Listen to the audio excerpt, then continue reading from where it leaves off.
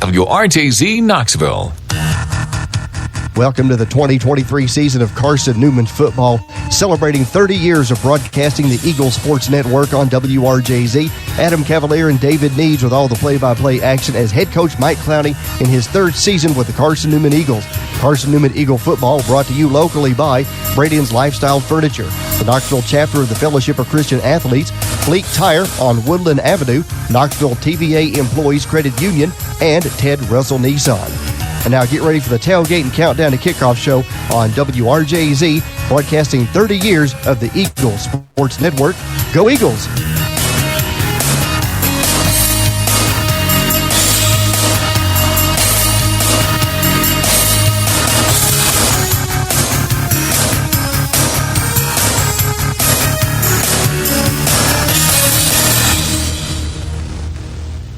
The following is a presentation of the Eagles Sports Network. 3, 1, This is Carson-Newman football on the Eagle Sports Network. We're getting you set for kickoff with the Appalachian Electric Cooperative Tailgate Show. Over the next hour, we'll take you around the happenings on Mossy Creek, go in depth on games in the South Atlantic Conference, and head back in time with a flashback. Carson-Newman football is brought to you in part by Appalachian Electric Cooperative. We're AEC, powering the Eagles and Mossy Creek. By Domino's, the official pizza of the Carson-Newman Eagles. By the Eagle Club, the family of Eagles. By Pepsi, that's what I like. By Magaha Electric, providing quality electrical services and products to East Tennessee for more than 40 years. By First Bank, the official banking partner of Carson-Newman Athletics. By InterDigital, IT support and marketing, laser focused on your success. By the Bible Insurance Agency, the agency that service built. By Lisa's Country Kitchen, the best food for the best prices. By Food City, value every day. By Trilight, dream big with Gig. And by ShopCNEagles.com, the official online store of the Carson-Newman Eagles. Here we go! Now, here's your host, Ryan Wilkes. Welcome live to JW Babb Stadium here in Greenwood, South Carolina. We've got a SAC matchup between the Carson-Newman Eagles and the Erskine Flying Fleet right here on the Eagles Sports Network. This is the AEC Tailgate Show. AEC powering the Carson-Newman Eagles, Mossy Creek, and your life. AEC, after all, you're not just a utility customer, you're a co-op member. So Erskine 0-6 coming into this one, 0-4 in the South Atlantic Conference. Carson-Newman 2-4, 1-3 in SAC play. Looking back in the win column after last week's loss to Tusculum. It's homecoming here for Erskine. It's also homecoming for head coach Mike Clowney.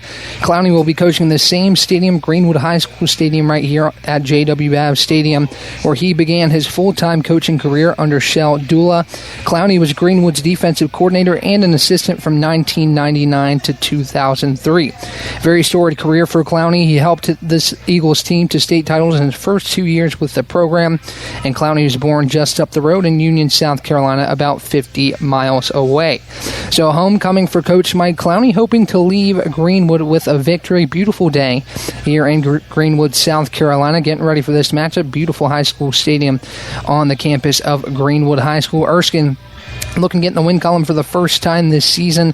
Carson-Newman leads the all-time series 1-0. This will be the only time that the Eagles and the Flying Fleet will match up before Erskine heads to the Gulf South Conference next year. So it should be a good one. Erskine looking to get their feet under them. Carson-Newman looking to get back in the win column this afternoon.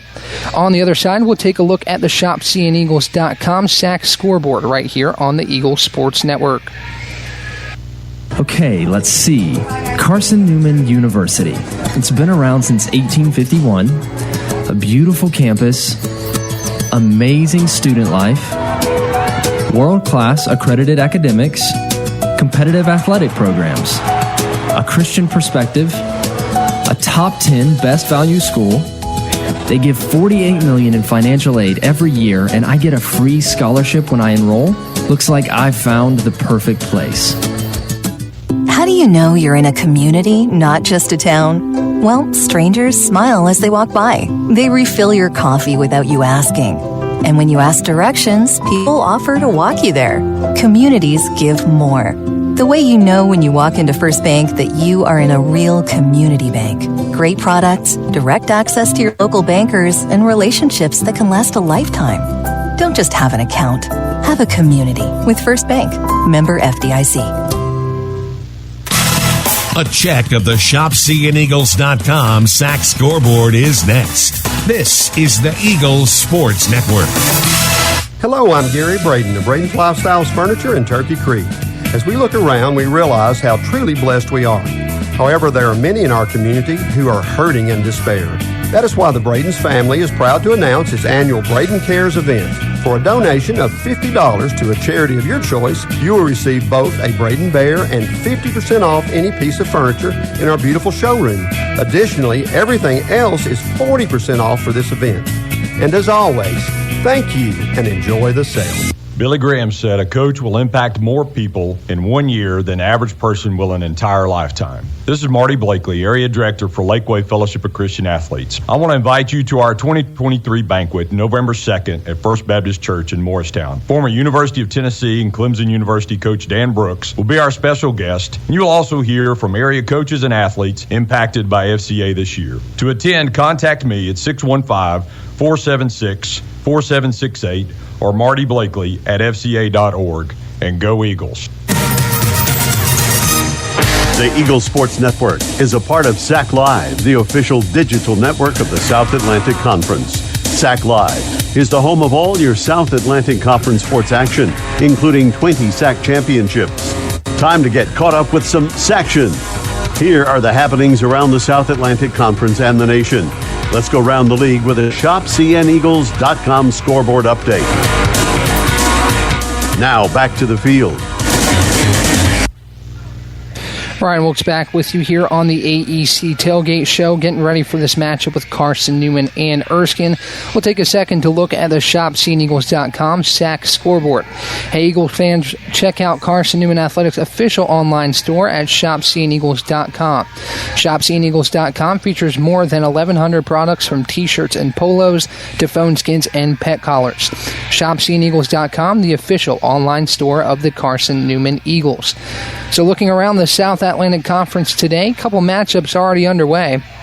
Mars Hill on top of Emory and Henry 24-14. That game in the third quarter.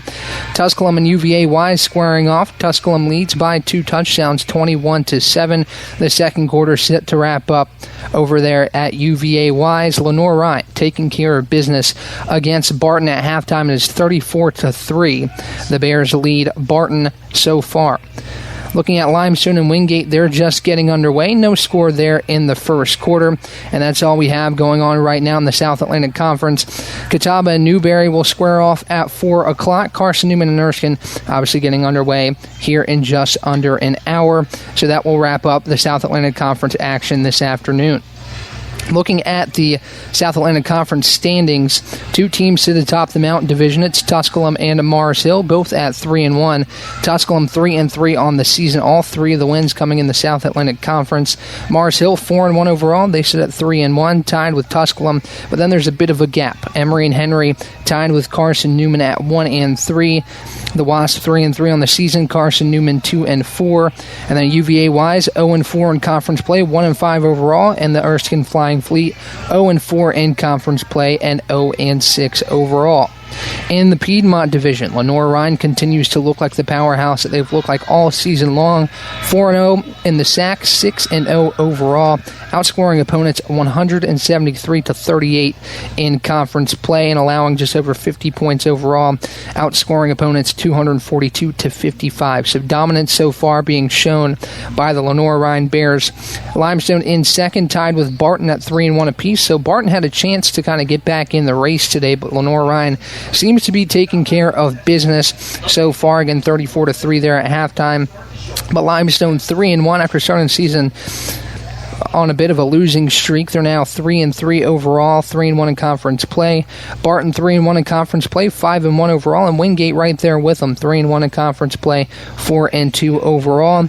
Newberry at 2-2 in the conference, 3-3 overall, and Catawba in last at 1-3 in conference play, 3-3 on the season. So you see the Mountain Division, there's a bit wider of a gap between the teams, but the Piedmont Division still wide open, but Lenore-Rhine looks to be the powerhouse so far this season. So we'll see how the rest of the SAC matchups pan out today. Catawba facing off against Newberry. That should be a good one over there at Newberry. We'll see if Catawba can get out of the cellar of the Piedmont Division, or at least get closer to it. They'll tie with Newberry there in 5th place. So that is your ShopCNEagles.com SAC scoreboard update. One more reminder, check out Carson-Newman Athletics' official online store at ShopCNEagles.com. ShopCNEagles.com features more than 1,100 products, from t-shirts and polos to phone skins and pet collars. ShopCNEagles.com, the official online store of the Carson-Newman Eagles. On the other side, you'll hear from Brent Borden talking about the cross-country team so far this season and what they've got going forward on This Week at the Creek right here on the Eagles Sports Network. Insurance, it's about people, not things. It's about security. It's about confidence. It's about relationships. It's about trust. It's about you.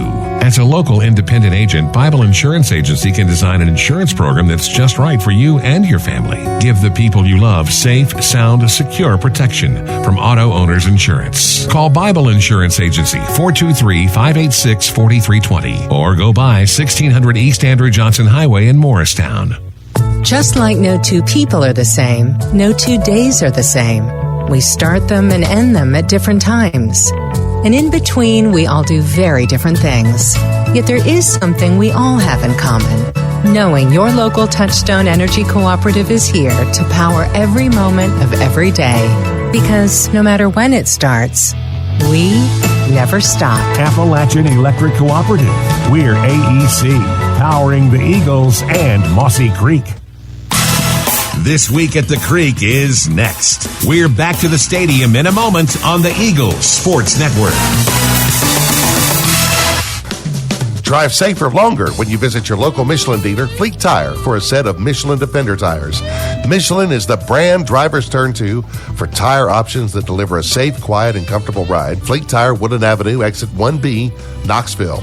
Based on internal wet braking results versus Goodyear, Assurance, Comfort Tread tires, and third-party wear test results versus Continental ProTrack tires with Eco Plus. See manufacturer's limited warranty book for details. Fleet Tire, Woodland Avenue. Welcome to my haunted house. Behind this door, vampires and werewolves. Behind this door, the scariest thing of all, your credit score. Is your credit score haunting you? With our free Credit Score Goal tool, you don't have to be afraid anymore. Set your credit score goal and we'll help you reach it. Learn more at tvacreditunion.com/credit score. Join us now. Federally insured by NCUA. Message and data rates may apply.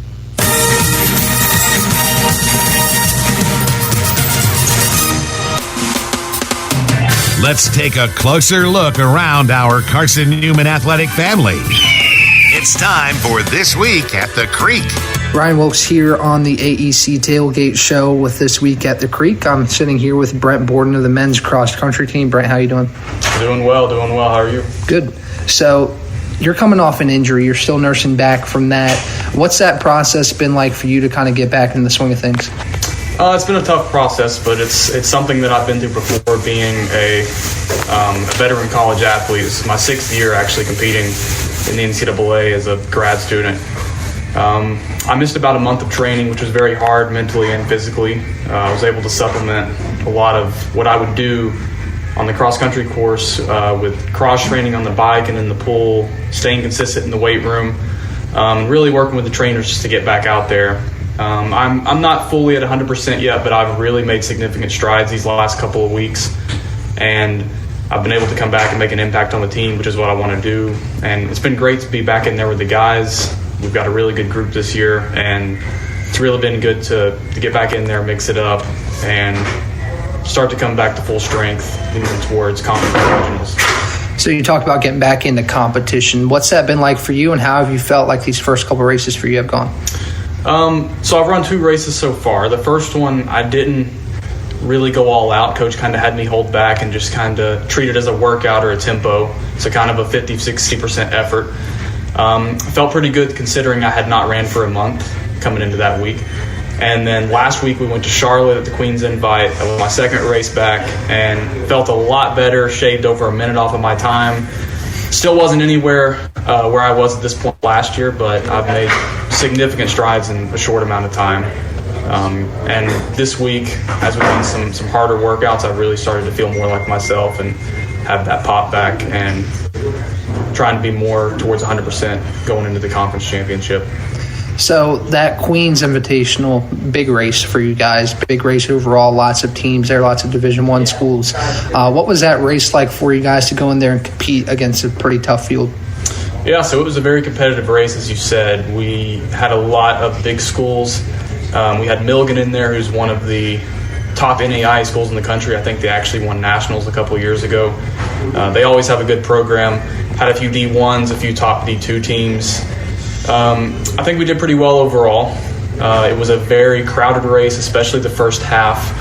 At races like that, it's very easy to get a little too excited and jump out from the gun. But I think our guys did pretty well, maintaining composure and really racing smart and moving up throughout the race, because the 8K it's a long race. I mean, it's 5 miles, so there's a lot of time for strategy and there's a lot of time to screw things up if you don't go in with the right mindset. It's a big race upcoming for you guys at the SAC Championships. How have you guys used these past couple races of this fall season to kind of prepare for that? The last couple of races have really helped us indicate where we're at in terms of competing against our competition, and also in terms of the shape that we're getting into. We train for late October and early November throughout our season. That's when we're trying to peak and form. Obviously, that's the most important time. So it's really been kind of a stepping stool these last few weeks. A lot of guys are really seeing improvement. They're really coming into shape. And myself, finally getting back into competition. I think we're starting to peak at the right time, and we'll have a good group of guys next weekend. So what do you know about this course at the SAC Championships going in? Have you ran here before, and what has this course been like for you? So personally, I have not raced here before, but our team did run there in the season opener. It's kind of a challenging course. It's windy with a lot of turns, so it's not a fast course by any means. Not a slow course either, but it's not a course where someone gets into a good rhythm early on. So what that basically means is it takes a lot of time you have to recommit each loop that you do and at each mile mark or half mile mark. You got to pick somebody out in front of you and you got to move up to them. You got to recommit and just stay completely focused and within yourself throughout the race. So I've talked to a lot of your teammates about how you guys prepare for races and courses overall. What has this preparation been like in preparation for the SAC Championships? Yeah, so we've been living by the motto this year of being comfortable being uncomfortable. We're getting comfortable being uncomfortable.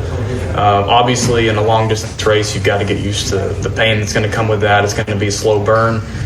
You got to get used to pushing yourself to compete against those top guys and top teams.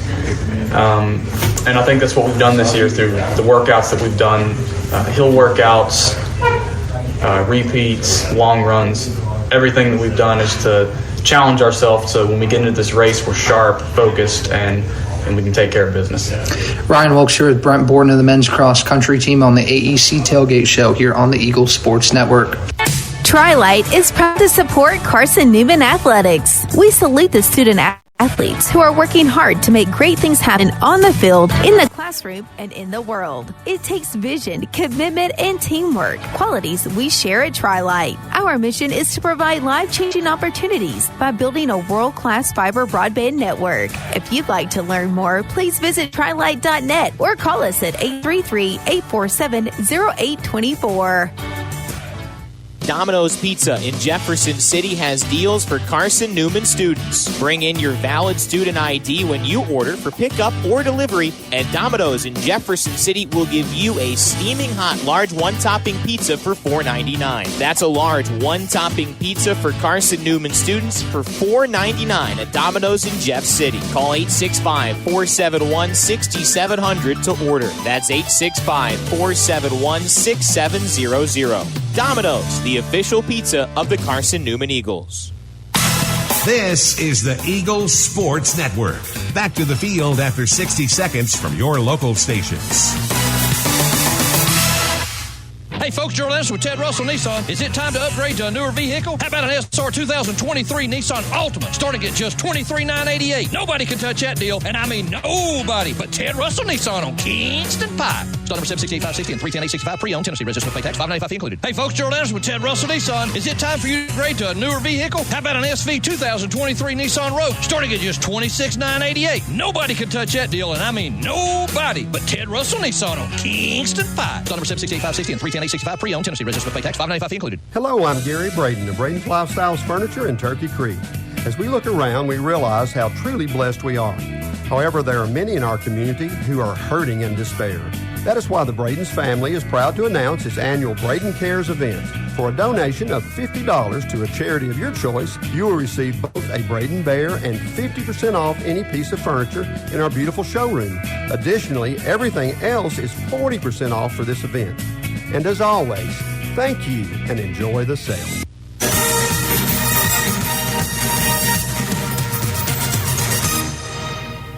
All right, back on the AEC Tailgate Show as Carson-Newman takes on the Erskine Flying Fleet from Greenwood High School's JW Babb Stadium. I'm Adam Cavalier alongside Carson-Newman Associate AD Blake Cantrell. Blake, figured it was time for an update considering how busy things have been within the athletic department and on campus. You wrap up the Think Pink weekend, the 5K in tribute to former cheer coach Christy Boland, and you turn right around Mars Hill next week, and it's Community Appreciation Day. Let's go to the past before we look forward. 5K, huge turnout. Our own Ryan Wilkes ran in it. Quotes on Rand, but he did well. It felt like a nice day for a good cause on campus. Yeah, it was a great turnout, great weather that morning. Gave us a chance to really showcase the Allen and Phyllis Morgan Park and Randall K. O'Brien Amphitheater. That's a beautiful area down there, and I feel like people in the community are getting more aware of that area. We've got now a new disc golf that will be dedicated disc golf course down there. So there's setting up that week, saw a lot of people down there taking advantage of the disc golf and just walking. It's a beautiful area down there. So it was a great turnout, and had some alums come out, a lot of people in the community. So I think it's only going to grow from here. All right, turn your attention to next week. Everything it feels like is going on next week. Teachers get in free. First responders get in free. Pastors and church administrators get in free. Anybody that is a pillar to a community gets into the Mars Hill game for free. Why go that route? Why recognize these groups? Well, I just think Jefferson County is a tight-knit community. Carson-Newman is a big part of that. So I think we want to show appreciation for those that are leaders in our churches, our schools, our first responders in the medical profession. I think it's only right that we show appreciation for them, and the least we can do is give them free admission into a game that day. As always, we say this because I'm staring at the video board and I see Homecoming 2023. Today is Erskine's Homecoming. Carson-Newman has its homecoming on the 28th when it plays host to Emory and Henry. Fans can register for that at the main Carson-Newman academic website, cn.edu. Always a good time, though, to have probably one of your bigger crowds of the year and a lot of people that Carson-Newman means a lot to back on campus. Oh, yeah. So Kevin Triplett and his group, Emily Feist and Alumni Relations VP Kevin Triplett, they got a lot of activities going on Homecoming Saturday, starting, I think, very early that morning with an alumni breakfast. So all kinds of activities like you mentioned, you could check it out on the website, and then we've got the football game versus Emory and Henry that day. So yeah, it's a great day. I know last year's homecoming was my first as working here at Carson. It was a big turnout, so looking forward to seeing that again this year. How can somebody get involved with the Eagle Club? It probably shouldn't be understated the amount and quality of food that somebody gains access to at the right levels of Eagle Club membership. Yeah, so you can check out the website, cneagles.com, and just check out Eagle Club. There's a drop-down menu there. You can also email us at eagleclub@cn.edu. You can email me at bcantrell@cn.edu to find out more information. But our Eagle Club, we had a good year last year as far as fundraising, so we're just trying to, with any fundraising club's goal is to just continue to grow that. But yeah, you're right. We do. I think our hospitality, we do it. Texas Roadhouse partners with us for football, Aramark during basketball season. But I definitely think people enjoy the hospitality and the food that they can experience as an Eagle Club member. Blake, pleasure as always. Thanks for joining us here on the AEC Tailgate Show. Thanks, Cap. Appreciate it. Carson-Newman Associate AD Blake Cantrell. That does it for the AEC Tailgate Show. The countdown to kickoff. Feds your way when we get back after this on the Eagle Sports Network. When you're sick and tired of fast food and need a fresh home-cooked meal, turn to Lisa's Country Kitchen. Lisa's been cooking up her fresh, never-frozen food for the Lakeway area for more than 15 years. Lisa's cares about her customers. You may enter a stranger, but you'll leave a friend. From foot-long hot dogs to juicy steaks, Lisa's has the best food for the best prices.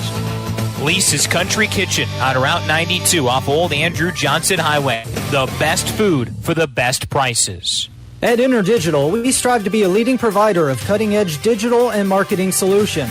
At InterDigital, we want to help our clients find success. Our team of technology gurus work together to ensure InterDigital continues to progress forward as technology advances. At InterDigital, we make technology work for you. Visit interdigital.com for IT support, web development, virtual tours, graphic design, internet marketing, mobile app, and film production services. InterDigital, laser-focused on your success.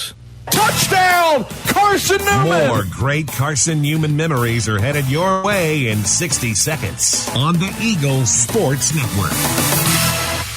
Billy Graham said a coach will impact more people in 1 year than the average person will an entire lifetime. This is Marty Blakely, Area Director for Lakeway Fellowship of Christian Athletes. I want to invite you to our 2023 banquet November 2nd at First Baptist Church in Morristown. Former University of Tennessee and Clemson University coach Dan Brooks will be our special guest, and you'll also hear from area coaches and athletes impacted by FCA this year. To attend, contact me at 615-476-4768 or Marty Blakely at fca.org, and go Eagles. Drive safer longer when you visit your local Michelin dealer, Fleet Tire, for a set of Michelin Defender tires. Michelin is the brand drivers turn to for tire options that deliver a safe, quiet, and comfortable ride. Fleet Tire, Woodland Avenue, exit 1B, Knoxville. Based on internal wet braking results versus Goodyear, Assurance, Comfort Tread tires, and third-party wear test results versus Continental ProTrack tires with Eco Plus. See manufacturer's limited warranty book for details. Fleet Tire, Woodland Avenue. This is the countdown to kickoff, powered by Appalachian Electric Cooperative on the Eagle Sports Network. Over the next half hour, we've got you locked with a scouting report on today's opposition, a live forecast with today's weather, and a conversation with head coach Mike Clowney. Evans takes it the distance. Touchdown, Carson-Newman. Today's show is brought to you by Appalachian Electric Cooperative, Domino's, by ShopCNEagles.com, the Eagle Club, the Bible Insurance Agency, by Pepsi, First Bank, by Magaha Electric, InterDigital, by Food City, Trilite, and by Lisa's Country Kitchen. Now, here's the voice of the Eagles, Adam Cavalier. Greetings, salutations, and good afternoon, ladies and gentlemen. We welcome you high atop JW Babb Stadium, where Carson-Newman is set to square off with the Erskine Flying Fleet. Second all-time meeting between these two programs as Erskine restarted its football program 4 years ago after 60 years of dormancy. And the Eagles prevailed last year in Berktar Stadium 37-0. First home shutout for the Eagles since 2008. The Eagles would love to replicate that here today against a Fleet team who's winless on the year, losers of 15 straight, and the unfortunate owners of the fourth longest active losing streak in the country. Erskine's issues this year have primarily been offensive. You look at the stats in the SAC, Erskine is last in the league in every offensive statistical category with two exceptions: fourth down conversions and tackles for loss allowed. So it has been a struggle at times this year for the Erskine Flying Fleet. Carson-Newman will try to keep those struggles going here today on the road. Eagles off to our left, warming up in the all-white jerseys, white tops, white trousers, orange numerals, and those iconic orange helmets with the eagle head on either side. Erskine warming up down to our right, all maroon jerseys with gold numerals and gold helmets adorned with the Flying Fleet logo, the guy with the goggles with an E soaring behind him. And we are just about a half hour away from kickoff here from Greenwood High School's JW Babb Stadium. Feels like a home game. Eagles written on the bleachers across the way. And a pretty good contingent of orange and blue in attendance for a game that's played at the first full-time coaching stop for Eagles head man Mike Clowney. He grew up just 50 miles away in Union, South Carolina. Well, still to come on the AEC countdown to kickoff. Ryan Wilkes takes you through your scouting reports. Cade Meeks, Major Williams to the microphone when we get back after these messages on the Eagle Sports Network. How do you know you're in a community, not just a town? Well, strangers smile as they walk by. They refill your coffee without you asking. And when you ask directions, people offer to walk you there. Communities give more. The way you know when you walk into First Bank that you are in a real community bank. Great products, direct access to your local bankers, and relationships that can last a lifetime. Don't just have an account. Have a community with First Bank. Member FDIC. Serving East Tennessee for 40 years, Magaha Electric is the perfect choice for all your electrical projects. Magaha Electric specializes in commercial, retail, manufacturing, residential, and industrial contracting needs. Magaha Electric can provide superior service, technical know-how, and realistic budgeting for any size project in a timely, cost-effective manner. Visit MagahaElectric.com for all your electrical contracting needs. Magaha Electric, your East Tennessee electrical contracting source. The home run hitter to Dorian Miller, 70 yards. This is Carson-Newman football on the Eagles Sports Network. Welcome to my haunted house. Behind this door, vampires and werewolves. Behind this door, the scariest thing of all, your credit score. Is your credit score haunting you? With our free credit score goal tool, you don't have to be afraid anymore. Set your credit score goal and we'll help you reach it. Learn more at tvacreditunion.com/credit score. Join us now. Federally insured by NCUA. Message and data rates may apply. Hey folks, Gerald Anderson with Ted Russell Nissan. Is it time to upgrade to a newer vehicle? How about an SR 2023 Nissan Altima starting at just $23,988? Nobody can touch that deal, and I mean nobody but Ted Russell Nissan on Kingston Pike. Number 76885. Pre-owned, Tennessee, registered with pay tax, $595 included. Hey folks, Gerald Anderson with Ted Russell Nissan. Is it time for you to upgrade to a newer vehicle? SV 2023 Nissan Rogue, starting at just $26,988. Nobody can touch that deal, and I mean nobody but Ted Russell Nissan on Kingston Pike. Number 768-560 and 310-865. Pre-owned, Tennessee, registered with pay tax, $595 included. Ryan Wilkes back with you on the Eagle Sports Network as we now take a look at the Erskine offense. Defensive back Major Williams acknowledges the struggles of the Flying Fleet offense and knows that if the Eagles stick to the fundamentals, they'll have success. Just doing our job, alignment assignment, coming out to work hard and go hard every play, and we're just going to compete with ourselves and try to get better and go as hard as we can. Despite giving up some chunk plays through the air in the past few weeks, Williams knows the talent is there in the secondary, and with a couple of easy fixes, good things will happen.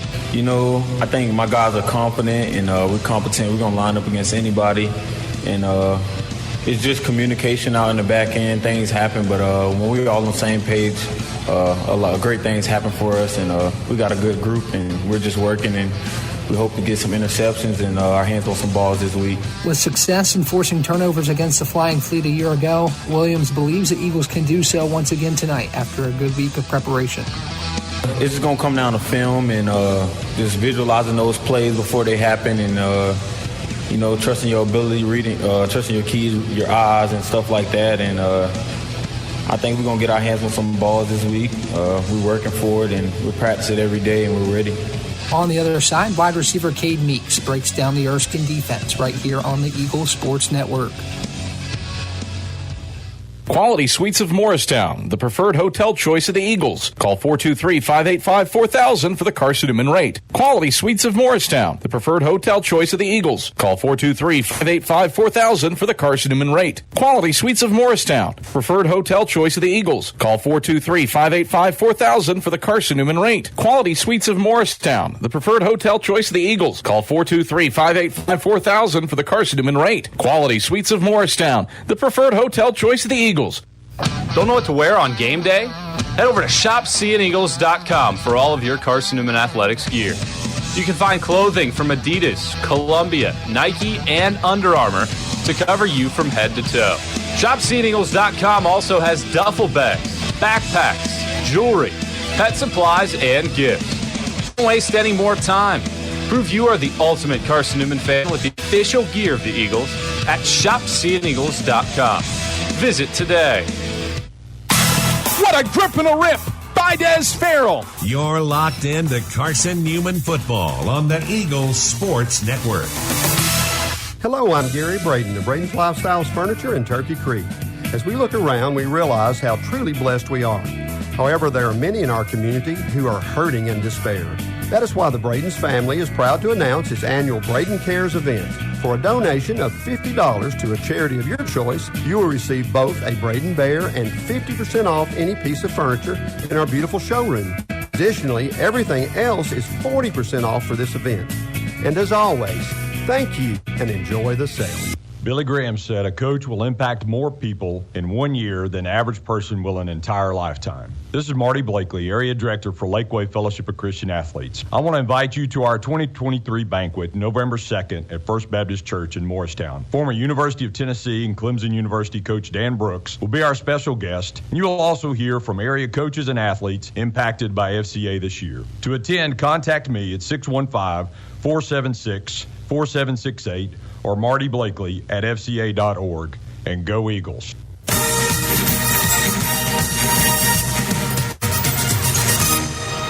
Brian Wilkes here with you on the AEC Tailgate Show on the Eagles Sports Network as we take a look at the Erskine defense. Going into a matchup with a struggling Erskine team, wide receiver Cade Meeks believes the Eagles can attack the young Flying Fleet secondary through the air. I think that they probably excel for them is their offense. So their defense, I feel like we can take advantage of it. Best way to move the ball is, I think, through the air. They have a really young secondary. I think their oldest defensive back is a sophomore, if I'm not mistaken, that will play. So they'll play cover three, play a lot of that, and I think that we work well against that. So I think we can air the ball out, and then we can also hit the run game pretty well because I think our front matches up well with theirs.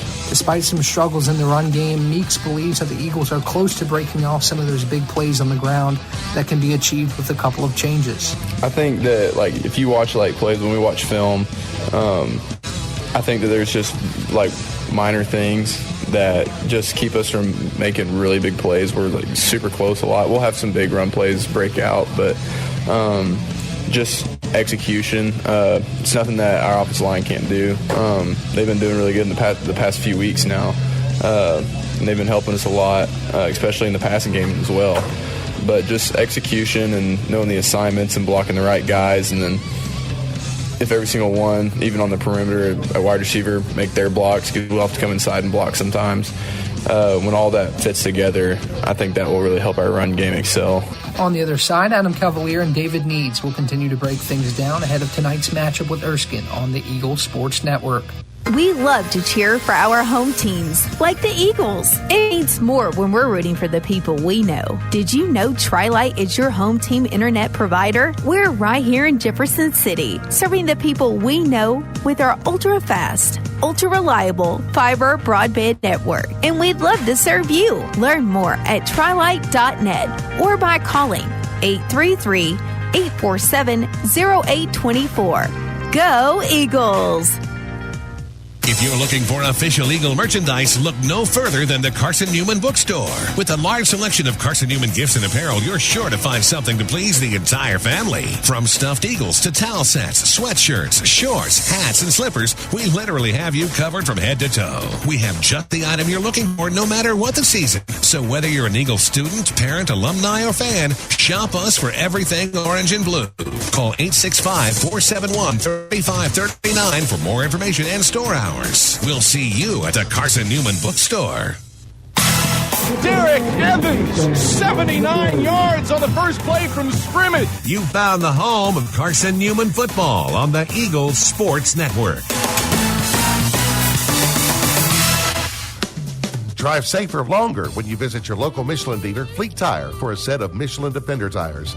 Michelin is the brand drivers turn to for tire options that deliver a safe, quiet, and comfortable ride. Fleet Tire, Woodland Avenue, exit 1B, Knoxville. Based on internal wet braking results versus Goodyear Assurance Comfort Tread tires and third-party wear test results versus Continental ProTrack tires with Eco Plus. See manufacturer's limited warranty book for details. Fleet Tire, Woodland Avenue. Welcome to my haunted house. Behind this door, vampires and werewolves. Behind this door, the scariest thing of all, your credit score. Is your credit score haunting you? With our free Credit Score Goal tool, you don't have to be afraid anymore. Set your credit score goal and we'll help you reach it. Learn more at tvacreditunion.com/credit score. Join us now. Federally insured by NCUA. Message and data rates may apply.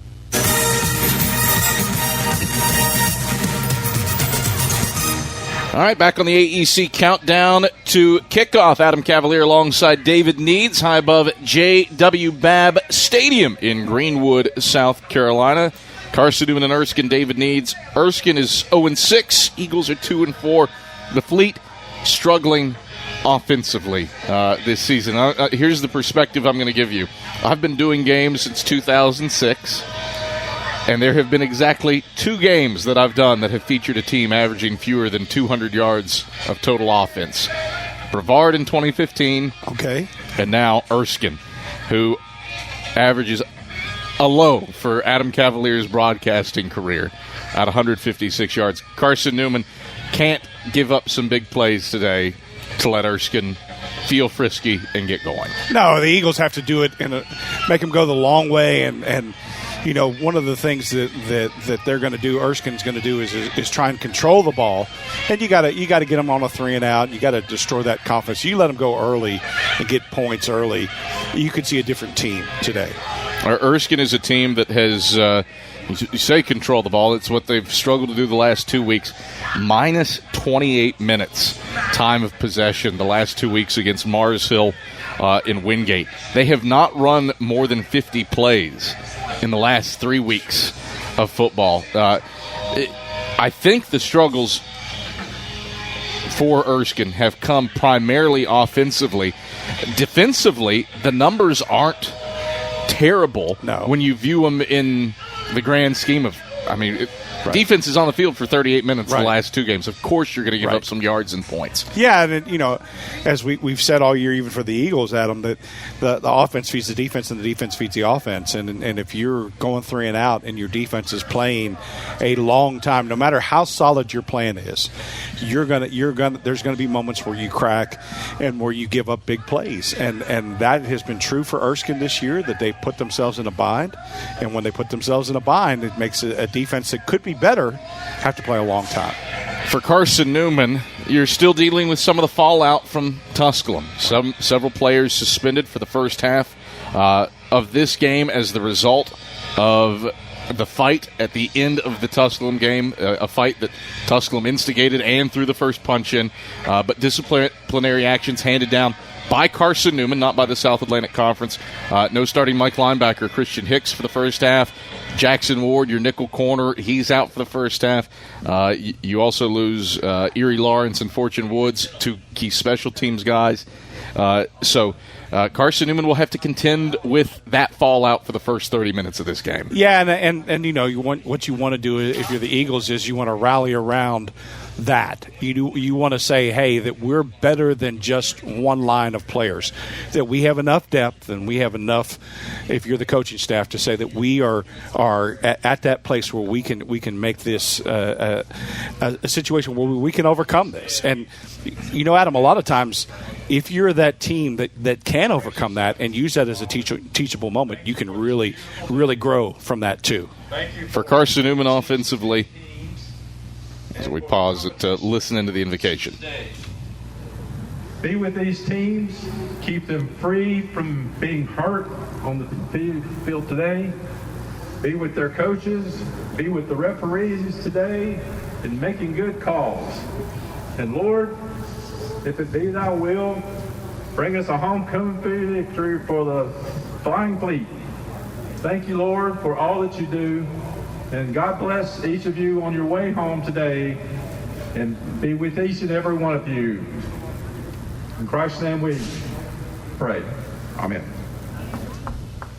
So that's the pregame invocation here at JW Babb Stadium. David Needs, for Carson-Newman, had a quarterback dinged up last week in Jalen Myers. Right. That had certainly impacted how the Eagles looked offensively against Tusculum. Yeah, you know, one of the things you and I had observed, Adam, from the press box even, was that Myers, who is usually really good about carrying out fakes and not throwing off the back foot, there were some things that just kind of gave you some early indicators that those were things that he was struggling a little bit with the injury because of the way that he wasn't able to follow through and carry out fakes and do everything else. And so for the Eagles to find that consistency at the quarterback position and have it be more than 1 week and be in that place, it will be good for the Eagles to get to that point this week for sure. It's Carson-Newman and Erskine today from Greenwood, South Carolina, and Greenwood High School's JW Babb Stadium.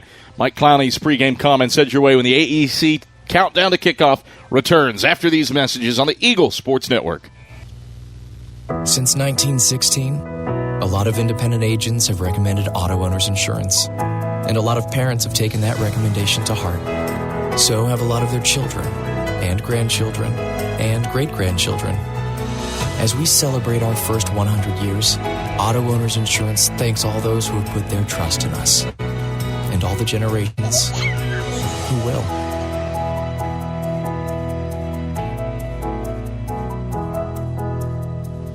Domino's Pizza in Jefferson City and Morristown wants to help feed your business. When you're hungry at lunch, show your business card at Domino's in Jefferson City and Morristown when you make your purchase for pickup or delivery to get 25% off the entire order. That's 25% off your order at Domino's in Jeff City and Morristown when you show your business card.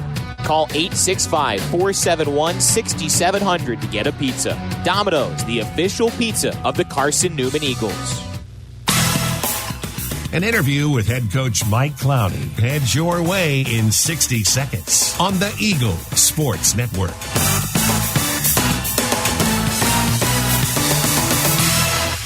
Hey folks, Gerald Anderson with Ted Russell Nissan. Is it time to upgrade to a newer vehicle? How about an SR 2023 Nissan Altima starting at just $23,988? Nobody can touch that deal, and I mean nobody. But Russell Nissan on Kingston Pike. Start number 768-560 and 310-865 pre-owned Tennessee. Registered with pay tax, $595 fee included. Hey folks, Gerald Anderson with Ted Russell Nissan. Is it time for you to upgrade to a newer vehicle? How about an SV 2023 Nissan Rogue starting at just $26,988? Nobody can touch that deal, and I mean nobody. But Ted Russell Nissan on Kingston Pike. Start number 768-560 and 310-865 pre-owned Tennessee. Registered with pay tax, $595 fee included. Hello, I'm Gary Braden of Braden's Lifestyles Furniture in Turkey Creek. As we look around, we realize how truly blessed we are. However, there are many in our community who are hurting and despair. That is why the Braden's family is proud to announce its annual Braden Cares event. For a donation of $50 to a charity of your choice, you will receive both a Braden Bear and 50% off any piece of furniture in our beautiful showroom. Additionally, everything else is 40% off for this event. And as always, thank you and enjoy the sale.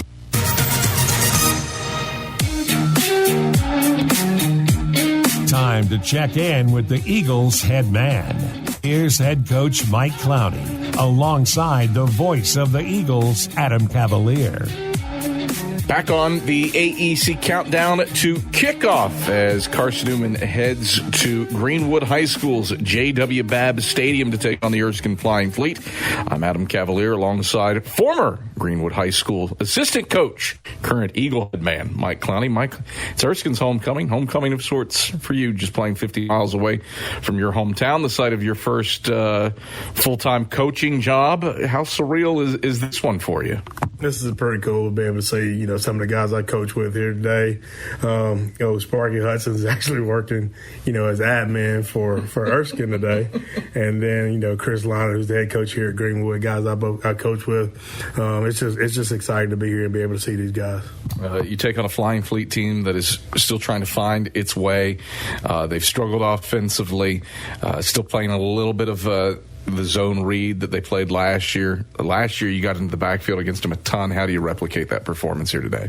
Erskine's got a good football team, and they do a good job up front. Their skilled guys are athletic. The biggest thing that we've got to do, the option force you to play with solid eye discipline. That's the thing that we our guys have been challenged to do. Just make sure that you do your job. Defensively, it's kind of been feast or famine.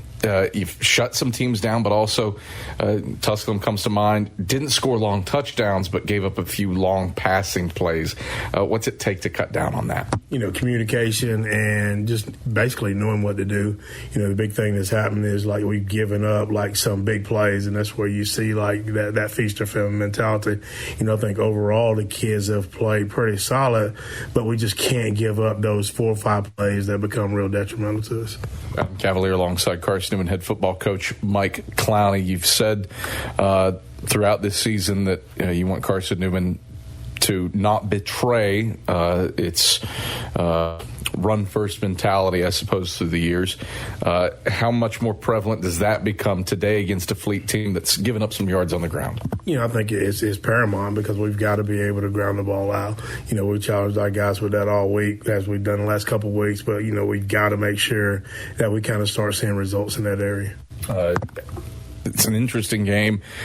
You still have to deal with some of the fallout from Tusculum. You've got some suspensions to deal with. You've got some injuries to deal with. How much does the next man up mentality bear out in this one? On the suspensions, unfortunately, that's part of this football game. The thing that we've got to do is just continue to move on. I think our guys that are going to be out or have handled it pretty well. I think our guys that, are going to step in and play those spots, I think they're prepared. I think they'll do a good job for us.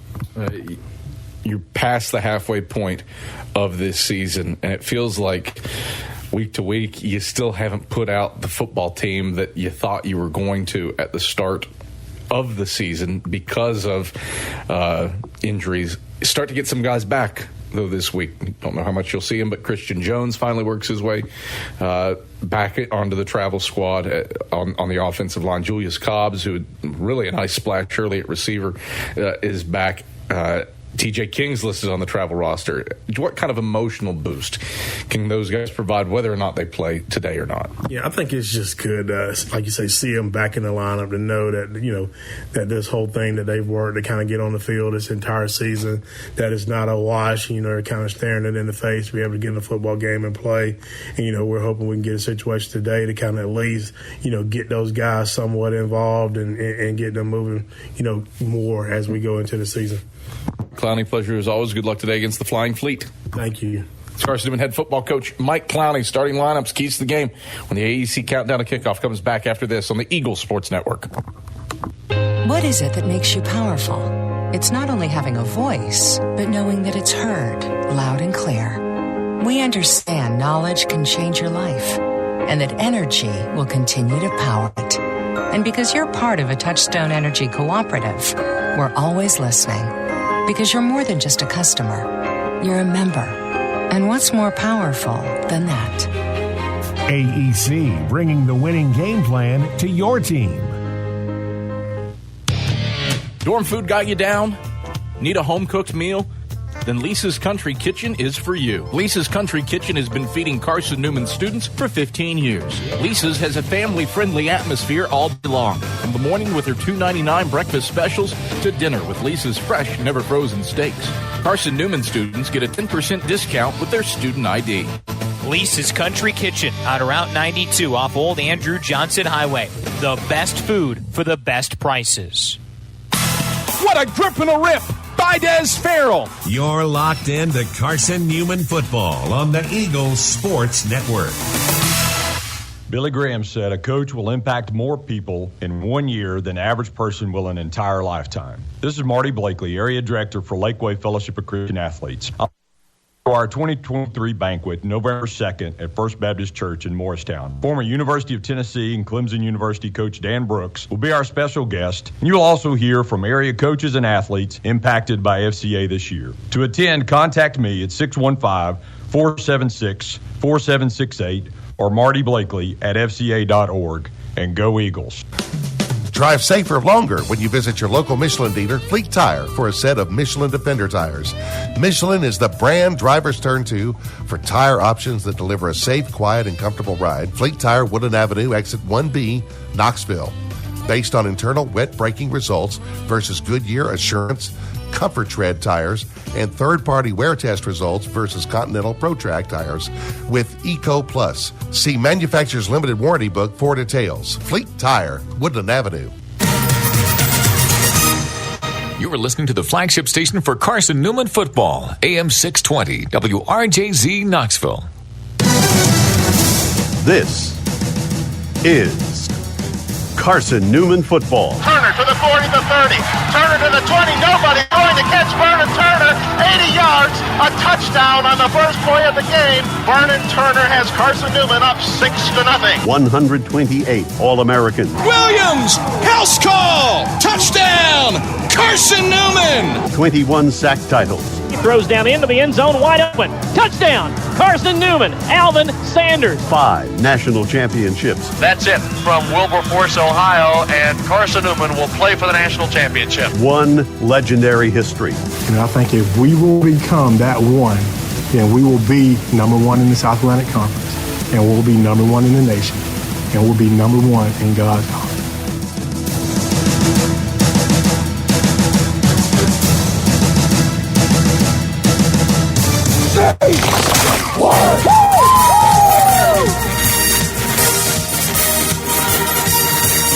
This is Carson-Newman football on the Eagles Sports Network. Today's game is brought to you in part by Appalachian Electric Cooperative, Domino's, by ShopCNEagles.com, the Eagle Club, the Bible Insurance Agency, by Pepsi, First Bank, by Magaha Electric, Inner Digital, by Food City, Trilite, and by Lisa's Country Kitchen. Now, here's the voice of the Eagles, Adam Cavalier. We welcome you back atop JW Babb Stadium as Erskine runs its way onto the field from our right, wearing all maroon with gold helmets, and the Eagles in all white for the first time this season come streaming onto the field from our left. Beautiful day for football here at JW Babb Stadium. I think we'd gotten a little accustomed to the cooler weather that had hit Jefferson City, Tennessee last week. Temperatures in the 60s, 70 if you were lucky. It's a little bit warmer here today with the sun setting in our faces and temperatures back up into the 80s here in the Palmetto State for Carson-Newman and Erskine, but it's still a pleasant day. Mostly sunny skies with just a few cumulus clouds in the air as Omar Ramirez conducts the opening coin toss, and the Eagles will defend the end zone to our right, and Erskine will get the football first in this contest. David needs your keys for Carson-Newman's success in this ball game? Well, Adam, the Eagles need to be consistent. Last week it took to the second half for the offense to be consistent, and the defense was consistent pretty much most of the game. And so the Eagles need to feed off of each other. It's a common theme that we've been talking about, but the Eagles need to get the defense to put the offense in good situations where they can score easily, and the offense needs to take care of the football and control drives so that the defense can stay off the field and play at the talent level that they have. And then certainly on special teams, no miscues, solid returns, solid situations where they cover, and the Eagles are going to be in a good position. Down a few people early, play well without those few people, and take care of the football, and have this be a growth moment for the Eagles. I think an important note for Carson-Newman, too. Erskine's offense has been enigmatic at times. Right. Keep that offense enigmatic. Yes, they need to. And you know, one of the things that the Eagles can do is just get to that place where they can get some turnovers, destroy that any kind of confidence. Don't let any confidence become quick and easy or cheap, and make sure that they have a chance to get the football. Markel Brown is deep to receive Andrew Seibert's opening kickoff. Seibert strides forward, strikes it with his right leg, sends a sidewinding kick into the end zone along the left sideline, and Erskine will accept a touchback and start out 1st and 10 at its own 25-yard line. Nice kick by Seibert. Markel Brown does have a kickoff return for a touchdown to his name this season, and did that against Newberry. So Erskine and this offense, they've started 3 guys at quarterback this year: Quincy Hall, Austin Parker, and Craig Pender. And it is Craig Pender who gets the nod under center to start this game with Rashad Lucky, his tailback. It'll be interesting, Adam, to see what Erskine does. Are they going to play conservative, try and control the clock, or are they going to go for broke here on their homecoming game? Pender out of the pistol, fakes the handoff to Lucky, back to pass, settles, throws long, middle of the field. That is complete between the hashes up at the 48-yard line, ensnared by Ja Isaiah up at the 47. Kendall Williams with the stop. First 15-plus yard pass by Erskine in 3 weeks of football. They've got it 1st and 10 between the hashes at the 47-yard line. Pender out of the pistol, brings a man in motion, takes the pistol snap, fakes the handoff to Lucky, pitch left side to Brown. Brown stumbles as he crosses midfield. Major Williams aids and abets him to the turf in Carson-Newman territory at the 49-yard line. It's a gain of 4, 2nd and 6. Yeah, motion back with a speed option to the left. Eagles were in position and looked like the turf monster got them a little bit more so than an Eagle tackler. 2nd and 6 for the Fleet. Pistol set for Pender, left hash at the Eagle 49. Handoff straight ahead for Lucky. Lucky met by Augustine. Over the left hash is down at the 45-yard line. Ja'Cory Long also in on the stop. It's a gain of 4 down to the 45. 3rd down, 2 to go for an Erskine team that converts just 25% of the time on 3rd downs. Last in the sack, but this is a 3rd and the manageable 2.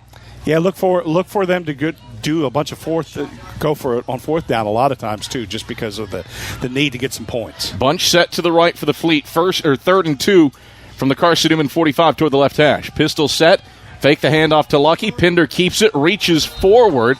Ball came out as he hit the turf. Ground causes the fumble, but Pender, calling his own number on the option keeper to the right, gets 2 yards down to the 43 to move the sticks on 3rd down. No score, 13-12 to play in the first quarter. 1st and 10 Fleet from the Eagle 43. It looked like the Eagles had it bottled up, and the quarterback kept it, which isn't something that you see very often when they run that read, especially on 3rd and short. 1st and 10 Fleet toward the left hash at the Eagle 43. Pender out of the gun, takes the snap, toss sweep to the left side for Brown. Brown cut open on the left sideline and forced out of bounds by Major Williams down at the 30-yard line. 13 yards on the toss sweep to Brown. And it's a 1st down for the Fleet. Moving the ball early on Carson-Newman. No score, 12:39 to play first quarter. Clear that they're in a script, Adam, too. Going on a bunch of different looks, bunch of different calls. Quick strain out to the right side for Lucky. Flag flies. Lucky along the right hashes. Hit by Cottle and Augustine down at the 25-yard line, but a hanky at the line of scrimmage. See what this turns out to be. Illegal formation on Erskine, so that wipes off the 5-yard gain for Rashad Lucky. One of those things that will drive a coach absolutely nuts, Adam, is not lining up in the right spot, because you basically take away a 5-yard gain or a solid 3 to go back and now be 1st and 15. Pinder out of the pistol. Takes the snap on 1st and 15. Play fake to Lucky. Back to pass. Throws to the right sideline high. Incomplete and through the hands of Jamar Moore at the 30-yard line. Out to the flat to the right sideline. 2nd down, 15 to go. Pressure kind of forced that throw to be a little bit high. Had hands in his face, and it just really forced him to throw even to a tall receiver and just be off target. 2nd down, 15 to go for the Fleet. Toward the left hash at the Carson-Newman 35. Pinder out of the pistol. Lucky behind him. Brings a man in motion. Brown takes the snap. Hands off Lucky straight ahead. He runs into David Alexander, who latches onto his back and flattens him down at the 30-yard line over the left hash. His 5-yard gain. It's 3rd and 10. 8th play of the drive coming up for the Fleet. Yeah, look for the Fleet to go 4 downs here, Adam. I would be surprised to see the field goal. Got to get points early and just set that confidence level. Dylan Buford does have a long of 45 on the year, but just 2 makes on the season as well. Field goals for both these teams have been in the premium. No score, 11:35 to play in the first. Fleet go empty, 5 wide, and the Eagles jump offside. Major Williams is in the backfield, and he'll 2-hand touch Pinder, who got Williams on the snap count. And Williams will get called for encroachment.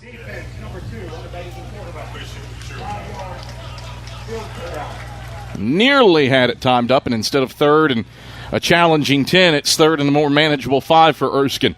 From the Carson-Newman 25, no score, 11:27 to go in the first. Yeah, to the 3 receiver side is where he was looking, so it wasn't thought maybe with no backs in the backfield was maybe a design quarterback draw to get as many yards as they could. 3rd down, 5 to go for the Fleet. Left hash at the Carson-Newman 25. Pinder out of the gun.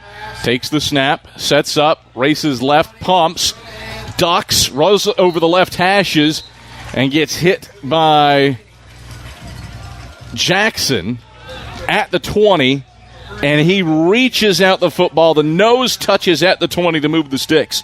Gutsy play by Craig Pinder. 1st down for the Fleet. Really set up by the offside, because if not, we're looking at a 4th and 5 right now, Adam, instead of a 1st down.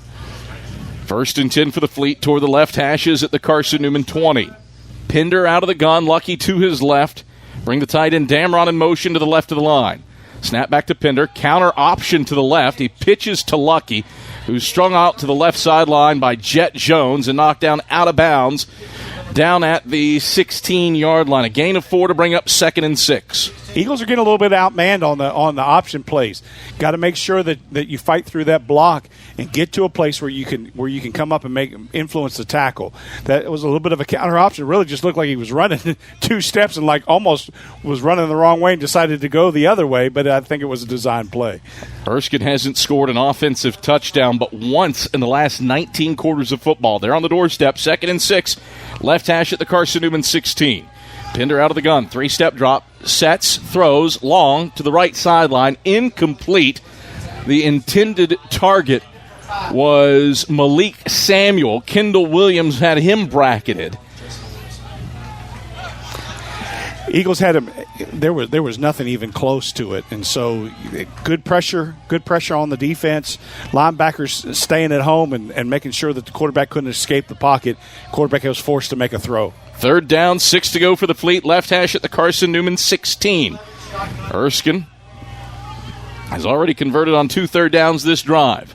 Double barrel shotgun for Pinder from the left hash at the Eagles 16. Pinder, 3-step drop, steps up in the pocket. Pinder wants to run. He's caught, smacked by Ed Verdree, and stopped shy of the sticks in the boundary left side by Mekhi Brown and Ed Verdree down at the 14-yard line. Just 2 yards. He needed 6. It's 4th and 4. And Erskine will send out its field goal unit. West Hiller will kick it for Erskine. Look at the Eagles to get a little bit of pressure here, but that's a good stop to force the field goal here. Hiller's made one field goal all year. This is from 31. Snap back, hold down, kick on the way. It has plenty of oomph. And Hiller missed it. Wide to the right. He hooked it. So we stay scoreless. 9:05 to play in the first quarter.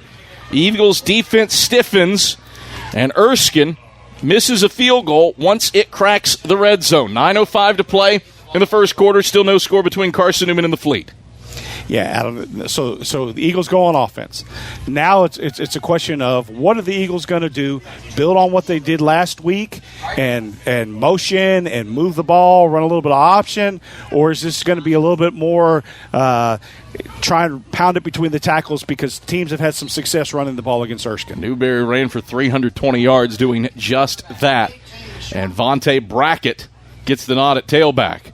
He'll take the handoff straight ahead. No, that's Tyler Curtis. Spins through a tackle, lurches forward, reaches his right hand forward, and gets up to the 22-yard line where he's stopped by Nolan Holloway. Just 2 yards for Tyler Curtis. Second down, 8 to go. Second down. Be interesting to see. Quarterback could have kept it right there. It was probably designed give, certainly, but did not have any contained left to watch the quarterback. Second down, 8 to go for the Eagles toward the middle of the field at their own 22. Jalen Myers out of the gun. Curtis to his right. 3 wide set. Meeks and Bevins to the wide side left. Now check that. Sullins in motion in the backfield.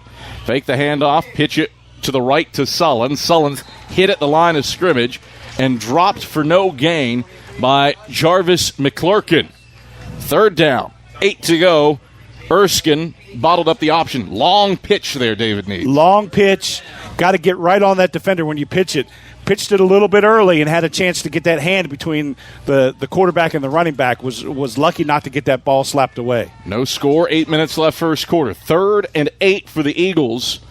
Make it 3rd and 7. Get a yard to Sullins up to the 23. Myers takes, fakes the handoff, rolls left, has time, airs it left sideline. Meeks hauls it in for first down yardage up at the 32-yard line, turns upfield, and gets knocked down out of bounds up at the 38-yard line by Coulter. Give Cade Meeks 16 yards through the air, coming off of back-to-back 100-yard receiving days for just the second time in Carson-Newman football history. Yeah, you like what Cade did on that route right there, Adam, because he ran, pushed deep, and then settled when the secondary continued to drop. 1st and 10 Eagles, left hash at their own 38-yard line. Myers out of the gun.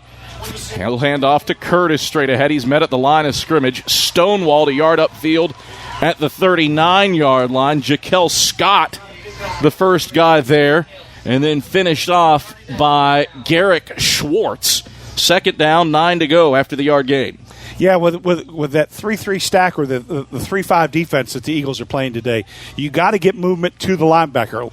You can't have 5 offensive linemen try and block 3 down linemen because then you got people that can run 3. Trips bunch to the wide side right for 2nd and 9. Myers back to pass. Has time, loads up, throws middle of the field. That's complete to Jeremiah Carroll over the right side hashes at the 49-yard line, and he's hit immediately by Damian Green. First down yardage up to the 48 and a gain of 9 to Jeremiah Carroll. Yeah, when you see a 3-5, one of the remedies to fix that is trips, because now the defense has to adjust and walk a linebacker out. So you're seeing a steady diet of that from the Eagles today. No score, 6:20 to play first quarter. Myers out of the gun. He'll hand off to Jaden Sullins straight ahead. And Sullins, check that, Cam Ferguson. And Ferguson stumbles as he crosses midfield, and the turf monster eats him up down at the 49. Carson-Newman has a player shaken up in Colt Sinor on the play. So 3 yards for Cam Ferguson to bring up 2nd and 7. And actually not Colt Sinor, it's Brian Doe, I believe. 9 had bunched up to look like a 5. So Brian Doe being tended to by Carson-Newman sports medicine staff. And we'll step aside for a break. Back to JW Babb Stadium after this on the Eagle Sports Network. Welcome to my haunted house. Behind this door, vampires and werewolves. Behind this door, the scariest thing of all, your credit score. Is your credit score haunting you? With our free credit score goal tool, you don't have to be afraid anymore. Set your credit score goal and we'll help you reach it. Learn more at tvacreditunion.com/credit score. Join us. Join us now. Federally insured by NCUA. Message and data rates may apply. Hey folks, Gerald Anderson with Ted Russell Nissan. Is it time to upgrade to a newer vehicle? How about an SR 2023 Nissan Altima starting at just $23,988? Nobody can touch that deal, and I mean nobody but Ted Russell Nissan on Kingston Pike. Start number 768-560 and 310-865 pre-owned. Tennessee registered with pay tax, $595 fee included. Hey folks, Gerald Anderson with Ted Russell Nissan. Is it time for you to upgrade to a newer vehicle? How about an SV 2023 Nissan Rogue starting at just $26,988? Nobody can touch that deal, and I mean nobody but Ted Russell Nissan on Kingston Pike. Start number 768-560 and 310-865 pre-owned. Tennessee registered with pay tax, $595 fee included.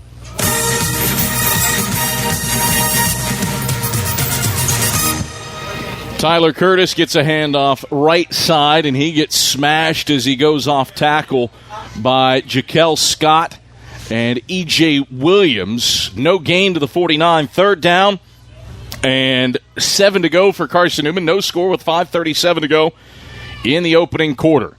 Erskine missed a field goal after 11 plays on its opening possession. 8th play of the drive coming up for Carson-Newman. Eagles have converted on 1 third down already. 3rd and 7 for Carson-Newman, just above the G midfield logo for Greenwood High School. Myers takes the shotgun snap, blitz from the left, throws off his back foot. It's complete to Tyler Curtis along the right sideline. He's got the first down and knocked down by Holloway along the right sideline down at the 34-yard line. 15 yards through the air on the screen to Tyler Curtis. And the Eagles move the chains, but a flag on the play at the 41-yard line. And Carson-Newman is moving backward. Get the official word from Homar Ramirez. So pass interference on Jeremiah Carroll. I guess he caused a pick there to spring Curtis open. So back it up. The South Atlantic Conference has made a conscious effort this year, Adam, to look at that as one of the things that they're looking at. A lot of offenses have that as a design situation where you purposely pick. There's no intent to receive. It's just to pick. And that's probably what was called right there. Trips to the wide side left for 3rd and 22 for Carson-Newman from its own 36. Myers sprinting left, looking to throw. He's pursued. He chucks it. It's complete to Cade Meeks, but he steps out of bounds immediately at the 46-yard line. Meeks gets 20 yards to the 46, but shy of the marker to make by 4 yards. 4th and 4. You really like what Cade does in the scramble rule. There's a scramble rule that quarterbacks have. If they're getting outside of the pocket, find a spot and get to a place where the quarterback can see you. And Cade Meeks does that as good as anybody for the Carson-Newman Eagles. Andrew Seibert will punt it away. Brown is back to return. It's a low snap. Seibert scoops it up, gets it off with his right foot. Brown signals for fair catch and hauls it in toward the right hashes at the 13. And that's where Erskine takes over with 4:17 to go in the first quarter. Back to JW Babb Stadium after these messages on the Eagle Sports Network.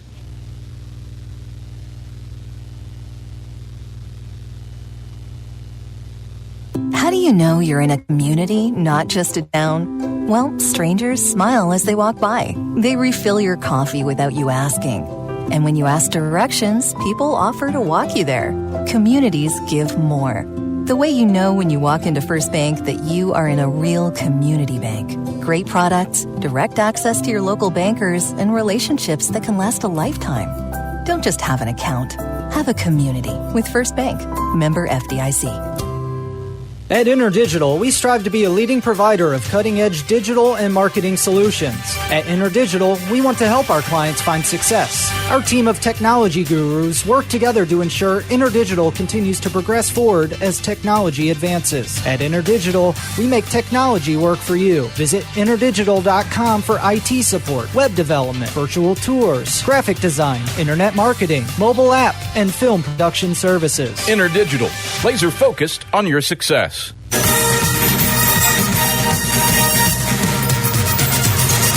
Back at JW Babb Stadium, Adam Cavalier alongside David Needs. Dave Clabo running the show back inside of Network Control. Our host is Ryan Wilkes, and our spotter, Max Bryant. Glad you're with us on a sunny Saturday from the Palmetto State.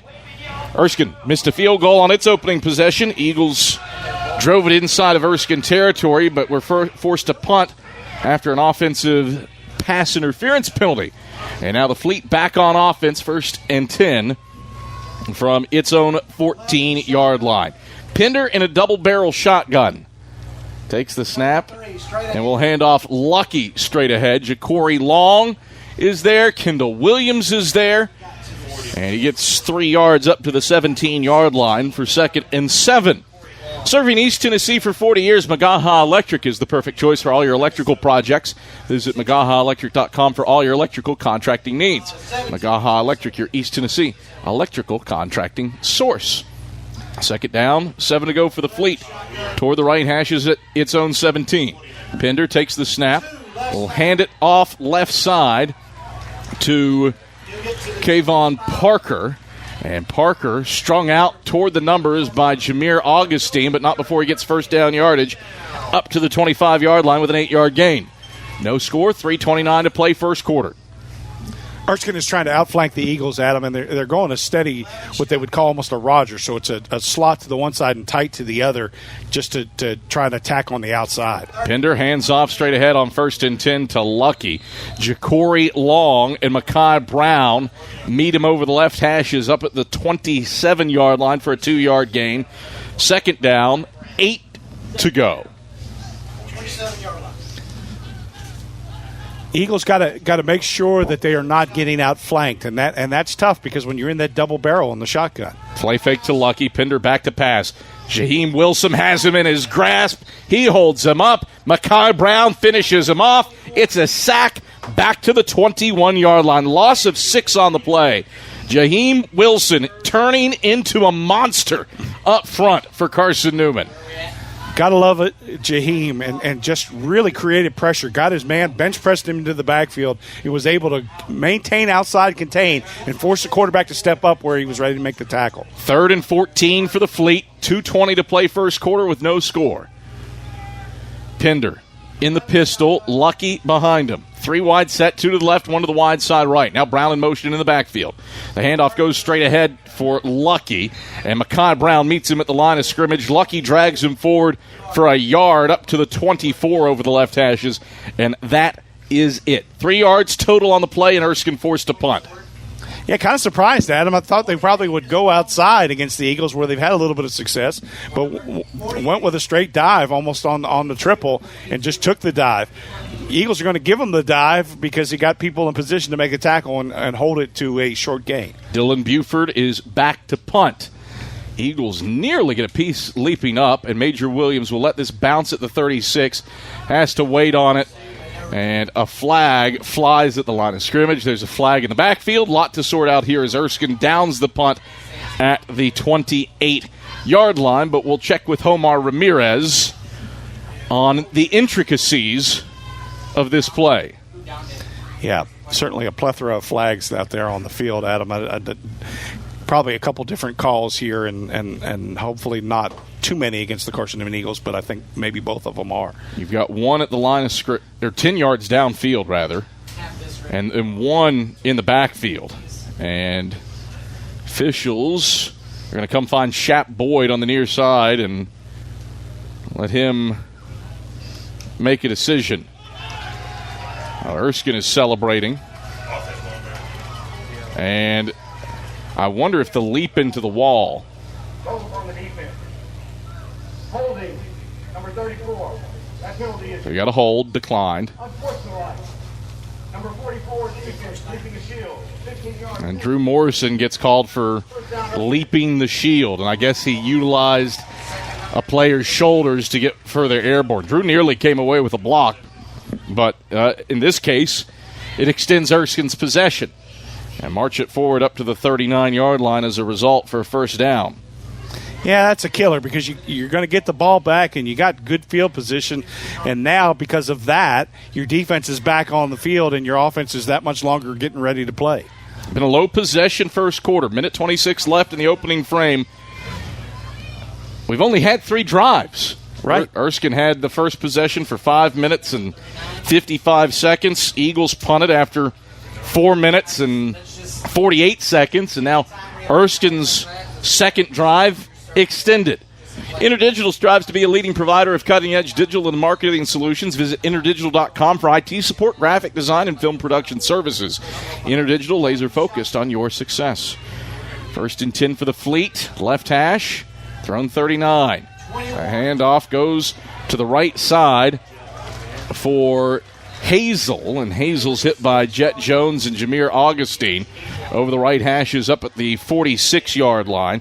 7-yard gain, good first down play, 2nd and 3. He got the end man pinned in a little bit and just wasn't able to contain the run, and then just able to maximize that for a 7-yard gain. 2nd down, 3 to go for the Fleet. Under a minute to go in the first quarter of a scoreless ball game. Hazel behind Pinder in the pistol, 2 wide to the wide side left and more to the short side right. Pinder claps his hands, takes the snap at the waist, throws a screen quickly left side for Brown. Brown is hit in the backfield and snowed under by Champ Baker and Jet Jones back at the 45. Perfectly read, a loss of 1, 3rd down, and 4 to go. Yeah, the pressure created that because the quarterback had to put a little bit of loft on the ball, which allowed the defensive backs to come up and make that hit in the backfield. Erskine does not need to run another play this quarter. The Fleet will face 3rd and 4 from its own 45-yard line when we return to Greenwood, South Carolina. No score after 15 minutes of play. Back after this on the Eagle Sports Network. Hello, I'm Gary Braden of Braden's Lifestyles Furniture in Turkey Creek. As we look around, we realize how truly blessed we are. However, there are many in our community who are hurting in despair. That is why the Braden's family is proud to announce its annual Braden Cares event. For a donation of $50 to a charity of your choice, you will receive both a Braden Bear and 50% off any piece of furniture in our beautiful showroom. Additionally, everything else is 40% off for this event.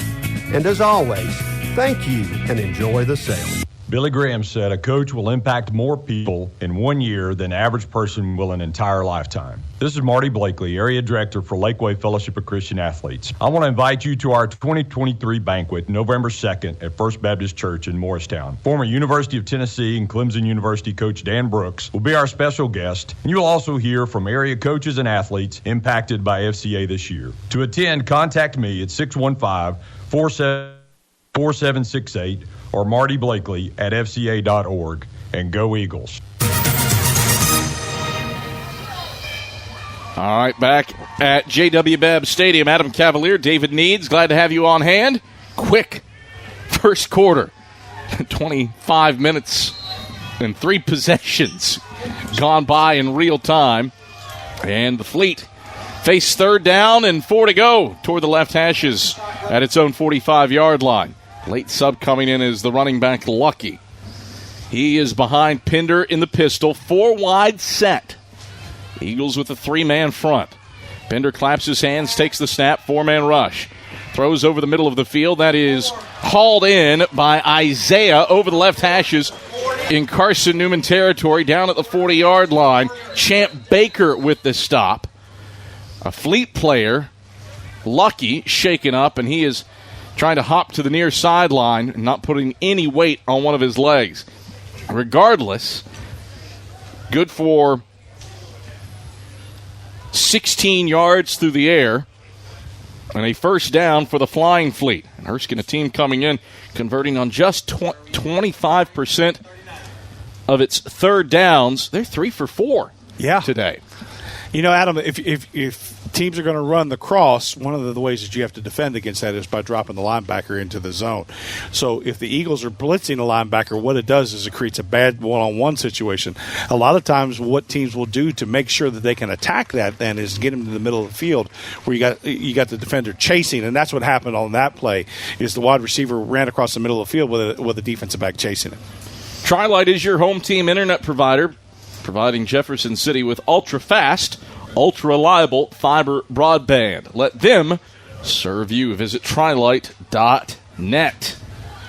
14:46 to go in the second quarter. No score between Carson-Newman and Erskine. Fleet have it 1st and 10. Empty set toward the left hashes at the Eagle 39. Pinder Brings a man in motion into the backfield in Johnson. I'll hand off to him right side for a stretch play. David Alexander will not let him stretch it out, and he latches onto his waist.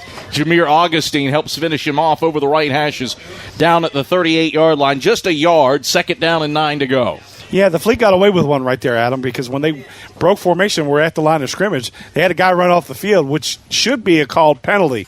Now, the Eagles got to make sure that they don't break contain, because that's where the Fleet have had the most success today. Johnson to the right of Pinder in the gun. Trips go to the wide side left. Moore, the man to the wide side of the field. Pinder calls his own number. Option keeper right side. Makai Brown and Kendall Williams coming up in the boundary right side down at the 34-yard line. Give him 4 yards to bring up 3rd and 5 for Erskine. No score, 13:45 to play in the first half. Erskine has put together back-to-back drives of 10 plays or longer. First one came up empty on a missed field goal. Probably in 4-down territory here for the Fleet. Yeah, and they're sitting and substituting late, so they're getting in a situation where they're trying to catch the Eagles in a personnel mismatch and trying to exploit the Eagles that way. A lot of things are tight end to the one side and slot to the other. 2-back set for Pinder to work with. 3rd and 5 toward the right hash at the Eagle 34. Pinder pressured, escapes, rolls left, dumps middle of the field. That's complete to Moore over the hashes at the 25, and he rambles inside the 20 down to the 16. Champ Baker knocks down Jamar Moore, but not after he gobbles up 18 yards for a first down. Yeah, got to be a finisher on defense. Had him trapped in the backfield for a sack and just got to finish that tackle. Got to finish the tackle on the quarterback. Doesn't get a chance to throw it if that happens. 12:37 rolling clock, second quarter. No score between Carson-Newman and Erskine. This is just the 3rd drive of the game. 3rd possession in this one. Each touch of the football has resulted in, at minimum, a 4-minute, 45-second drive. Fleet have it 1st and 10 from the Carson-Newman 16, and now with the play clock at 0, Shap Boyd will burn the first of his 3 timeouts. So we'll step aside for a break as well. Erskine in the red zone for a second time today. No score with Carson-Newman. 12:13 to go in the second. Back after this on the Eagles Sports Network.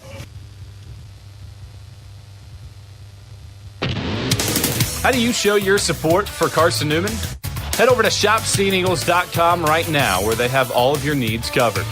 From clothing to outfitting your tailgate party, whether you're hunting or on the golf course, shopseeandeagles.com is the place for you.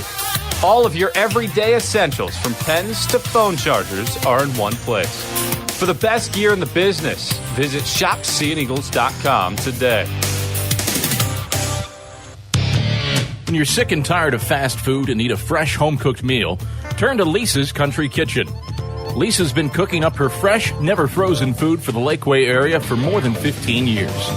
Lisa's cares about her customers. You may enter a stranger, but you'll leave a friend. From foot-long hot dogs to juicy steaks, Lisa's has the best food for the best prices. Lisa's Country Kitchen on Route 92 off Old Andrew Johnson Highway. The best food for the best prices. Handoff goes straight ahead for Hazel on the first play from the 16 for the Fleet. Hazel a yard down to the 15-yard line. David Alexander and Jameer Augustine in on the stop. 1 yard gain, 2nd and 9. Yeah, Eagles need to finish. Couple first chance shots and letting the guy get away doesn't help, because it would have been a loss of 1 is now a gain of 1. Parker and Hazel. Double-barrel shotgun for Pinder on 2nd and 9 from the Eagle 15. Pinder going to throw the fade right side of the end zone. That is a spectacular one-handed snag over the D in Greenwood by Jamar Moore. He contorted his body away from Champ Baker.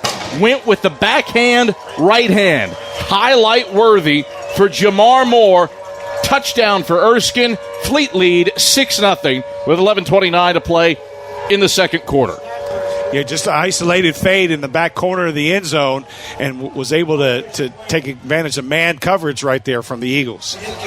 First passing touchdown for Erskine since the opening week of the season. And that was a high-level catch by Jamar Moore. West Hiller is on for the point-after attempt. Snap back, hold down. Hiller's kick is true. 7-0. Erskine has its first lead since September 23rd. Lead up with 11:29 to play in the second quarter when we get back after this on the Eagles Sports Network. Drive safer longer when you visit your local Michelin dealer, Fleet Tire, for a set of Michelin Defender tires. Michelin is the brand drivers turn to for tire options that deliver a safe, quiet, and comfortable ride. Fleet Tire, Woodland Avenue, exit 1B, Knoxville.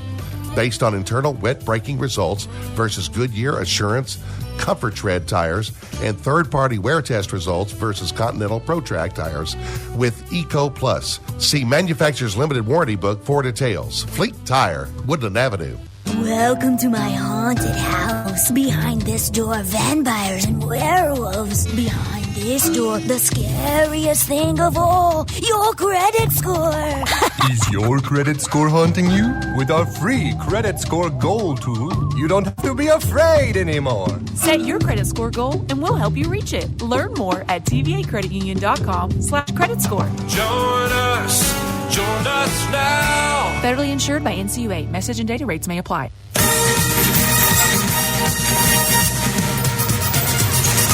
Back at JW Babb Stadium, Adam Cavalier alongside David Needs. Glad you're with us here on the Eagles Sports Network. Erskine, monster drive, 13 plays, 86 yards, 7:48 off the clock.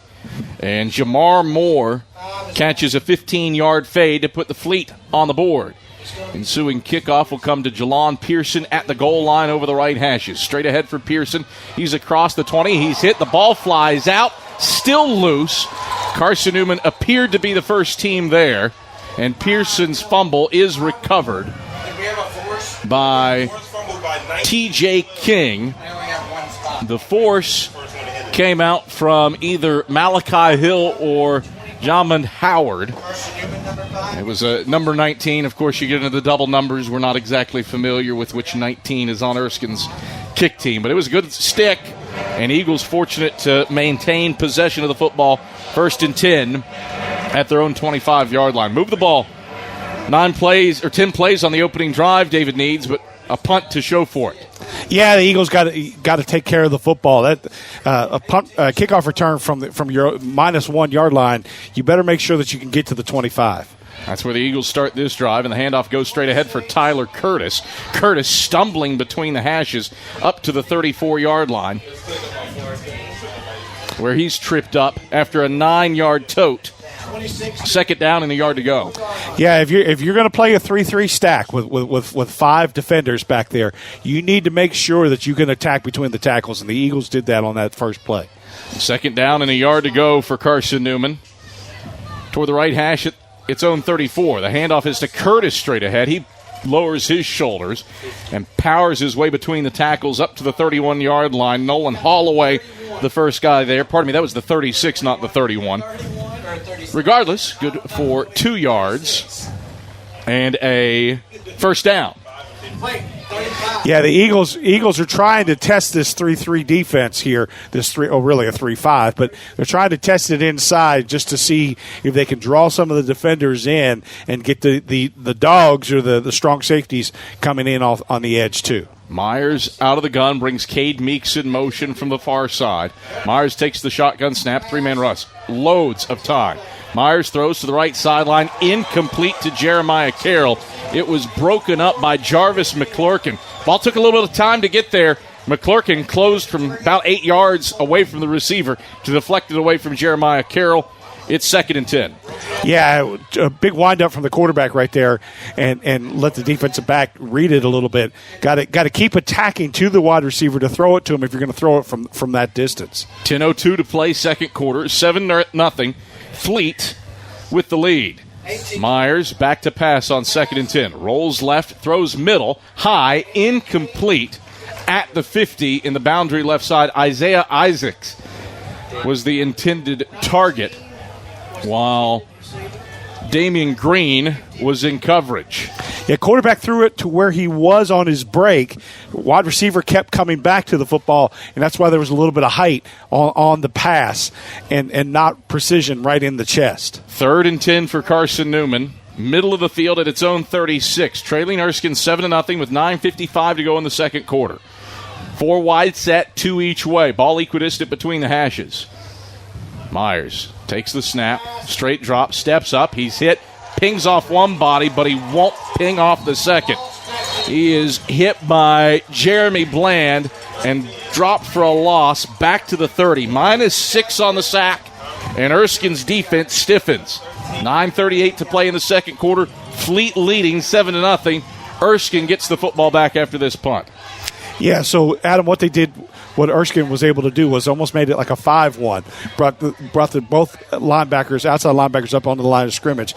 And really the Eagles had the shallow cross, but Erskine dropped 3 deep, and the Eagles weren't able to take advantage of it. Seibert on the punt, gets off a gorgeous high hanger.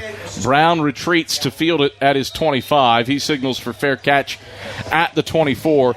And that's where Erskine takes over. 9:08 to play in the second quarter. Fleet with a 7-0 lead on Carson-Newman. Back to Greenwood after this on the Eagle Sports Network.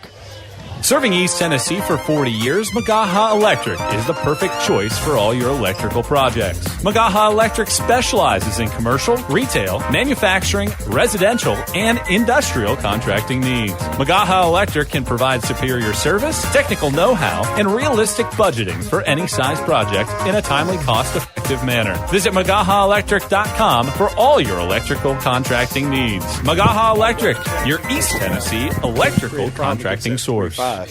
Tri-Light is proud to support Carson-Newman Athletics. We salute the student athletes who are working hard to make great things happen on the field, in the classroom, and in the world. It takes vision, commitment, and teamwork, qualities we share at Tri-Light. Our mission is to provide life-changing opportunities by building a world-class fiber broadband network. If you'd like to learn more, please visit trilight.net or call us at 833-847-0824.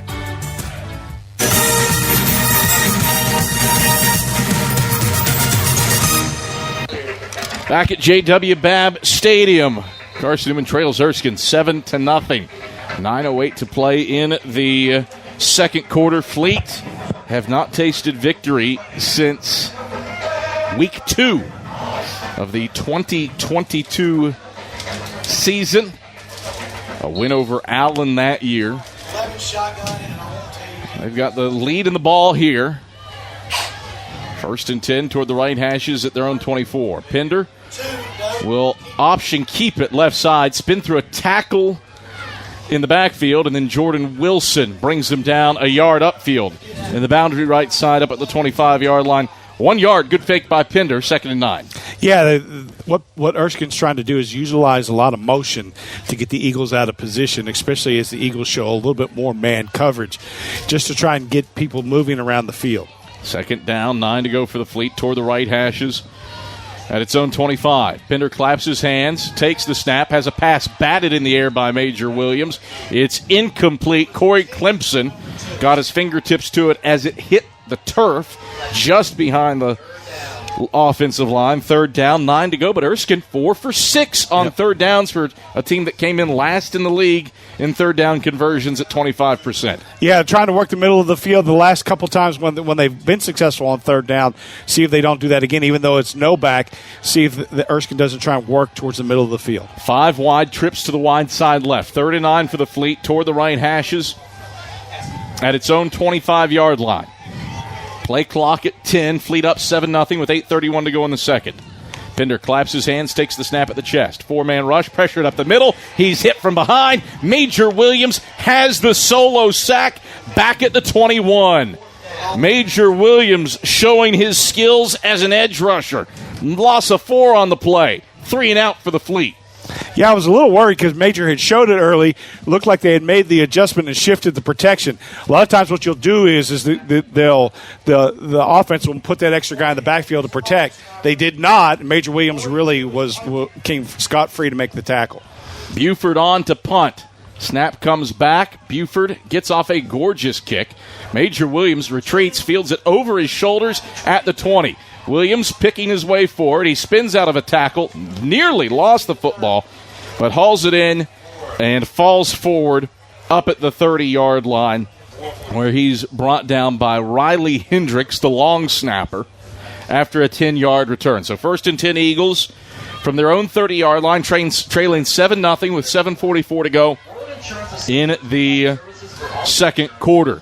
First Bank is the official bank of Carson-Newman Athletics and the only place you can get a Carson-Newman Eagles debit card. Stop by any First Bank location to get your Carson-Newman debit card and show your Eagles pride. 1st and 10 Eagles toward the right hashes at their own 30. Myers out of the gun with Ferguson to his right. The give on the zone read is to Ferguson. He pushes the pile forward. Nice surge by Cam up to the 34-yard line before his progress is stopped by Samuel and Schwartz. 2nd down, 5 to go after the 5-yard gain. Yeah, it was a great run and great finish for Cam. One of the things that you'll see from Cam is that he's not going to stop those legs turning, and that's what you want from a running back, especially when you're going to run inside. 2nd down, 5 to go for Carson-Newman. Toward the right hashes at its own 35. Myers out of the gun, will hand off Ferguson again. Ferguson powering his way forward over the right hashes, gets up to the 37-yard line. Ripped down by Derek Jones. And Jeremy Bland, 2-yard gain. 3rd down, 3 to go. Eagles need the 40, trailing 7-0 with 6:47 to go in the second. Yeah, you want the offensive line. You know, one of the things that just kind of, as the offensive line has shifted with injuries and everything else, splits get tighter. We want those wider splits, especially against the 3-3, where you can create some natural creases for the running back.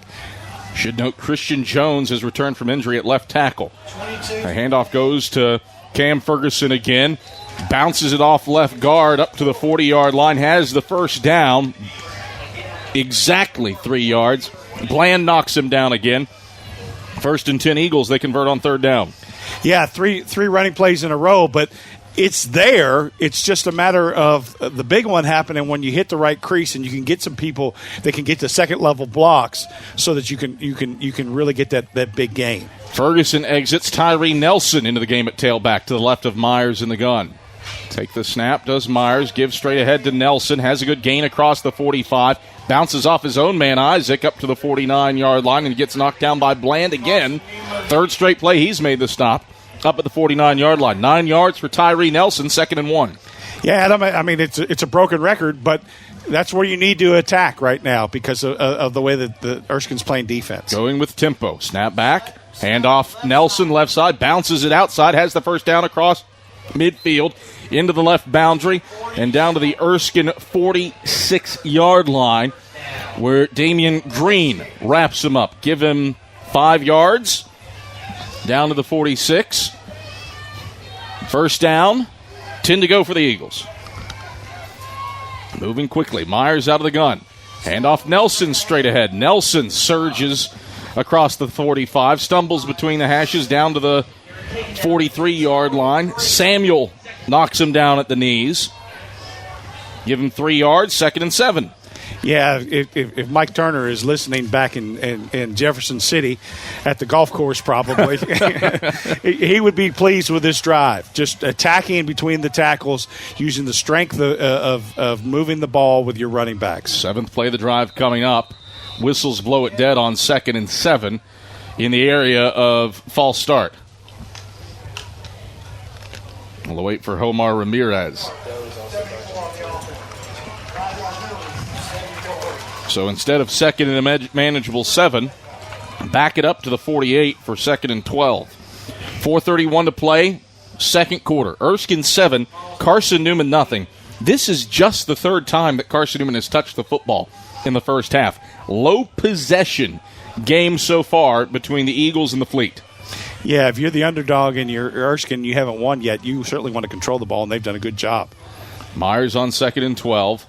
Will run the option left side, keeps it, pitches late to Jaden Sullins, who tight ropes along the left sideline and gets knocked out of bounds by Gilmore inside the 30, down at the 26-yard line.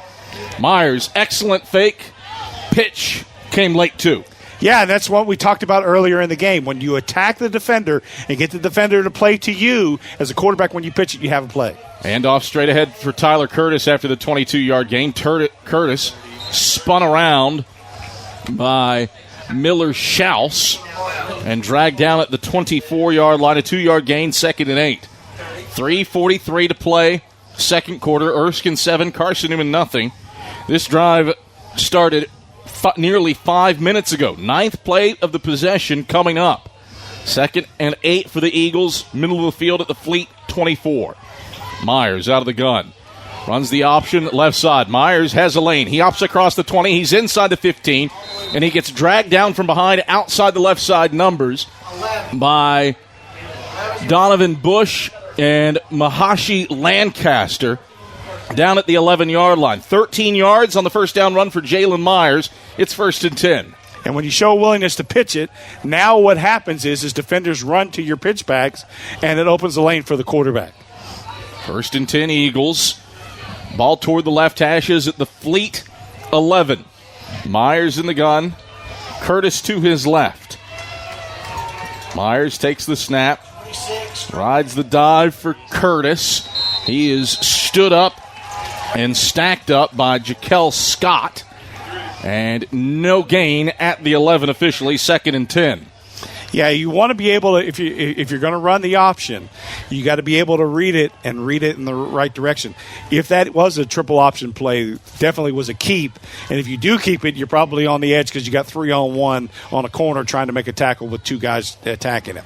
Double barrel shotgun. Pearson to the right, Curtis to the left, 3 wide, 2 to the wide side right with Isaac in motion. Myers will sprint right on 2nd and 10. Dump right, incomplete at the 5.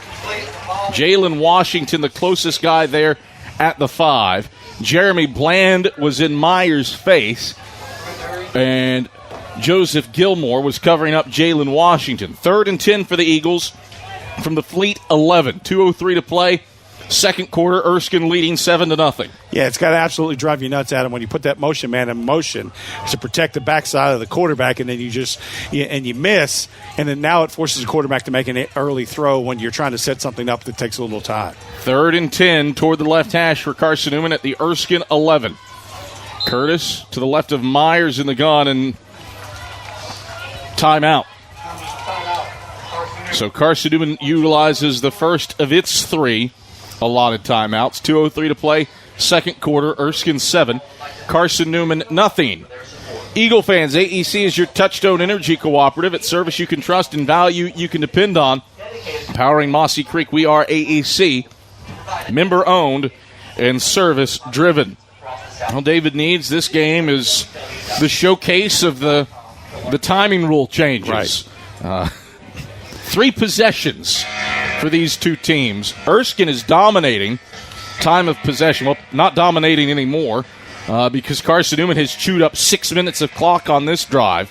But Erskine already had won the time of possession battle for the first half prior to this Carson-Newman possession. But only 3 times both teams have touched the football in this one. And, Adam, it makes you sick a little bit because the only score that they got was because Carson-Newman got the 15-yard penalty on the punt where the Eagles were going to get the ball and have another chance to score. So option has been there. Coming out of the timeout here, the Eagles need to answer. Are they going to try and throw it to the end zone, or are you going to try and attack with the option? No safeties, so you got closer guys to the line of scrimmage. Maybe a little bit harder to get it outside. 3rd and 10 toward the left hashes at the Fleet 11. Myers out of the gun. Double barrel. Takes the snap. Gives dive Curtis. Curtis spun around at the 10 and knocked down by Holloway over the left hashes down at the 6. Got 5 when he needed 10. It's 4th and 5 for Carson-Newman. Eagles have not made a field goal all year. Offense stays on the field with 100 seconds left. Carson-Newman can get a first down. Play clock at 24. 4th and 5 toward the left hashes at the Erskine 6. Yeah, with 2 timeouts, there's really no reason to rush right here. Myers out of the gun. Curtis to his right. Option, speed option to the right. Late pitch, Curtis. Curtis upended goes topsy-turvy. He lands at the 1. It should be a first down. Kept out of the end zone by the Fleet's Harfield. And Curtis does move the chains. Got 5 as he went cartwheeling down to the 1. Carson-Newman moving quickly. First and goal from the 1. Myers out of the gun. Takes the snap to give us to Curtis. Cut left. Bull left. He's in. Touchdown. Carson-Newman for the 6th time this season. Tyler Curtis pounds it in from a yard out. And the Eagles a PAT from tying this one up with 54 seconds left in the second quarter. Got to like what Mike Clowney and Kevin McKeithen did right there. Didn't try and get it all in 10 yards. Said, hey, the Eagles are going to go for it on 4th down to get as many as you can and then go for it on 4th. Seibert on for the point after attempt. Snap back, hold down, kick is on the way, and the kick is good. So Seibert ties it up with the PAT. Carson-Newman, a beefy 14-play, 70-yard drive, ties the game with 54 seconds left in the first half. And we're back to Greenwood after this on the Eagle Sports Network. If you're looking for official Eagle merchandise, look no further than the Carson-Newman Bookstore. With a large selection of Carson-Newman gifts and apparel, you're sure to find something to please the entire family. From stuffed eagles to towel sets, sweatshirts, shorts, hats, and slippers, we literally have you covered from head to toe. We have just the item you're looking for no matter what the season. So whether you're an Eagle student, parent, alumni, or fan, shop us for everything orange and blue. Call 865-471-3539 for more information and store hours. We'll see you at the Carson-Newman Bookstore. Domino's Pizza in Jefferson City has deals for Carson-Newman students. Bring in your valid student ID when you order for pickup or delivery, and Domino's in Jefferson City will give you a steaming hot large one-topping pizza for $4.99. That's a large one-topping pizza for Carson-Newman students for $4.99 at Domino's in Jeff City. Call 865-471-6700 to order. That's 865-471-6700. Domino's, the official pizza of the Carson-Newman Eagles.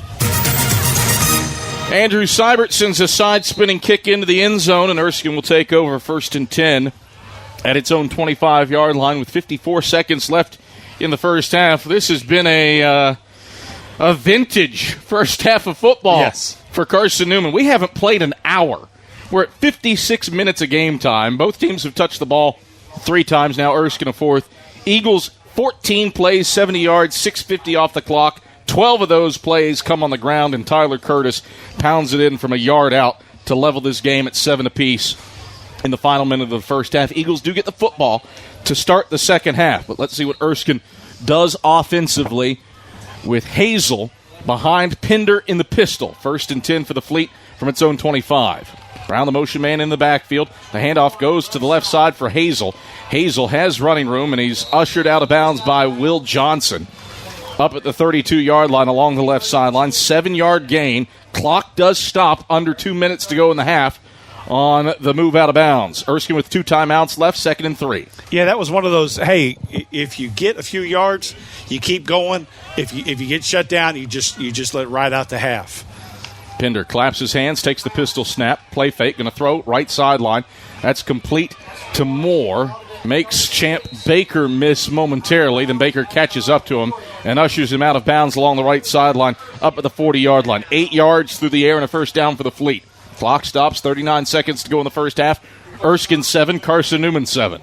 Yeah, Eagles need to give a little bit of cushion, but not too much cushion, because Erskine's method of attack is get the ball out of the hands quick and trying to get it out of bounds. 1st and 10 Fleet toward the right hashes at its own 40. Pinder claps, takes the snap, drops back to pass, floats a screen, right side, incomplete, and too tall for Kayvon Parker, at the 40-yard line out to the flat to the right side, 2nd and 10. Yeah, the Eagles have seen a steady diet ever since Limestone of backs out of the backfield attacking into the flat. The Eagles got to have a plan for it, because right there that back was open. Now, I know the purpose was to get him out of bounds as quick as possible, but the Eagles still got to have somebody, whether that's a linebacker or an overhang defensive back. 2nd and 10 for the Fleet toward the right hashes at its own 40. Pinder in the pistol, claps his hands twice, Takes it on the second clap. Flag flies. Pinder steps up. Floats to the right sideline. Incomplete to Moore in Carson-Newman territory down at the 37. Flag on the play in the backfield, back at the 35-yard line. We'll let Omar Ramirez and company sort this one out. Also one on the sideline, Adam, so there could be 2 penalties. We'll let Omar break things down.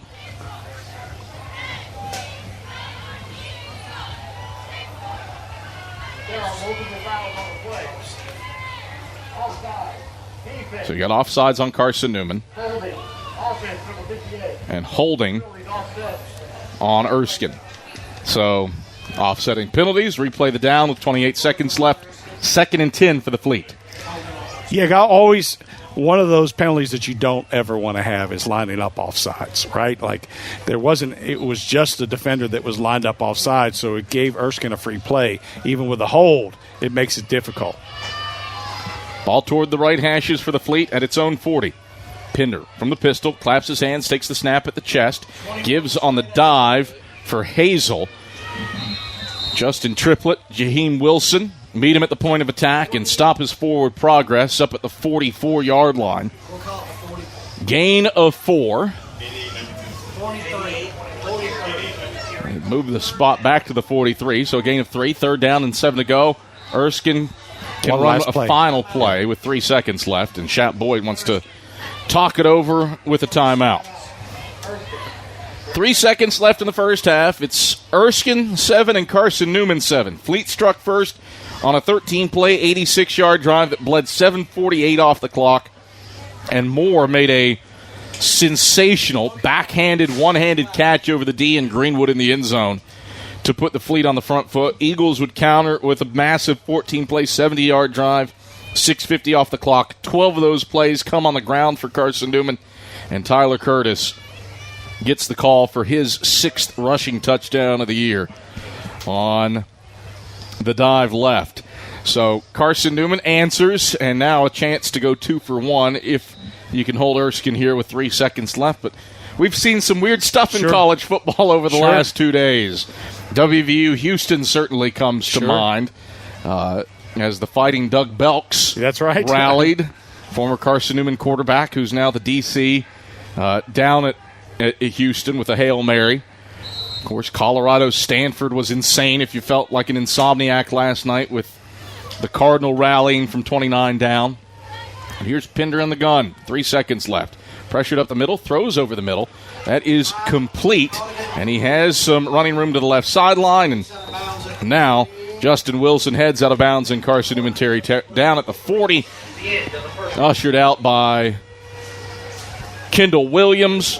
And that is how the first half comes to a close with a 16-yard completion for the Erskine Flying Fleet. David Needs, weird first half. Possessions at a premium. Right. Feel pretty good about scoring every third time you touch the football. But it is weird to be sitting 7-7 with just an hour 2 elapsed in real time in this game. Feels like something out of the 80s that we're seeing right now. It does. It does seem like those old days in the sack when everybody ran the ball. But, Adam, one of the things that kind of surprises me here, on that last play, if you're the wide receiver and there's no time, why would you ever run out of bounds? Yeah. But it's just one of those things in football, that the common sense of trying to get every yard that you can. 2 teams that are playing right now to control the football and see who blinks first, who makes the mistake, so that the other team can take advantage. See, the Eagles can do it in the second half. At the half, Erskine and Carson-Newman deadlocked, 7 apiece. Back to JW Babb Stadium after these messages on the Eagle Sports Network. The #1 source for Carson-Newman athletics gear is shopseeandeagles.com, where you can find gear from Adidas, Columbia, Nike, and Under Armour. Shirts, jerseys, sweatshirts, shorts, pants, hats, and scarves. ShopSeeAndEagles.com is your source for everything CN. You can even show your school spirit on your smartphone or tablet. All of your game day essentials can be found in one place. ShopSeeAndEagles.com. How do you know you're in a community, not just a town? Well, strangers smile as they walk by. They refill your coffee without you asking. And when you ask directions, people offer to walk you there.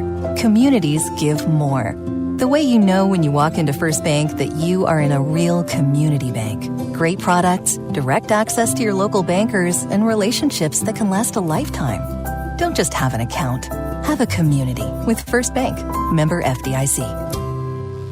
Touchdown, Carson-Newman! More great Carson-Newman memories are headed your way in 60 seconds on the Eagles Sports Network.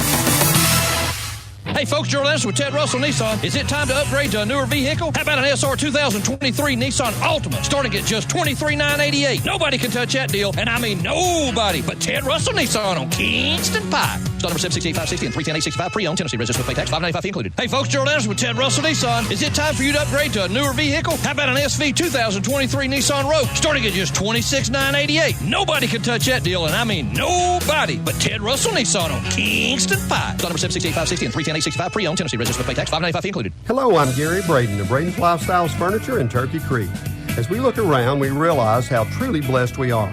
However, there are many in our community who are hurting in despair. That is why the Braden family is proud to announce its annual Braden Cares event. For a donation of $50 to a charity of your choice, you will receive both a Braden Bear and 50% off any piece of furniture in our beautiful showroom. Additionally, everything else is 40% off for this event. And as always, thank you and enjoy the sale. AM 620 WRJZ Knoxville. It's halftime on the Eagles Sports Network. Highlights, a check of the ShopCNEagles.com scoreboard, and stats are headed your way. Right ahead! Touchdown, Carson-Newman! Now let's head back to the field. Here's the voice of the Eagles, Adam Cavalier. All right, back at JW Babb Stadium where Carson-Newman and Erskine are locked in a 7-7 draw. Adam Cavalier, happy to have you on hand in a very low possession half of football between the Eagles and Fleet. Genuinely, you only had 3 drives for both teams, and I can't think of the last time doing a game where the first half took less than an hour 15, but both teams grinding it out on the ground, and that has led to this 7-7 halftime score where Carson-Newman has rushed for 87 yards, Erskine for 68, but it has been a ball control type of first half between the Eagles and the Flying Fleet. And to tell you how we got here, Ryan Wilkes has your first half scoring summary. Ryan. Yeah, in that first half, really not much going on for either side. In the first quarter, nothing going for either side, nothing ball game heading into the second. But early in that second quarter, Erskine was able to get on the board with a 15-yard passing touchdown by Pender to Moore for 6 to give Erskine the early lead. But later in the quarter, Major Williams got a big sack to stall out an Erskine drive. Play clock at 10, Fleet up 7-0 with 8:31 to go in the second. Pender claps his hands, takes the snap at the chest. 4-man rush, pressured up the middle. He's hit from behind. Major Williams has the solo sack back at the 21. Major Williams showing his skills as an edge rusher. Loss of 4 on the play. 3 and out for the Fleet. So big play there for Major Williams, getting in the backfield and getting the sack to stall out the Erskine drive. But as mentioned earlier, Carson-Newman struggled for a while to get going. But with 54 seconds left in the first half on 4th and 3, Tyler Curtis with a big run to the 1-yard line to get Carson-Newman in good position.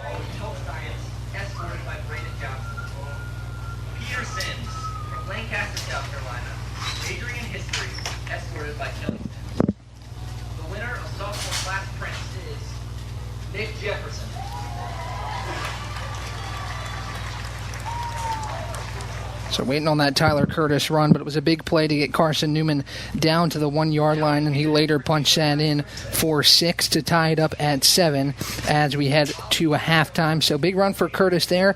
He had a solid first half to get Carson-Newman on the scoreboard and make this a 7-7 ball game. But as mentioned earlier, this has been a slow first half for both teams to be able to get onto the scoreboard. But a big 4th and 3 run for Curtis put Carson-Newman in good position to tie this one up at 7. But as mentioned, 3 drives only for both teams here in the first half. A good job for the Eagles. Jalen Myers with a couple big plays as well with the option pitch to get it down to within the 5-yard line, and Carson-Newman was able to get the job done and get on the board.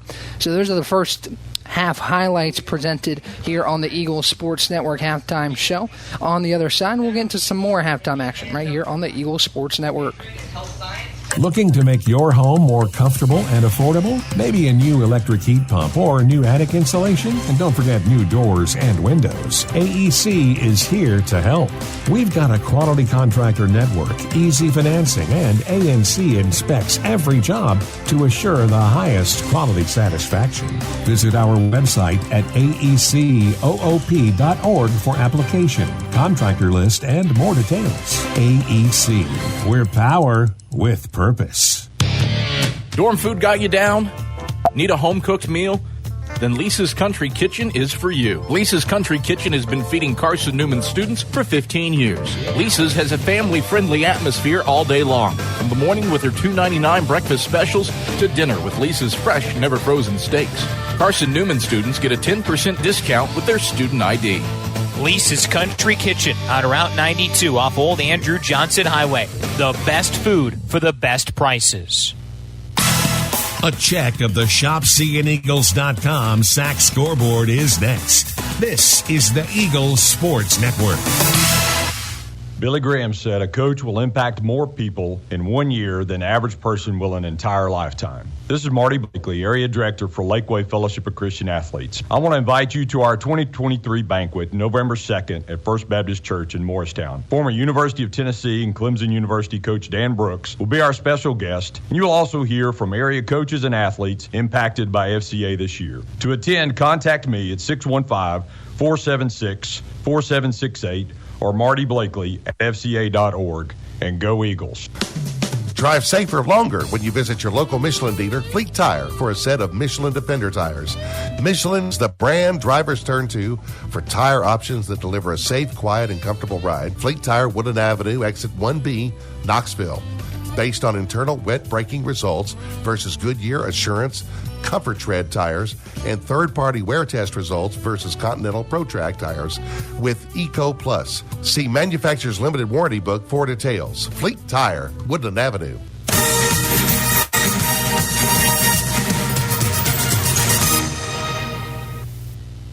The Eagle Sports Network is a part of SAC Live, the official digital network of the South Atlantic Conference. SAC Live is the home of all your South Atlantic Conference sports action, including 20 SAC championships. Time to get caught up with some SACtion. Here are the happenings around the South Atlantic Conference and the nation. Let's go around the league with a ShopCNEagles.com scoreboard update. Now back to the field. Welcome back here to Greenwood, South Carolina, as we're getting ready to get the second half underway in just a little bit. Here's a ShopCNEagles.com SAC scoreboard update. Quick reminder, Eagles fans, check out Carson-Newman Athletics' official online store at ShopCNEagles.com. ShopCNEagles.com features more than 1,100 products, from T-shirts and polos to phone skins and pet collars. ShopCNEagles.com, the official online store of the Carson-Newman Eagles. So looking around the South Atlantic Conference, talked a little bit about it earlier. Carson-Newman and Erskine here tied up at 7 at the break. Mars Hill takes down Emory and Henry 24-14 to move to 4-1 in conference play, 5-1 overall. Emory and Henry drops to 3-4 and 1-4 in conference play. Lenore-Ryan takes care of Barton in dominant fashion, 47-3 the final there. Barton drops just its second game of the season, second in conference play. Lenore-Ryan stays unbeaten, 7-0 and 5-0 in the conference. Limestone and Wingate. Limestone leads 17-7 there in the third quarter. And taking a look back at the standings here, Tusculum up top. They led 21-7 last time we checked. The stats are not refreshing right now, so we'll get back to that one in just a little while. But nonetheless, Tusculum at 3-1 on the season. Mars Hill 4-1 now. They will either be tied or overtake Tusculum in the Mountain Division. Emory and Henry 1-4. They're in third. Carson-Newman 1-3 can move up a spot today with a win. UVA-wise 0-4 in fifth, and Erskine 0-4 in sixth. Talked about the Piedmont Division, how competitive that is. Lenore-Rhine stays unbeaten in conference play and overall, 5-0 in the SAC, 7-0 overall, continuing their dominance with that big 47-3 victory. Limestone looking to try and keep up today. They lead 17-7, as we just mentioned. They're 3-1 in conference play so far. Barton falls to 3-2. They're in third. Wingate currently 3-1. We'll see how the rest of that game pans out. Newberry in fifth at 2-2 on the season. Quick check back on that Tusculum game. Tusculum does win that one 35-7 over UVA-Y, so they are 4-1 atop the Mountain Division. Looking back at the Piedmont, as I just mentioned, Newberry in fifth at 2-2, and Catawba in sixth at 1-3. So that's your ShopSeeingEagles.com SAC scoreboard update. On the other side, we'll take a look at some of the first half stats right here on the Eagles Sports Network. Quality Suites of Morristown, the preferred hotel choice of the Eagles. Call 423-585-4000 for the Carson-Newman rate. Quality Suites of Morristown, the preferred hotel choice of the Eagles. Call 423-585-4000 for the Carson-Newman rate. Quality Suites of Morristown, the preferred hotel choice of the Eagles. Call 423-585-4000 for the Carson-Newman rate. Quality Suites of Morristown, the preferred hotel choice of the Eagles. Call 423-585-4000 for the Carson-Newman rate. Quality Suites of Morristown, the preferred hotel choice of the Eagles.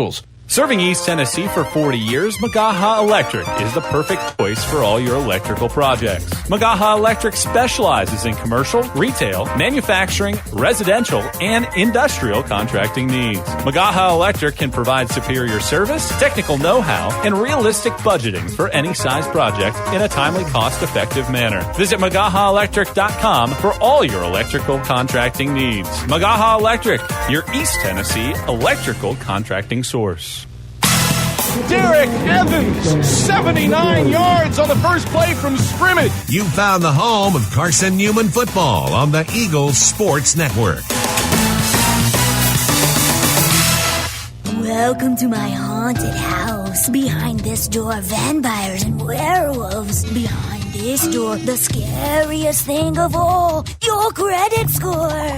Is your credit score haunting you? With our free credit score goal tool, you don't have to be afraid anymore. Set your credit score goal and we'll help you reach it. Learn more at tvacreditunion.com/credit score. Join us now. Federally insured by NCUA. Message and data rates may apply. Hey folks, Gerald Anderson with Ted Russell Nissan. Is it time to upgrade to a newer vehicle? How about an SR 2023 Nissan Altima starting at just $23,988? Nobody can touch that deal, and I mean nobody. But Ted Russell Nissan on Kingston Pike. Stock number 768-560 and 310-865 pre-owned. Tennessee registered with pay tax. $595 fee included. Hey folks, Gerald Anderson with Ted Russell Nissan. Is it time for you to upgrade to a newer vehicle? How about an SV 2023 Nissan Rogue starting at just $26,988? Nobody can touch that deal, and I mean nobody. But Ted Russell Nissan on Kingston Pike. Stock number 768-560 and 310-865 pre-owned. Tennessee registered with pay tax. $595 fee included.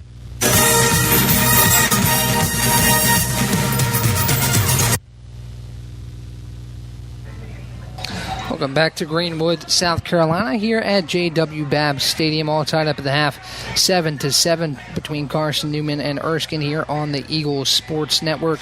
Big day for Carson-Newman back at Mossy Creek. Two big soccer games, one of them just getting underway between the Carson-Newman men and the Catawba men. Later this afternoon, or later tonight, Carson-Newman will face off against the number 2 Catawba women in a 7:30 p.m. duel with Catawba. Should be a great one there. Catawba's a very strong team this year. We'll see if the Eagles can pull that one off.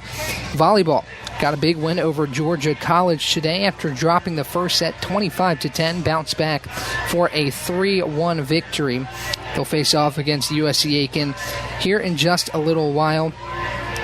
And on Monday, Randy Wiley and the men's golf team will travel to the Hurricane Invitational out there in Albany, Georgia. So big week upcoming for all sports around Mossy Creek. We've got a big duel to finish out this afternoon here in Greenwood, South Carolina, but we'll check back around at soccer as we go through tonight's action. as we'll take a quick break and be back right here on the Eagle Sports Network. Since 1916, a lot of independent agents have recommended auto owners insurance, and a lot of parents have taken that recommendation to heart. So have a lot of their children and grandchildren and grandchildren. As we celebrate our first 100 years, Auto Owners Insurance thanks all those who have put their trust in us, and all the generations who will.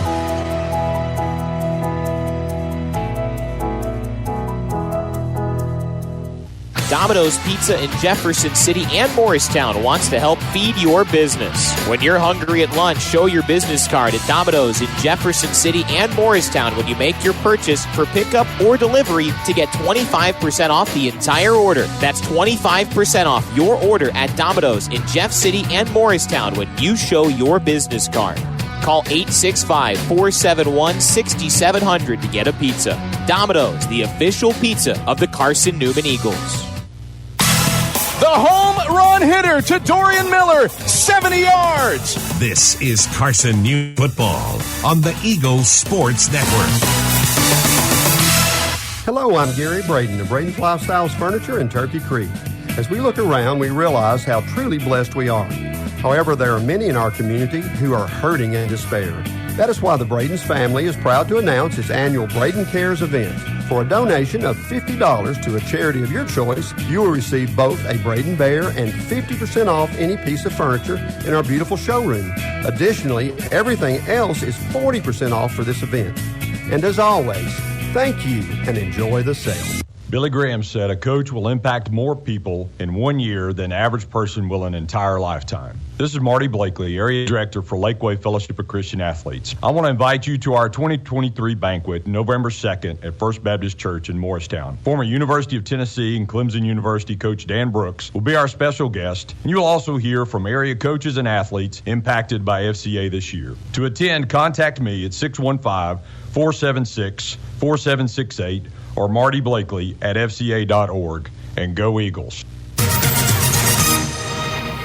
All right, back here at JW Babb Stadium in Greenwood, South Carolina.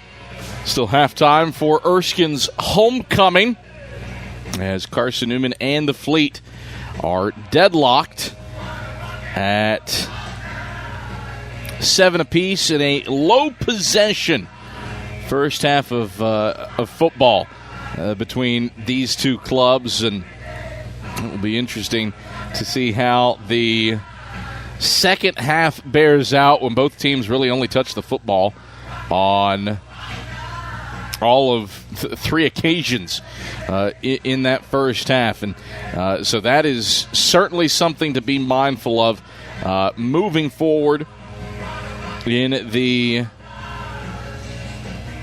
second half of football. Well, this is not the only action on the banks of Mossy Creek. Carson-Newman and Catawba playing men's soccer over in Jefferson City, and we'll let you listen in to a little bit of Andrew Rogers. Scoreless in the 18th minute over at McCowan Field and Harvey Stadium. Probably 20 yards or so outside the box. Eagles will build a wall, or more like 15 yards or so outside the box.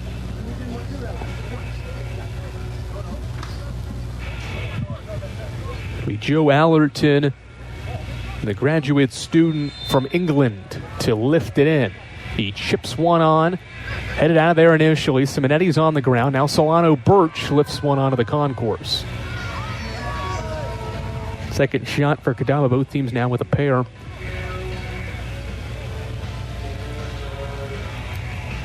Through the first 19 minutes. But the Eagles with 8 points. Catawba's placement in the SAC standings right now is a three-way tie for 13 points with LMU, Lincoln Memorial, and Coker. Coker already lost today, so a winner tie here will get Catawba ahead of the Cobras.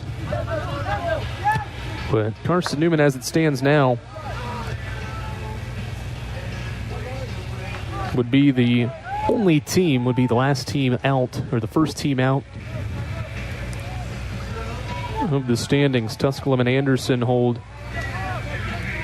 a tie for 8th place with at 9 points. Tusculum 2-3-3 in 8 games played. Anderson's 2-2-3. Carson-Newman's 2-3-2. Anderson has a non-conference match today. Tusculum was tied with Newberry last I looked. That one started at 3:30. We'll give it another look here in the next couple of minutes. And that's certainly one that means a lot. See what the Pioneers can do down the stretch. That's Carson-Newman's final game of the year, November 1st. And what could maybe decide who makes the South Atlantic Conference tournament. Would feel like a postseason match. Good sprint forward here for Sebastia Teardos. He leaves one off. Allerton thought about a shot. Instead tried to get around the defender Hyvenars and was unable to do so. Good turn here. Karsh. And we have offsides, I believe. Yep, offsides on Carson-Newman. I think DeGraw was offsides. Getting caught behind the defense on that sequence.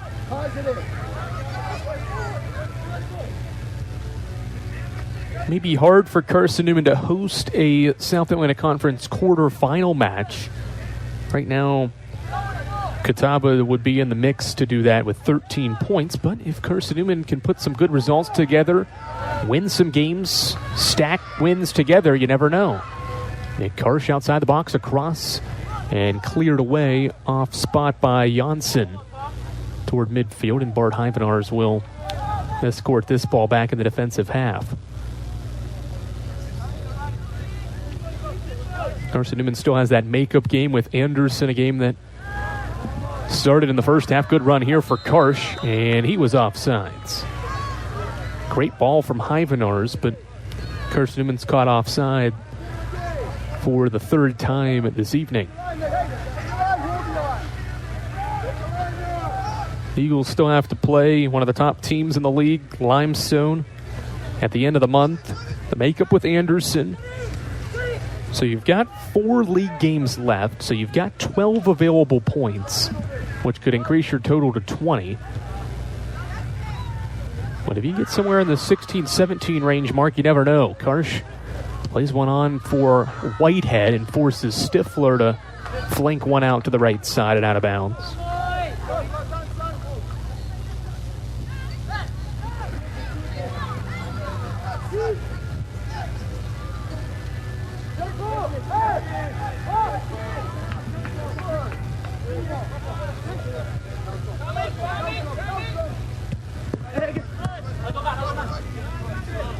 I'd like to welcome all of you listening to Carson-Newman football right now. A halftime score with Erskine.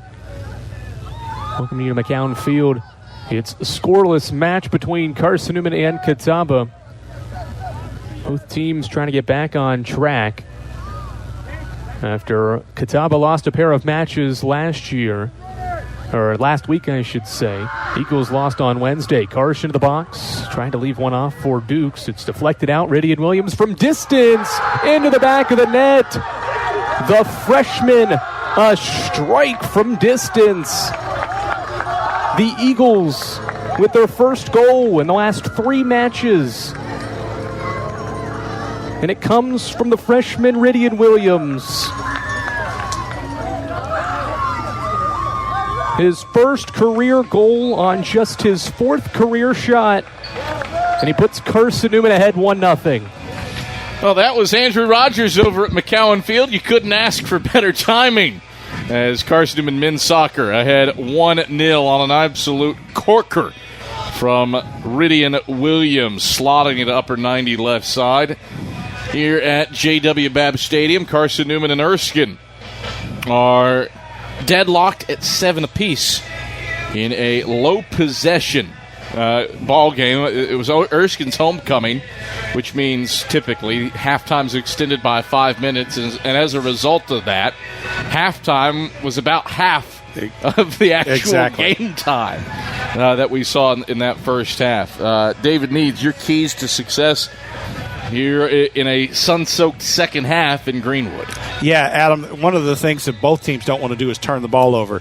If you get a turnover, if the other team absconds with the football in some way, a fumble, a pick, in some way that in a low possession game, those magnify. When you only get 3 possessions each possession is like gold. It matters. It's important. And so it's important for the Eagles to get a great start in the second half, get up by 7, and make Erskine have to be a little bit more courageous with the football.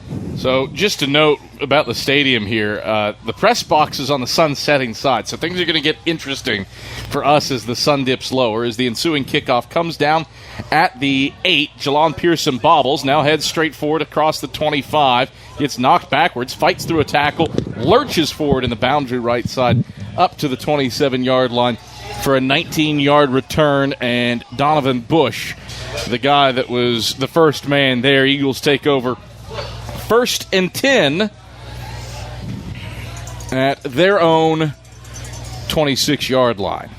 Yeah, the shame of it is, Adam, that there was one guy that probably could have made that tackle that wouldn't have kept that from being about another 20 or 30 yards, and I think Jalon pretty much almost ran right into him, and so it did slow that kickoff return from being a big one.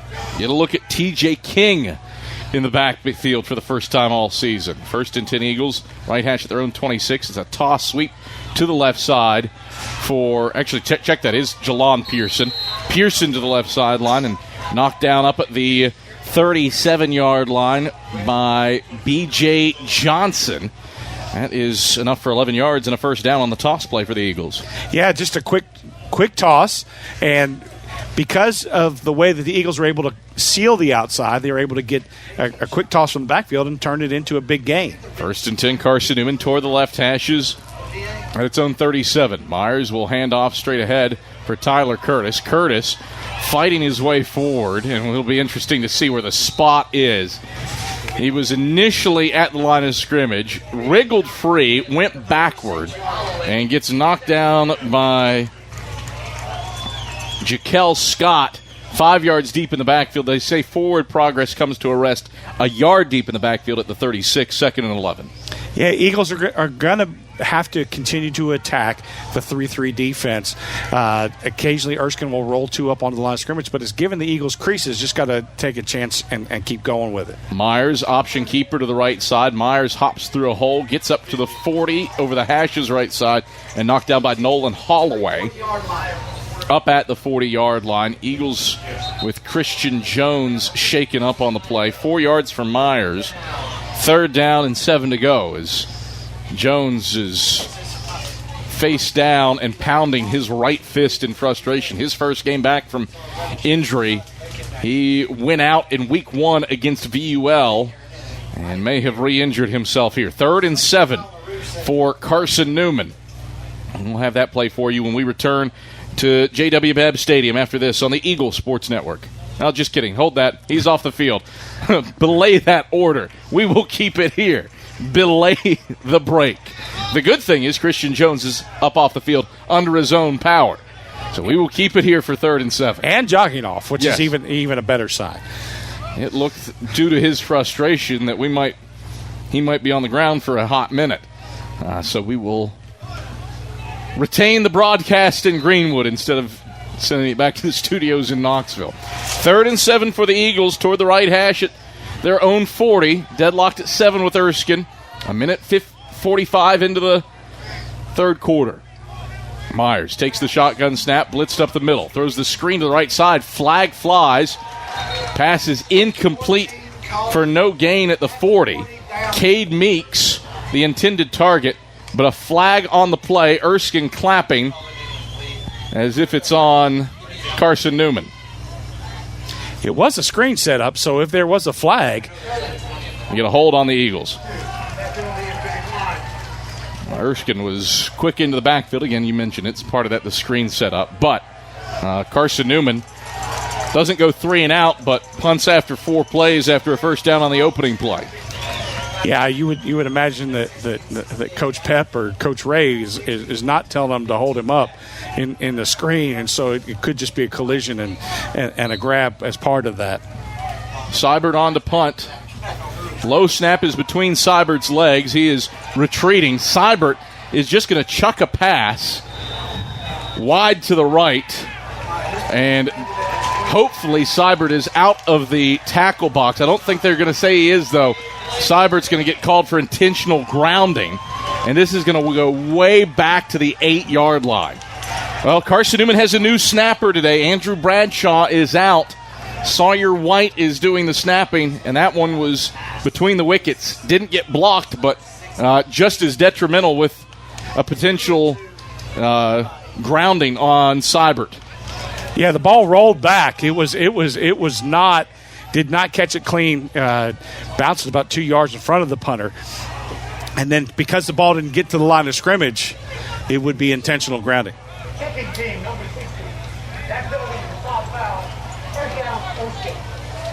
So Erskine will take over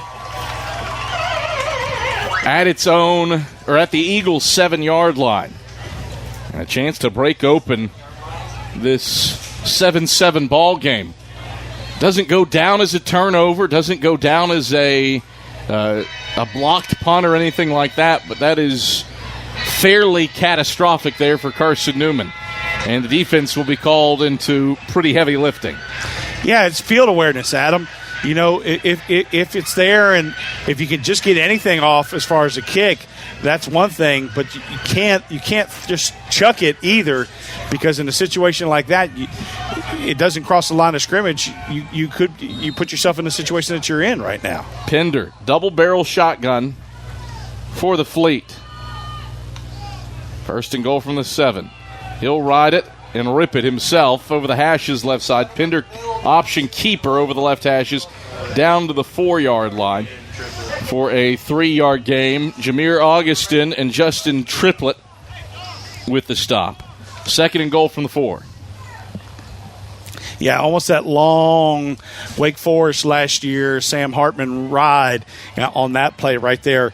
Just letting it go as long as they can to see who's going to go where and then trying to take advantage of what gap is left. Johnson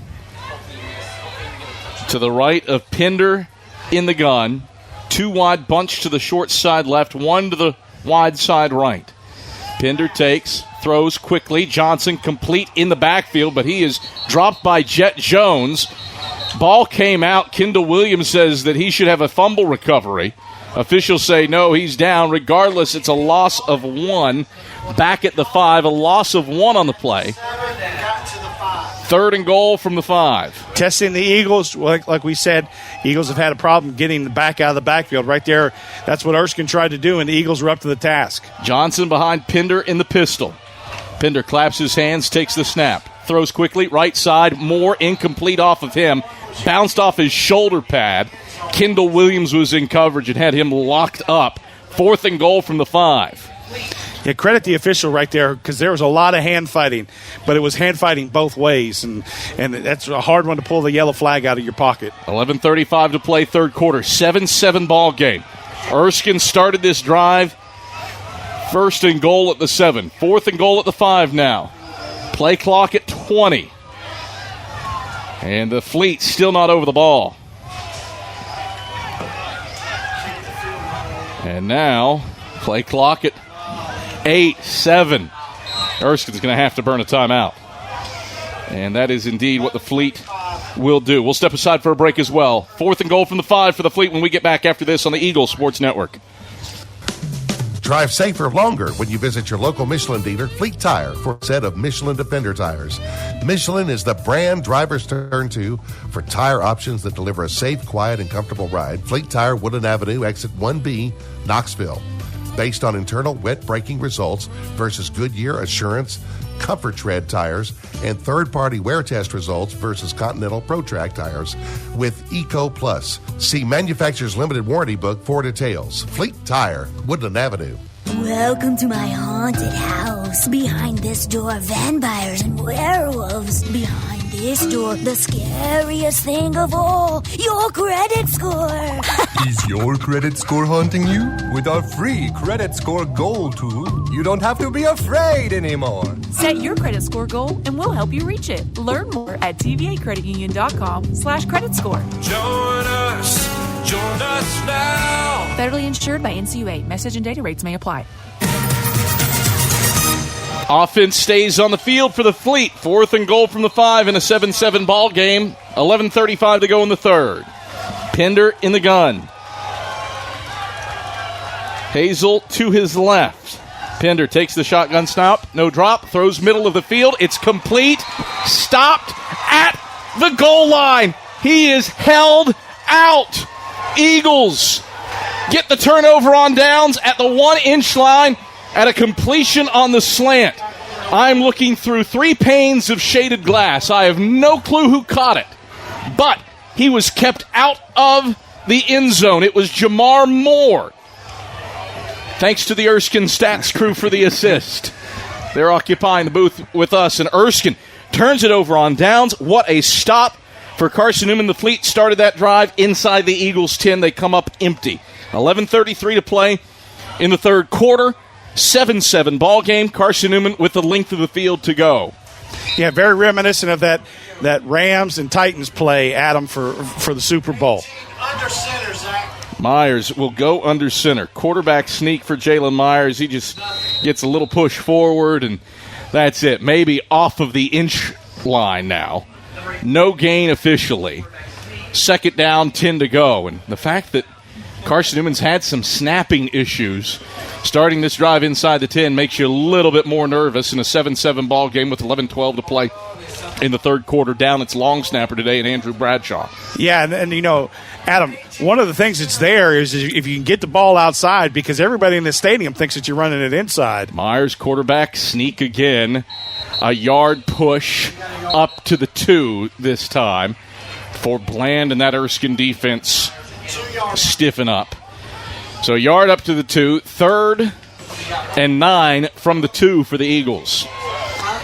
Yeah, I don't want to see the Eagles just concede, hey, got to get the ball out and hopefully get a little bit of punt room. There is some opportunities, whether the Erskine's playing defense, to attack here.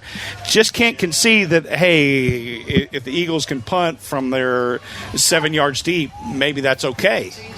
Myers in the gun. Curtis to his right. 2 wide to the wide side right. Snap back to Myers. Stands in the pocket. Has time. Airs it right sideline. Coming back for it. Carroll. He slides down. Carroll hauls it in. It's complete along the right sideline. Up at the 13-yard line. That's good for first down yardage. Carroll catches it and slides down in front of Cam Coulter. A gain of 11 up to the 13. And a first down for Carson-Newman outside the shadow of their own goalpost now. Yeah, that's why I was saying, Adam, that there are some things that Erskine's conceding to the Eagles. You need to take those. Myers out of the gun, empty set. Rolls left, throws left for Meeks, complete at the 20. Meeks has running room. Spins at the 25 over the numbers left side. And he gets brought down up at the 26-yard line by Nolan Holloway. Erskine's leading tackler has been all over the place today. He stops Meeks after a gain of 13 for a first down. Yeah, Eagles are just doing what they have to. Just taking those things that Erskine right now is conceding the flat. Eagles are taking the flat. Hand off up the middle for Tyler Curtis on 1st and 10. Curtis spins through a Will Watts tackle and gets upended over the left hashes up at the 29-yard line. Gain of 3 for 2nd and 7. 9:03 rolling clock, third quarter. Erskine 7 and Carson-Newman 7.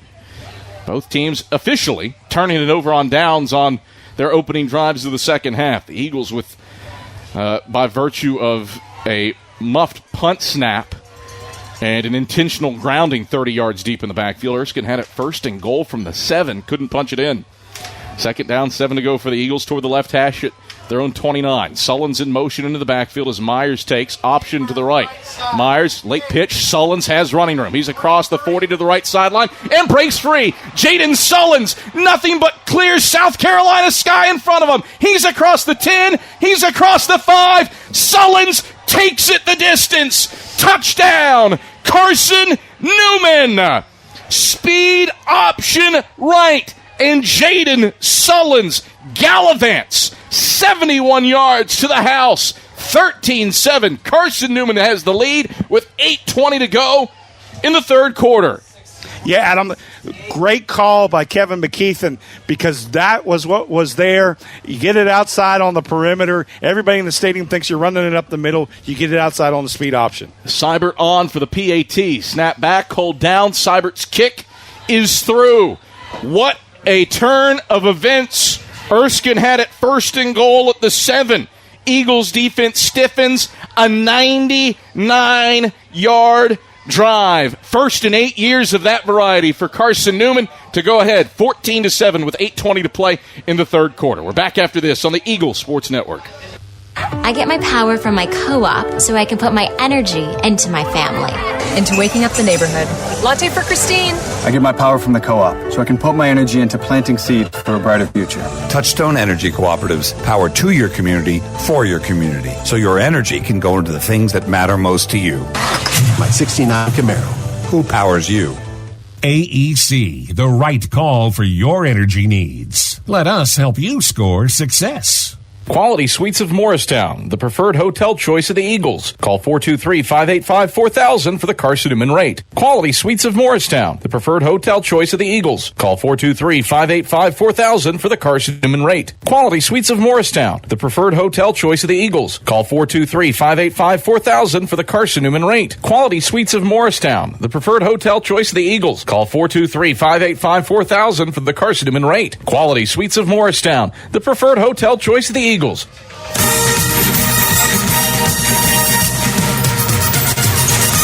8:20 to play in the third. Carson-Newman has the lead for the first time today, 14-7, as Andrew Seibert's kickoff is into the end zone for a touchback, and Erskine will take over 1st and 10 from its own 25-yard line. The Eagles, 6 plays, 99 yards, 3:13 off the clock. Jaden Sullivan's takes speed option right, 71 yards to the house. Longest play of the year for Carson-Newman. And Omar Ramirez tells us that it's a media timeout, so we'll step aside for another break. Eagles with the lead. Erskine with the football. 1st and 10 for the Fleet at its own 25. When we get back after this on the Eagle Sports Network. Hey folks, Gerald Anderson with Ted Russell Nissan. Is it time to upgrade to a newer vehicle? How about an SR 2023 Nissan Altima starting at just $23,988? Nobody can touch that deal, and I mean nobody but Ted Russell Nissan on Kingston Pike. Stock number 768-560 and 310-865 pre-owned. Tennessee registered with pay tax. $595 included. Hey folks, Gerald Anderson with Ted Russell Nissan. Is it time for you to upgrade to a newer vehicle? How about an SV 2023 Nissan Rogue starting at just $26,988? Nobody can touch that deal, and I mean nobody but Ted Russell Nissan on Kingston Pike. Stock number 768-560 and 310-865 pre-owned. Tennessee registered with pay tax. $595 included. Hello, I'm Gary Braden of Braden's Lifestyles Furniture in Turkey Creek. As we look around, we realize how truly blessed we are. However, there are many in our community who are hurting in despair. That is why the Braden's family is proud to announce its annual Braden Cares event. For a donation of $50 to a charity of your choice, you will receive both a Braden Bear and 50% off any piece of furniture in our beautiful showroom. Additionally, everything else is 40% off for this event. And as always, thank you and enjoy the sale. 1st and 10 for the Fleet toward the left hash at its own 25-yard line. Pender in the pistol with Hazel behind him. They'll hand off straight ahead to Hazel. Jameer Augustine is there. He's having a quality game. 9th stop for Augustine. Brings him down just inside the left hash. Is up at the 31-yard line. Good 6-yard gain on the first play for Hazel. 2nd and 4 for an Erskine team. That is up to 84 yards rushing now, 3.4 a tote. Yeah, the Eagles can have a chance to take Erskine out of their game a little bit, especially down 7 now. And off, no. Option keeper right side for Pender. He's smashed from behind by Martavis Mason. Pender, though, does get upfield between the hashes up to the 34-yard line for a deceptive 3-yard gain. 3rd down, a yard to go. Erskine, after starting 3 for 5 on 3rd downs, is 2 for its last 4. 5 of 9 for a team that came in converting just 25% of them. But they've been on point so far today, trailing the Eagles 14-7 with 7:20 to play in the third. Eagles would like to get a big stop right here, Adam, get the ball back and have a chance to put this lead up, with it, change the lead a little bit more. Eagles a little out of sorts getting lined up, and Carson-Newman is going to have to burn a timeout. They had 12 men on the field, and as a consequence, Carson-Newman burns the timeout to avoid gifting Erskine a first down via penalty. Gives us a chance to remind you, Eagle fans, Domino's is the official pizza of the Carson-Newman Eagles. When you're hungry, reach for Domino's. Get a large one-topping pie for $6.99 with your Carson-Newman ID. Domino's, it is the official pizza of the Carson-Newman Eagles. 7:08 to play in the third quarter. Carson-Newman 14, Erskine 7. Eagles hit the home run ball on speed option right to Jaden Sullins to grab the lead, and Sullins, well, just 94 yards on 3 carries as a result of of that rush. Eagles are up to 143 yards rushing on 29 touches. A good chunk of that is because of the 30 yards lost. You credit a sack and the yardage lost on an intentional grounding, and that was what happened on that muffed punt snap by Andrew Seibert with first game snapper Sawyer White. So that number is a little bit lower than it is in reality. 3rd and 1 for the Fleet toward the right hash at its own 34-yard line. Trips go to the short side right. Nobody to the wide side left. Pinder is in the pistol with Johnson behind him. Eagles lurch into the neutral zone but get back. Hard count was designed to draw on play clock at 1, play clock at 0. And Erskine is going to have to burn the second of its 3 timeouts. We'll see if Shat Boyd got it off in time. Indeed, he did. So this is interesting. Just 1 timeout left for Erskine. Eagle fans, check out Carson-Newman Athletics' official online store at shopseeandeagles.com. It features more than 1,100 products, from T-shirts and polos to phone skins and pet collars. Shopseeandeagles.com, the official online store of the Carson-Newman Eagles. You can get a lot of fun items there if you're looking for a Christmas present, say for a father who's nearing AARP age and enjoys maybe some gummies. You can get some soft, sour cherry gummies at shopseeandeagles.com. Makes a perfect stocking stuffer. It does. For somebody who may or may not be worrying about teeth retention. Sure. Homecoming ties. You can go with homecoming ties. You can go with a lot of great ideas. Carson-Newman grandparent, those things. Yeah. Oh, you're not talking about my dad that's visiting in 2 weeks. No. Oh. I'm talking about his son. Yeah. All right, 3rd and 1 for the Fleet. Toward the right hashes at its own 34. Pinder out of the gun. Design draw left side. Pinder has the first down off tackle and gets up to the 37-yard line where he's grabbed from behind by the Wilsons, Jordan and Jaheim. Eagles shaken up on the play is Jake Cottle, and Carson-Newman sports medicine staff out to tend to him. So a 3-yard gain for Pinder on the draw. 6:54 to play in the third quarter. 14 for the Eagles, 7 for the Fleet. And now we will step aside for a breaker. Erskine with 1st and 10 at its own 37 when we get back after this on the Eagle Sports Network. Insurance, it's about people, not things. It's about security. It's about confidence. It's about relationships. It's about trust. It's about you. As a local independent agent, Bible Insurance Agency can design an insurance program that's just right for you and your family. Give the people you love safe, sound, secure protection from Auto Owners Insurance. Call Bible Insurance Agency, 423-586-4320, or go by 1600 East Andrew Johnson Highway in Morristown. When you're sick and tired of fast food and need a fresh home-cooked meal, turn to Lisa's Country Kitchen. Lisa's been cooking up her fresh, never-frozen food for the Lakeway area for more than 15 years. Lisa's cares about her customers. You may enter a stranger, but you'll leave a friend. From foot-long hot dogs to juicy steaks, Lisa's has the best food for the best prices. Lisa's Country Kitchen on Route 92 off Old Andrew Johnson Highway. The best food for the best prices. On 1st and 10, Pinder throws a completion on a stick route to Jamar Moore over the numbers right side up to the 42-yard line. 5-yard gain before Kendall Williams snatches him down at 2nd and 5. Adam Cavalier, David Needs, happy to have you alongside. 6:24 to play, third quarter. 14-7, Carson-Newman the lead. And Jake Cottle, who was hurt on the previous play, helped off to the field to the far sideline. 2nd and 5, Fleet. Pinder will hand off right side. Johnson has a bit of a seam, but it closes quickly.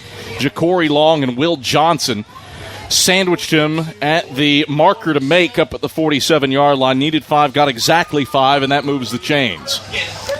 Yeah, you as the Eagles, they're trying to work you outside a little bit. Got to make sure that you don't give up contain and give up 5 quick ones like they did the last play.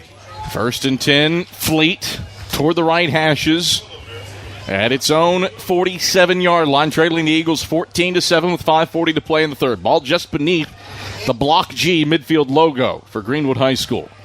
Pinder in the pistol, Johnson behind him. Pinder takes the pistol snap, play fake, rolls right, runs into Kendall Williams, and he is sacked. Kendall Williams was not fooled. He sacks Pinder back at the 41-yard line, a loss of 6, and it's 2nd and 16. Yeah, first time today, Adam, that Erskine has done something where they haven't taken what they were given.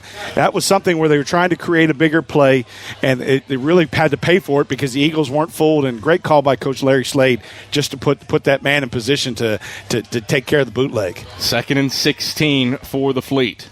Clap the hands. Pinder takes the shotgun snap. Steps up in the pocket. Hit as he throws. Fires a rocket that's complete to Moore at midfield. Great open field tackle by Kendall Williams, who gobbles him up in Carson-Newman territory down at the 49-yard line. Give him 10 yards to the air.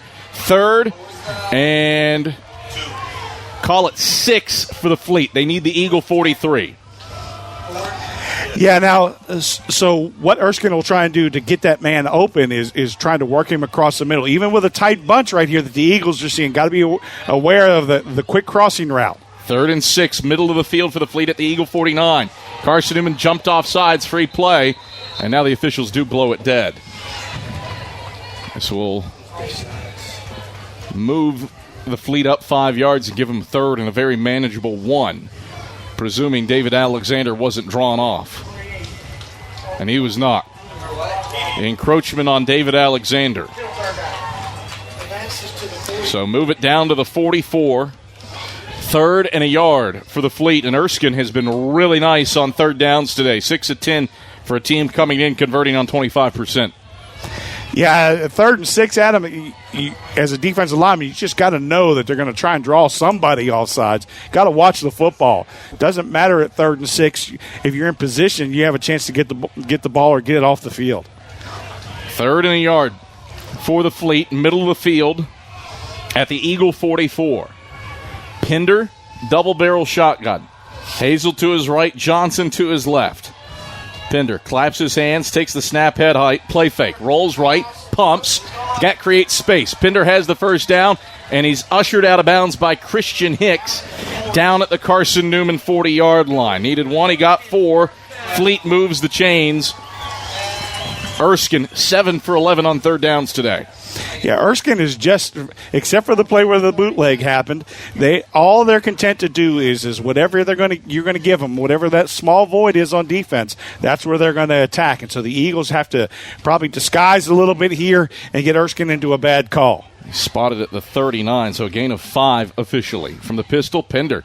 Guy wasn't there. He went to hand off to nobody, and Corey Clemson and Dedrick McLean crash hard. That's a 4-yard loss back to the 43. That happened last year to the Fleet. Right. Pinder turned left. There wasn't a soul there. And the Eagles get in the backfield for one of the easier tackles for loss you could ever ask for. 2nd and 14. Yeah, that's really one of the few miscues that Pinder has had today where they just, for an 0-6 team, that's just surprising. Pinder out of the pistol on 2nd and 14. Drops back to pass. Flushed up the middle. He's pressured. He's hit. He's down. Mekhi Brown, Dedrick McLean. The first 2 there. A loss of 5. Back to the 48. 3rd down. 19 to go. Eagles protecting a 14-7 lead with 2:15 to go in the 3rd.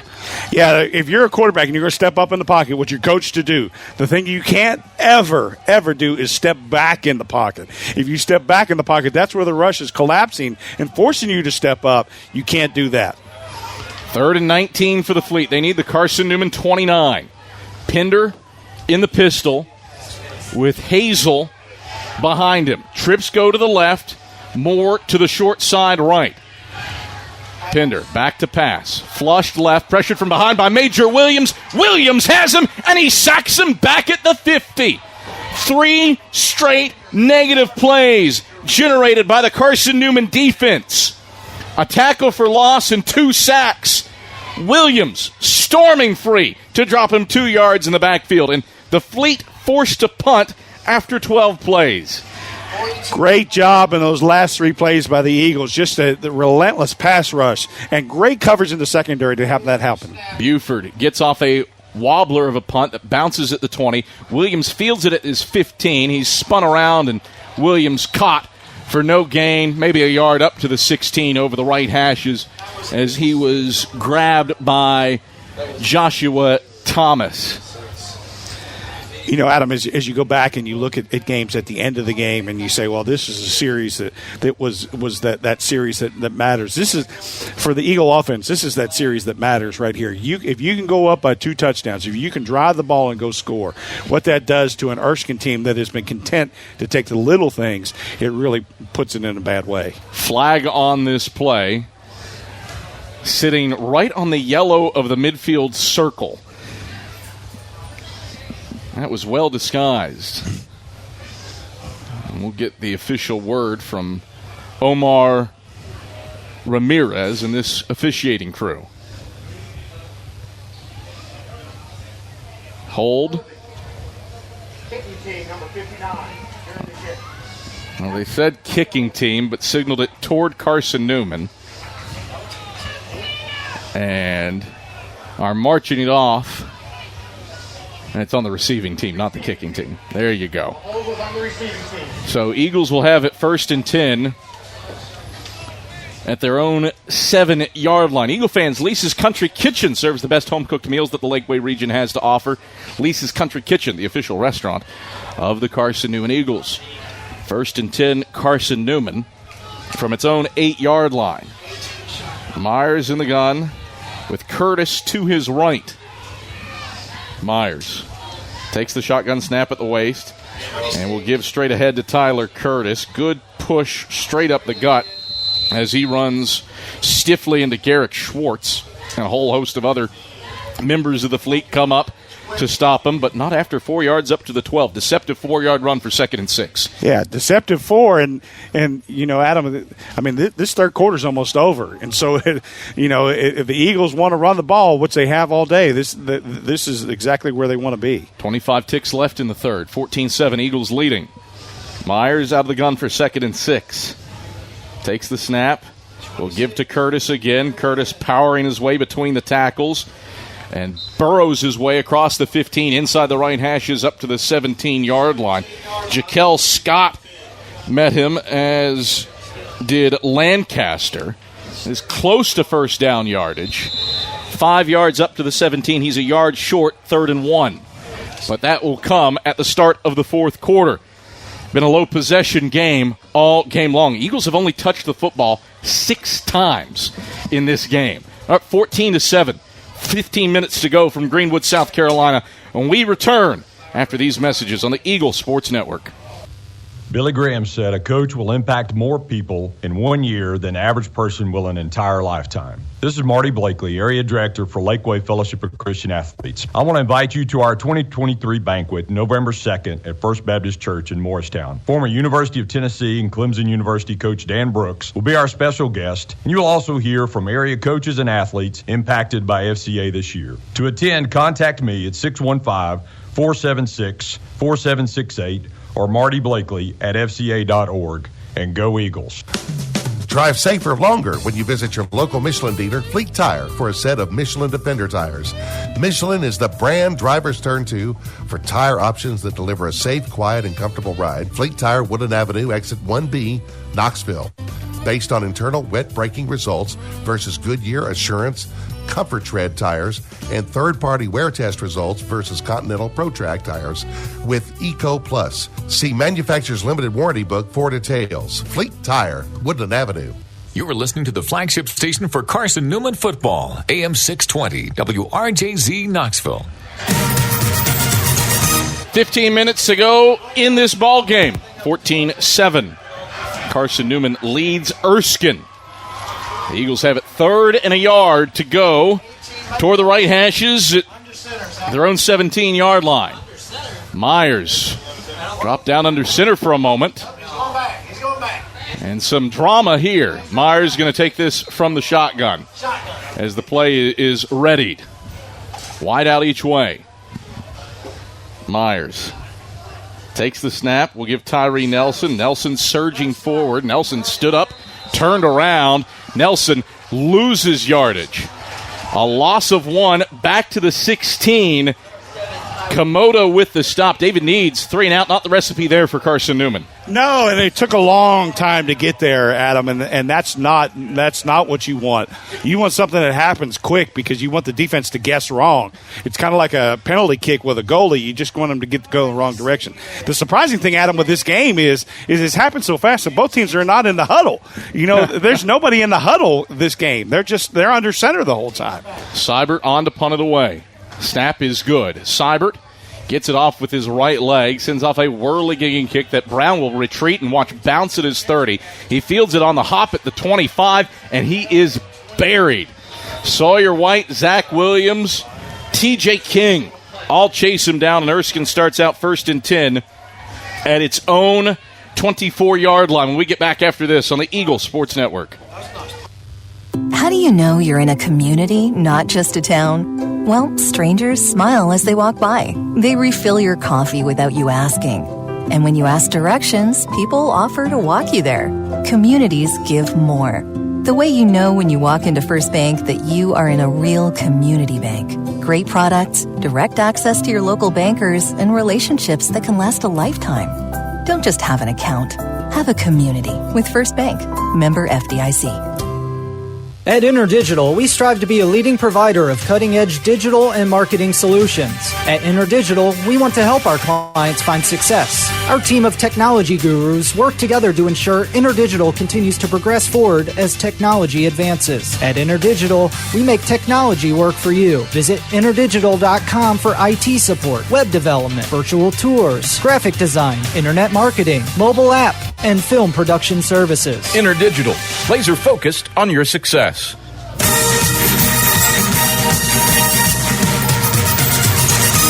Erskine runs an end around on 1st down for a yard, and on 2nd down, a toss out to the right sideline for Moore for a yard. Jet Jones grabs him immediately. 3rd down, 8 to go for the Fleet from the right hashes at their own 26-yard line. Yeah, the Eagles have done a great job, Adam, that if the blitz is coming, it's in the line of sight of the quarterback. And one of the things the quarterbacks hate is that guy, that unobstructed guy between you and where you need to throw, because you kind of guess when you're throwing it out to your receiver. 3rd and 8 for the Fleet. Pinder claps his hands. Got a little movement out of Carson-Newman. Might see where the blitz is coming from. Mekhi Brown was set to roll. Empty set on 3rd and 8. Pinder back to pass, those screen middle of the field. That is bottled up nicely. Jordan Wilson snatches the ball carrier at the 30. And nowhere to go for Johnson. Major Williams also in on the stop. Give him 4 yards up to the 30, but the Eagle defense forces a 3 and out. Great job from Jordan right there. Jordan just didn't get sucked in on the screen pass. Was in position to make the play, and then made a pretty short tackle. So Buford on to punt it away. Snap comes back. Buford gets off a gorgeous kick with his right leg. Jerron Newson retreats to field it at the 20. Newson with running room. Stop and start to the 30. He's gummed up by Gilmore. Flag flies. And the Eagles will start 1st and 10 from their own 32, pending the outcome of this hanky. You know, Adam, I think that the Eagles have had a penalty on almost every punt return today, which has not been a good sign for the Eagles. It's a hold on the Eagles on Justin Rouse.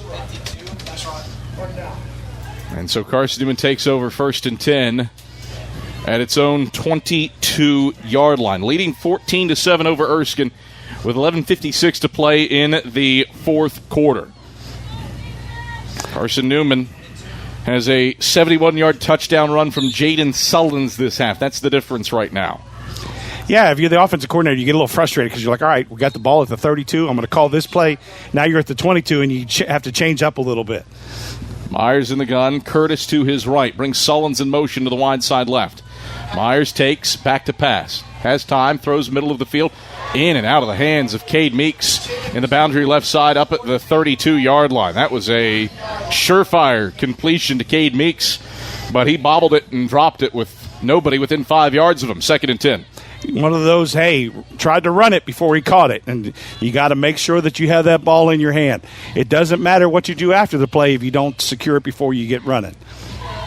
11:49 to play, fourth quarter, 14-7. Carson-Newman, the lead and the ball. Chance to go up by 2 scores here on the road in the fourth quarter. Myers 2nd and 10 toward the right hashes at his own 22. Myers takes the shotgun snap, option to the left side. Flag flies. Myers, late pitch. It was behind Sullins, who grabs it and gets upfield for first down yardage, but there are flags all over the place. It's a first down up at the 37-yard line if this stands, and David needs, I would say there's not a snowball's chance in the underworld that this one is hanging on. No, even if you're the Eagles, if you get the first one, there's still that second one that's usually in the place of blocking downfield and a hold. Dangerous pitch by Jalen Myers. Fired it a little bit behind Jaden Sullins, who did a fantastic job grabbing it. Granted, as hard as Myers pitched it, the ball's probably going out of bounds. We got offsides on Erskine. And then a hold on the Eagles. So, offsetting. Do it over again on 2nd and 10. Yeah, what a shame. I wish there was some indication that you knew that it was offsides against the defense, because then you would just say, all right, it's a freebie. Hey, we'll just let it. We'll just try something. The offsides flag came from a weird spot. It wasn't one of the line judge or the field judge. I think it was the back judge that threw it. Yeah, it was weird. It definitely was. 2nd and 10. Myers, play fake. Back to pass. Rolls right. Looking. Unloads. Meeks goes up. Grabs it at the 40. Loses the football. It's loose, and Erskine has it.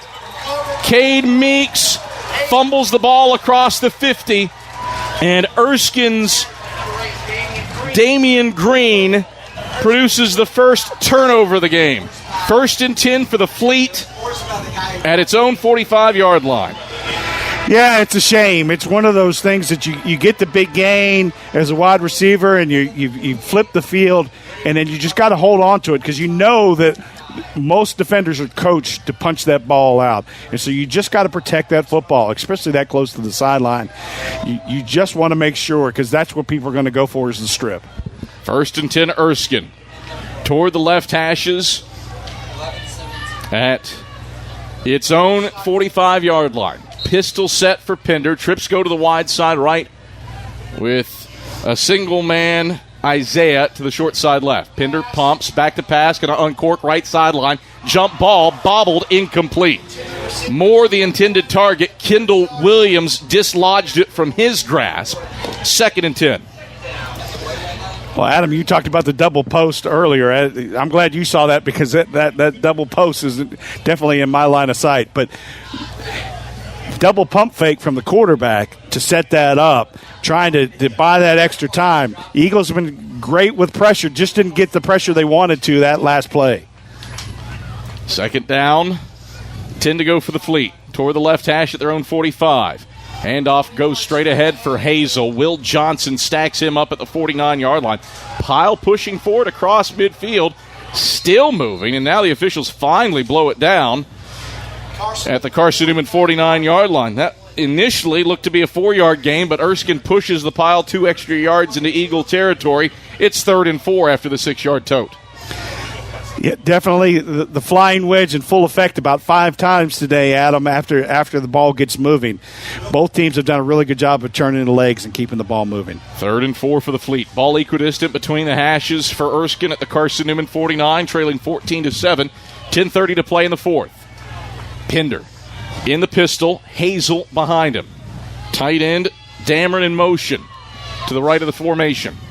Pinder claps his hands, takes the snap. Throws a screen, right side. Moore, stiff arm on Williams. Flag flies. It's a face mask on Moore. He's ushered out of bounds for first down yardage in Carson-Newman territory at the 46. But illegal hands to the face coming on Moore, I would presume. Yeah, it would be surprised if anything else because the defender's head took a sideways turn. Pinder is signaling that it's on Carson-Newman. Well, I have never seen that.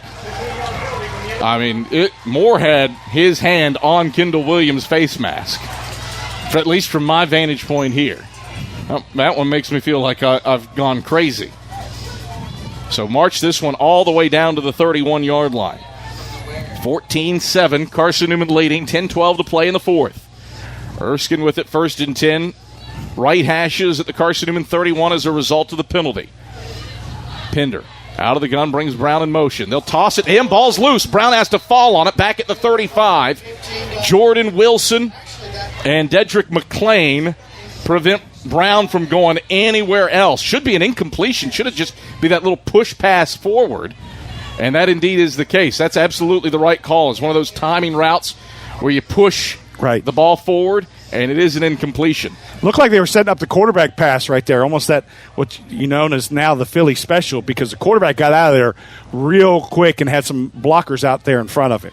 Tight formation, bunched in 2 men each way for 2nd and 10 for the Fleet. Right hash at the Carson-Newman 31. Pinder rolling right, throwing right. Receiver comes back to the ball and drops it. Incomplete down at the 23-yard line. Jamar Moore, the intended target. Kendall Williams was all over him. Dedrick McLean was all over the quarterback, Pinder. 3rd down, 10 to go for Erskine. Unquestionably 4-down territory with 9:54 to play in the fourth quarter, and the Eagles leading 14-7. Yeah, and credit Erskine, have been going deep into the playbook all day long. Lots of motions, lots of movement, just trying to get the Eagles off balance. 3rd and 10, Erskine. Right hash at the Eagle 31. 4 wide set. Trips go to the wide side left. Moore the only guy to the short side right. Pinder claps his hands, takes the pistol snap. Pressured up the middle. Escapes right. Throws right. Coming back to the ball. Bobbling it. It's incomplete. Moore couldn't haul it in along the right sideline down at the 22. Mekhi Brown was in coverage against Erskine's leading receiver, while Major Williams and Mekhi Brown applied the pressure in the backfield on Pinder. 4th and 10, and Erskine's special teams unit will come on for a 48-yard field goal. Dylan Buford has made one from 45 this season. He's kicking from right to left. Slight breeze at his back in an all-maroon jersey as the sun begins to set and cast long shadows over Babb Stadium. This to make it a 4-point game with 9:46 to play in the fourth. Snap back, hold down, kick is on the way. Has plenty of oomph. Does it have the line? And it does. Career-long 48-yard field goal from Dylan Buford pulls Erskine within 4. 14-10 Eagles with 9:44 to play in the fourth quarter. We return to Babb Stadium after these messages on the Eagle Sports Network. Welcome to my haunted house. Behind this door, vampires and werewolves. Behind this door, the scariest thing of all, your credit score.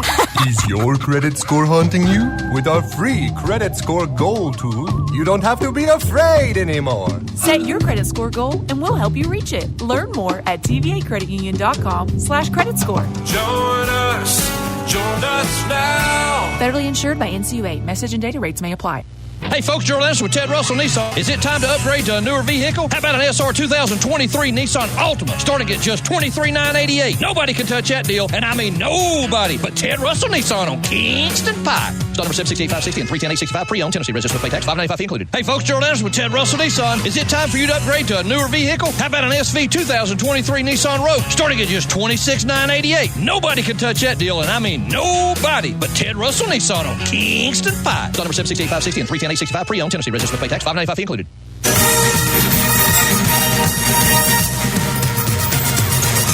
Now, Tyree Nelson is going to bring this kickoff out from 8 yards deep in the end zone. He fumbles the football, and who has this? No signal yet. Erskine football. Unbelievable. Erskine dislodges the ball from Tyree Nelson. There's a flag on the play at the 11 on a kickoff that was returned from 8 yards deep in the end zone. 9:37 to play in the fourth quarter, and Carson-Newman has to be praying that this penalty marker is on the fleet. Illegal block in the back on the Eagles. That's, of course, going to be declined. 2 fourth-quarter fumbles have the fleet back in this game. Yeah, what a tragedy, Adam.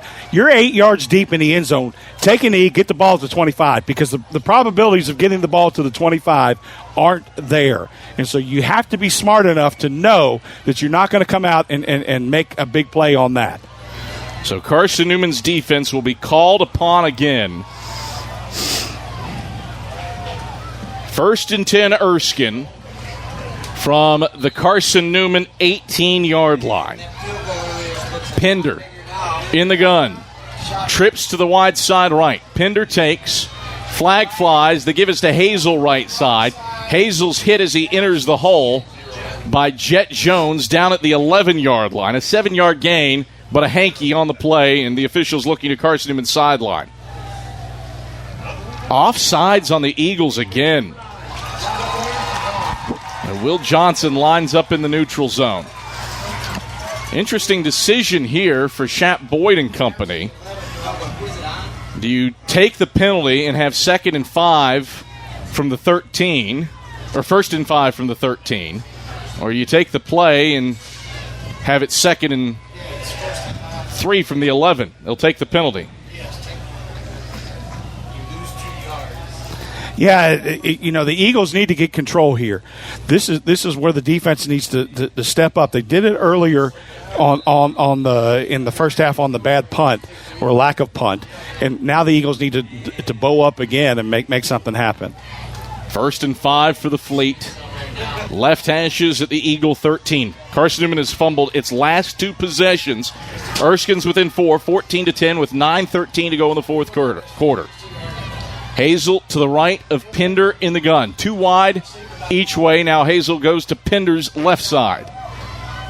Pender claps his hands, takes the shotgun snap, throws quickly to the right side. Moore makes Major Williams miss initially, but Major catches up to him with David Alexander and brings him down to the boundary right side at the 13-yard line. No gain on the play. It's 2nd and 5. Yeah, I thought that was a little bit of a generous spot because he definitely went backwards to catch it. Did move backwards to move forward to get, I guess, back to the line of scrimmage.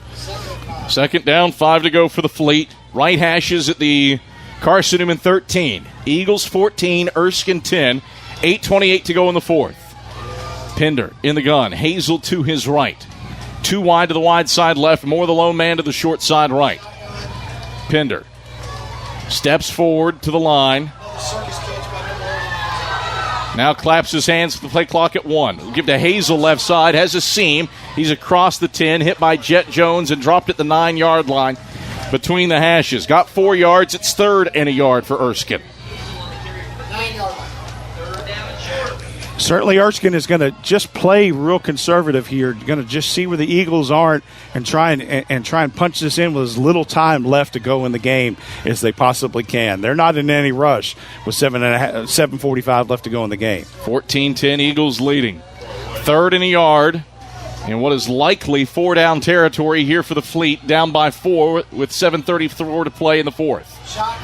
3rd and a yard for Pender out of the gun. Hazel to his right. Pender takes, design draw, noses forward, stacked up, stood up at the 9 for no gain. Ja'Cory Long, Jaheim Wilson both push in. 4th and a yard for the fleet. You know, Adam, the coach has got a question right here. Kicked a field goal down with 7 minutes left. You can go down by 1. Or you or you could, you go for it, and if you don't get it, you kind of put the Eagles back in the driver's seat. 6:50, fourth quarter, 14-10 Eagles leading. Erskine with 1 timeout left, play clock at 10. 4th and a yard from the 9. Pender brings Brown in motion, takes the snap. The give, left side, Hazel. He's hit in the backfield by Major Williams and stopped 3 yards deep back at the 12. Carson-Newman's defense, an unreal effort in the red zone. They thwart the Flying Fleet again. Erskine turns it over on downs after having it 1st and 10 at the 18 of Carson-Newman. Well, kickoff return should go over and hug the defense right there, because that the defense did save the day right there. If they open the shirt up, it should say Superman, and especially Major Williams on that last play. That was a great effort. So 1st and 10 for the Eagles, middle of the field at their own 12. 14-10, Carson-Newman leads Erskine with 6:36 to play in the fourth quarter. Yeah, Adam, if you do kick the field goal right there, the other thing is that if the Eagles, even if the Eagles went down and scored a touchdown, you're still within 8. Yeah. So and with 6 minutes, it's not like it was 2 minutes left to go in the game. There's 6 minutes left to go in the game. One of the things that a lot of people are talking about is just the kind of the clock situations that coaches don't understand, especially with the new clock and the way that the clock moves, just about how valuable time is and how you have to react to it. Well, analytically, we've seen some things that say, now this goes back to something Ken Sparks always preached, and it bears out from that 2-0 loss to Catawba. I think it was 86 maybe, late to mid-80s. 87, because it was 3-2 the next year. And he said, always take the points. And I think that is even more magnified now, because you don't know when you're going to get another crack. Now, to be fair, been a ball control game. If Carson-Newman can grind out some time, Shat Boyd might have felt that, hey, this is the only chance that the Fleet have. Eagles will run a jet sweep left side. Jalon Pearson, he's across the 20, across the 30, to the left sideline, and yanked down out of bounds by Langdon Ziegler. Flags fly on this play. Jalon Pearson on the end around, as it stands, has gained 22 yards. Flags came out as Pearson was being tackled. Erskine has only been penalized once for 5 yards. They've now been penalized twice for 20 yards. It's a face mask on the Fleet, and move this all the way forward to the 49-yard line. So a field-flipping play for Jalon Pearson. Yeah, the Eagles got to be content right here, just to be smart. Use the clock. Don't score too early. Just make sure that you can change the game, go up by 11, and make it a 2-possession game. 1st and 10, Eagles left hashes at their own 49. Myers out of the gun. Cam Ferguson to his left. Play clock at 23. Myers content to stand around for a little bit here. Clock will wind inside of 6 minutes with a 14-10 lead in favor of Carson-Newman. 10 on the play clock. Pearson comes in motion. Myers takes option left side. Myers going to keep it. He's across the 45. He's across the 40. And he slides down feet first along the left sideline. Inside the 40, down at the 38-yard line, outside the numbers. A 13-yard gain for Jalen Myers. He's up to 36 yards rushing now. Yeah, I was going to say, great job sliding down and staying in bounds, but with the clock rules the way that they are, it really doesn't matter. You could have run out of bounds. Could have. It takes quite a bit of getting used to, and we're past the halfway point of this season and still having to consider new things. I do like what Kevin McKeithen and the offense is doing right here.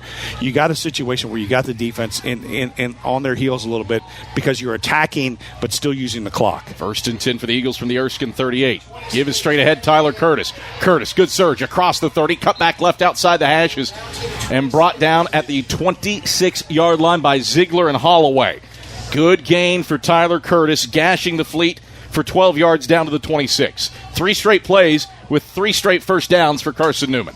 Yeah, Erskine looks a little bit gassed on defense right now. And the funny thing is they haven't been playing that much defense, but just trying to react to the play, and the Eagles are doing a great job of moving it around, trying to find that different area where they can strike each time. It's not been the same way each 2 plays in a row. 1st and 10 for the Eagles, left hash at the Erskine 26-yard line. Myers out of the gun, brings Sullins in motion to the wide side right. The handoff is straight ahead for Tyler Curtis. Good cut back right. Curtis lowers his shoulders and powers it inside the 20 down to the 17-yard line. Ziegler again with the stop. 9 hard yards for Tyler Curtis, who crests 50 on the day. Second and a yard for the Eagles. Yeah, if you're a running back right now, you got to make sure that you are putting 2 hands on the ball, because the one thing that you saw last week with Miami, Georgia Tech, everybody's going for the strip, and you just want to make sure that you hold on to that football. 3:47 to play. Rolling clock, fourth quarter. Carson-Newman 14, Erskine 10. Eagles with 2nd and 1 from the Fleet 17-yard line. Myers moves into the pistol, brings Curtis now to his right, shotgun look. Myers takes, Curtis again, kicks it to the left side. Curtis, a stiff arm to the 15, had forward progress, then gets pushed back beyond the sticks. Where is the spot here? Holloway, the first guy there, and they will put him down at the 18-yard line. He had first down yardage. Yeah. Kept his feet, then lost a yard. Back to the 18, 3rd and 2. Yeah, you don't want to get struck as a running back and then lose yards. You want to make sure that you're moving forward. It's okay to dive and get that if you've got the ball secure, if you know you got the first down, because the first down is 3 more plays of running the clock. Clock stopped on that play. It should not be stopped in this situation. Myers, 3rd and 2. Brings Sullins in motion into the backfield. Takes the snap and hands off straight ahead for Ferguson. That ball came out. Erskine recovers. Eagles have lost a 3rd fumble. The Fleet has the football with 3:09 to play. Fighting for extra yardage. I think it was Holloway who recovered.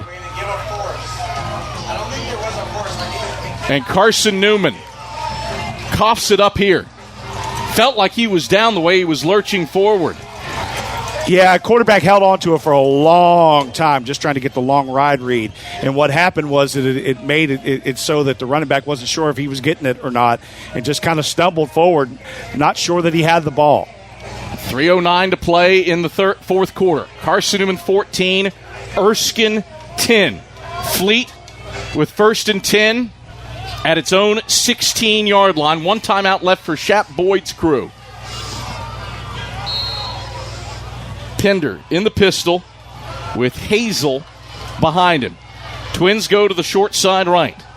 Pender takes the pistol snap, has time, pumps, hit, dropped from behind. Mekhi Brown hits him from the rear for a sack back at the 15-yard line. Loss of 1, 2nd and 11, clock rolls. Yeah, Eagles got to be careful about substituting right now, because you know that Erskine's got to get on the ball and call a play. So you can't run that defensive front like the Eagles like to do every 3 plays and get caught with too many men on the field. Clock inside of 2:40 to play in the 4th. Pender takes, will give end around left side for Brown. Brown is met by Christian Hicks in the backfield. David Alexander there as well, and they seize him over the left side. Numbers back at the 13-yard line for a loss of 2. 3rd down, 13 to go. 14-10, Eagles leading with 2:20 to play in the 4th. Eagles got to be careful right here. Adam, they ran a substitution on there, and Erskine can snap it right away. That's a long way to run the subs in. You got to be very careful about switching guys out at the last minute. 3rd and 13 for the Fleet. Left hashes at its own 13. Pender in the pistol, Hazel behind him. Trips go to the wide side right. Pender claps his hands, takes the snap. Pender back to pass, pressured. Major Williams lost him. Pender escaping. Back to the left, he chucks it in the air. It's grabbed. Is that an interception from Champ Baker? He caught it. Did he get his tippy toes down? No, he didn't. An incompletion. Major Williams all over Pender in the backfield. It's 4th and 12. Pender, a prayer, and he's fortunate it didn't get picked. Yeah, he was outside of the pocket. My biggest question was when you throw it over your shoulder backwards like that, is it going to get across the line of scrimmage? And if it doesn't, then it's a grounding. 4th and 13 for the Fleet with 1:04 to play. Ball left hashes at Erskine's 13. Double barrel shotgun for Pender. Pender takes the snap. Straight drop. Has time. Going to air long. Nobody's there. It's incomplete. There wasn't a soul nearby. Jamar Moore got jammed back at the 25. Pinder shot that one up to midfield along the right sideline. Turnover on downs. Eagles defense steps up when called into service again. 1st and 10, Carson-Newman from the Erskine 13 with 96 seconds left. Yeah, can you name a defense as a player of the game, Adam, in your thing? Because the defense has showed up today, and definitely in situations like this. And so is Carson-Newman, did they learn their lesson from what Miami did last week? Do you take the victory right here with one timeout and just milk clock? You sure hope they do. Well, Myers is in the gun. He's got double barrels with Curtis and Sullins. Carroll split out to the wide side left. Myers counting out his team. Myers takes the snap.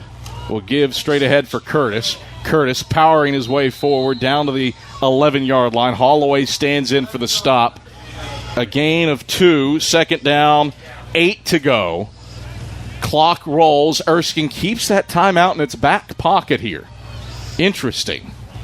Yeah, to me, it's interesting that the Eagles are running a play, right? Because there's nothing to gain there, right? Because unless you get the touchdown, you haven't done anything right there. So the Eagles just need to use the clock as long as they can, and you can do that just as easy by taking a knee, waiting, take the snap, and then take a knee.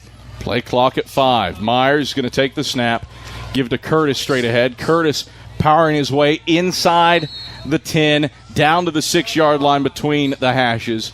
Stonewalled by Damian Green down at the 6-yard line. It's 3rd and 3 to go. And Carson-Newman needs to run one more play. Erskine still has that timeout that it is not burning. Well, they're going to take it here with about 2 seconds left to go in the game, or 1 second left. The problem is that the Eagles still have it on 4th down, and you can snap it and then just take the knee. You've got 2 second difference, shot clock to game clock. And if the play to borrow the basketball analogy, right? Here. And if the play takes 2 seconds, the game's over. Myers takes, give Curtis, picking his way straight ahead, back left, back right. Curtis runs out the clock. Curtis is tackled. That is the ball game. Eagles prevail, 14-10. It wasn't pretty at times, but it is a win on the road in South Atlantic Conference play. Eagles get the job done, 14-10 on the back of Jaden Sullen's 71-yard speed option touchdown run in the 3rd quarter. Yes, Adam, and really that was the catalyst play that changed the game. But the defense stood up again and again and again when called on, whether through special teams miscues or just when the offense had turned the ball over. Great job by the defense today. When they were needed and called on, that they made it happen. Final score from JW Babb Stadium. It's Carson-Newman 14, Erskine 10. Eagles improved to 3-5 and 2-3 in the South Atlantic Conference. Erskine drops a game for a 16th consecutive week to fall to 0-7 and 0-5 in South Atlantic Conference play. Domino's postgame report heads your way when we get back after this on the Eagle Sports Network. Domino's Pizza in Jefferson City has deals for Carson-Newman students. Bring in your valid student ID when you order for pickup or delivery, and Domino's in Jefferson City will give you a steaming hot large one-topping pizza for $4.99. That's a large one-topping pizza for Carson-Newman students for $4.99 at Domino's in Jeff City. Call 865-471-6700 to order. That's 865-471-6700. Domino's, the official pizza of the Carson-Newman Eagles. At InterDigital, we strive to be a leading provider of cutting-edge digital and marketing solutions. At InterDigital, we want to help our clients find success. Our team of technology gurus work together to ensure InterDigital continues to progress forward as technology advances. At InterDigital, we make technology work for you. Visit interdigital.com for IT support, web development, virtual tours, graphic design, internet marketing, mobile app, and film production services. InterDigital, laser focused on your success. Decades ago, your local electric co-op was formed to make sure everyone who needed electricity had it. And as time went on, as our communities continued to grow, so did the need for electricity. And time again, we've made certain that need has been met. Today, we're still doing everything in our power to keep affordable, reliable electricity flowing. It was our purpose then, it's our purpose now, and that'll never change. AEC, your local Touchstone Energy Cooperative. The game's over, but we're just getting warmed up. The Domino's postgame report hits the air in 60 seconds on the Eagle Sports Network. Hello, I'm Gary Braden of Braden's Lifestyles Furniture in Turkey Creek. As we look around, we realize how truly blessed we are. However, there are many in our community who are hurting in despair. That is why the Braden's family is proud to announce its annual Braden Cares event. For a donation of $50 to a charity of your choice, you will receive both a Braden Bear and 50% off any piece of furniture in our beautiful showroom. Additionally, everything else is 40% off for this event. And as always, thank you and enjoy the sale.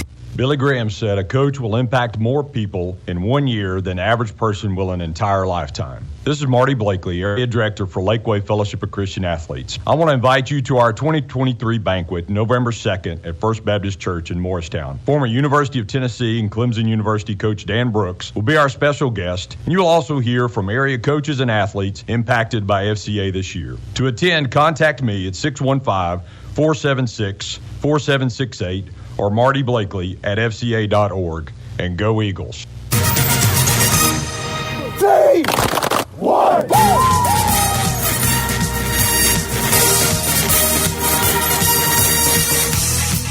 This is the Domino's post-game report on the Eagles Sports Network.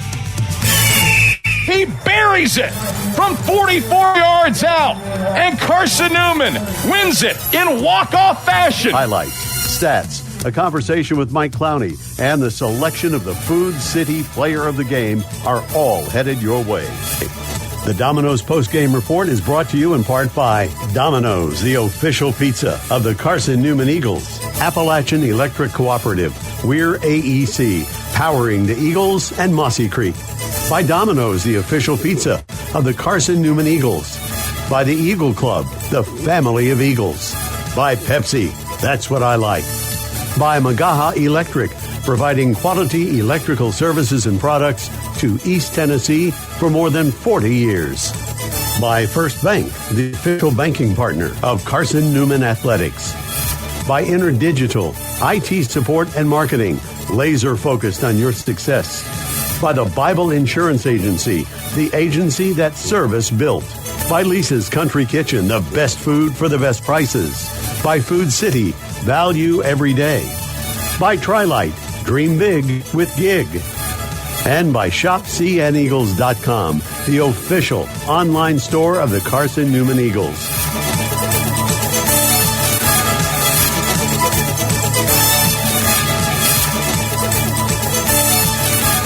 Now, back to the voice of the Eagles, Adam Cavalier. All right, back at JW Babb Stadium where Carson-Newman prevails 14-10 over the Erskine Flying Fleet. Adam Cavalier alongside David Needs. David, fourth quarter wasn't pretty offensively, wasn't pretty in terms of special teams play, but the defense rose to the occasion at every stage when called upon in this one for Carson-Newman. Yeah, gold stars for the defense, right, Adam? Because one of the things that the defense did was that no matter where the situation was, there's a muffed punt situation.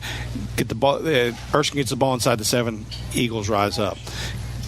Erskine gets the ball inside the 20-yard line. Defense rises up, stops them on fourth down. That says that's high character and that's high want to from the defense. And when you get to that place and you can make things happen that way, that's a credit to not only the coaching staff but certainly to those guys that are going in, knowing they're not in the greatest of situations and knowing they need to stop, and they do it. This is a game that's a bit of a rarity for Carson-Newman. Just the third win for the Eagles when scoring fewer than 19 points since 2005. The only other times that Carson-Newman has pulled that off, 2005 in Rome, Georgia, against West Georgia, 14-10. And in the playoffs in 2019, that 17-9 win over Bowie State. This is just the third win for Carson-Newman in the last 18 years when scoring 19 or fewer points. So David Need's defense gets the job done. Offense, if it doesn't turn the ball over 3 times in the fourth quarter, probably buries this game. Yeah, the offense moved the ball. You're not sitting there looking at the offense saying, boy, I wish the offense would have moved the ball, and then the defense had to come, there was a bad situation. Offense was moving the ball, just turned it over, and that's what put the defense in a bad way a couple of times, and the defense made the plays when they had to. So Carson-Newman gets the job done over the Erskine Flying Fleet, 14-10. This is the Domino's postgame report. Eagle fans, Domino's is the official pizza of the Carson-Newman Eagles. So when you're hungry, reach for Domino's. Whether you're a student looking for a late-night snack or just out to eat with your coworkers, Domino's has a deal for you. Get a large one-topping pizza for $5.99 with your Carson-Newman ID. Domino's, it is the official pizza of the Carson-Newman Eagles. So CN prevails by a final score 14-10 over the Erskine Flying Fleet.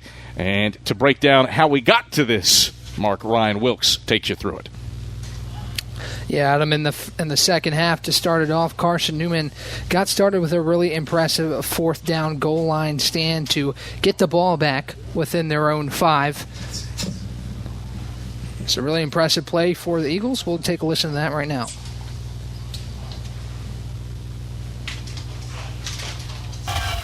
Hazel to his left. Pinder takes the shotgun snap. No drop. Throws middle of the field. It's complete. Stopped at the goal line. He is held out. Eagles get the turnover on downs at the 1-inch line at a completion on the slant. So Carson-Newman gets the ball back after that, all tied up at 7. Then with 8 minutes and 20 seconds left in the third, Jaden Sullins breaks off the biggest play of this tightly contested ball game and puts Carson-Newman out in front.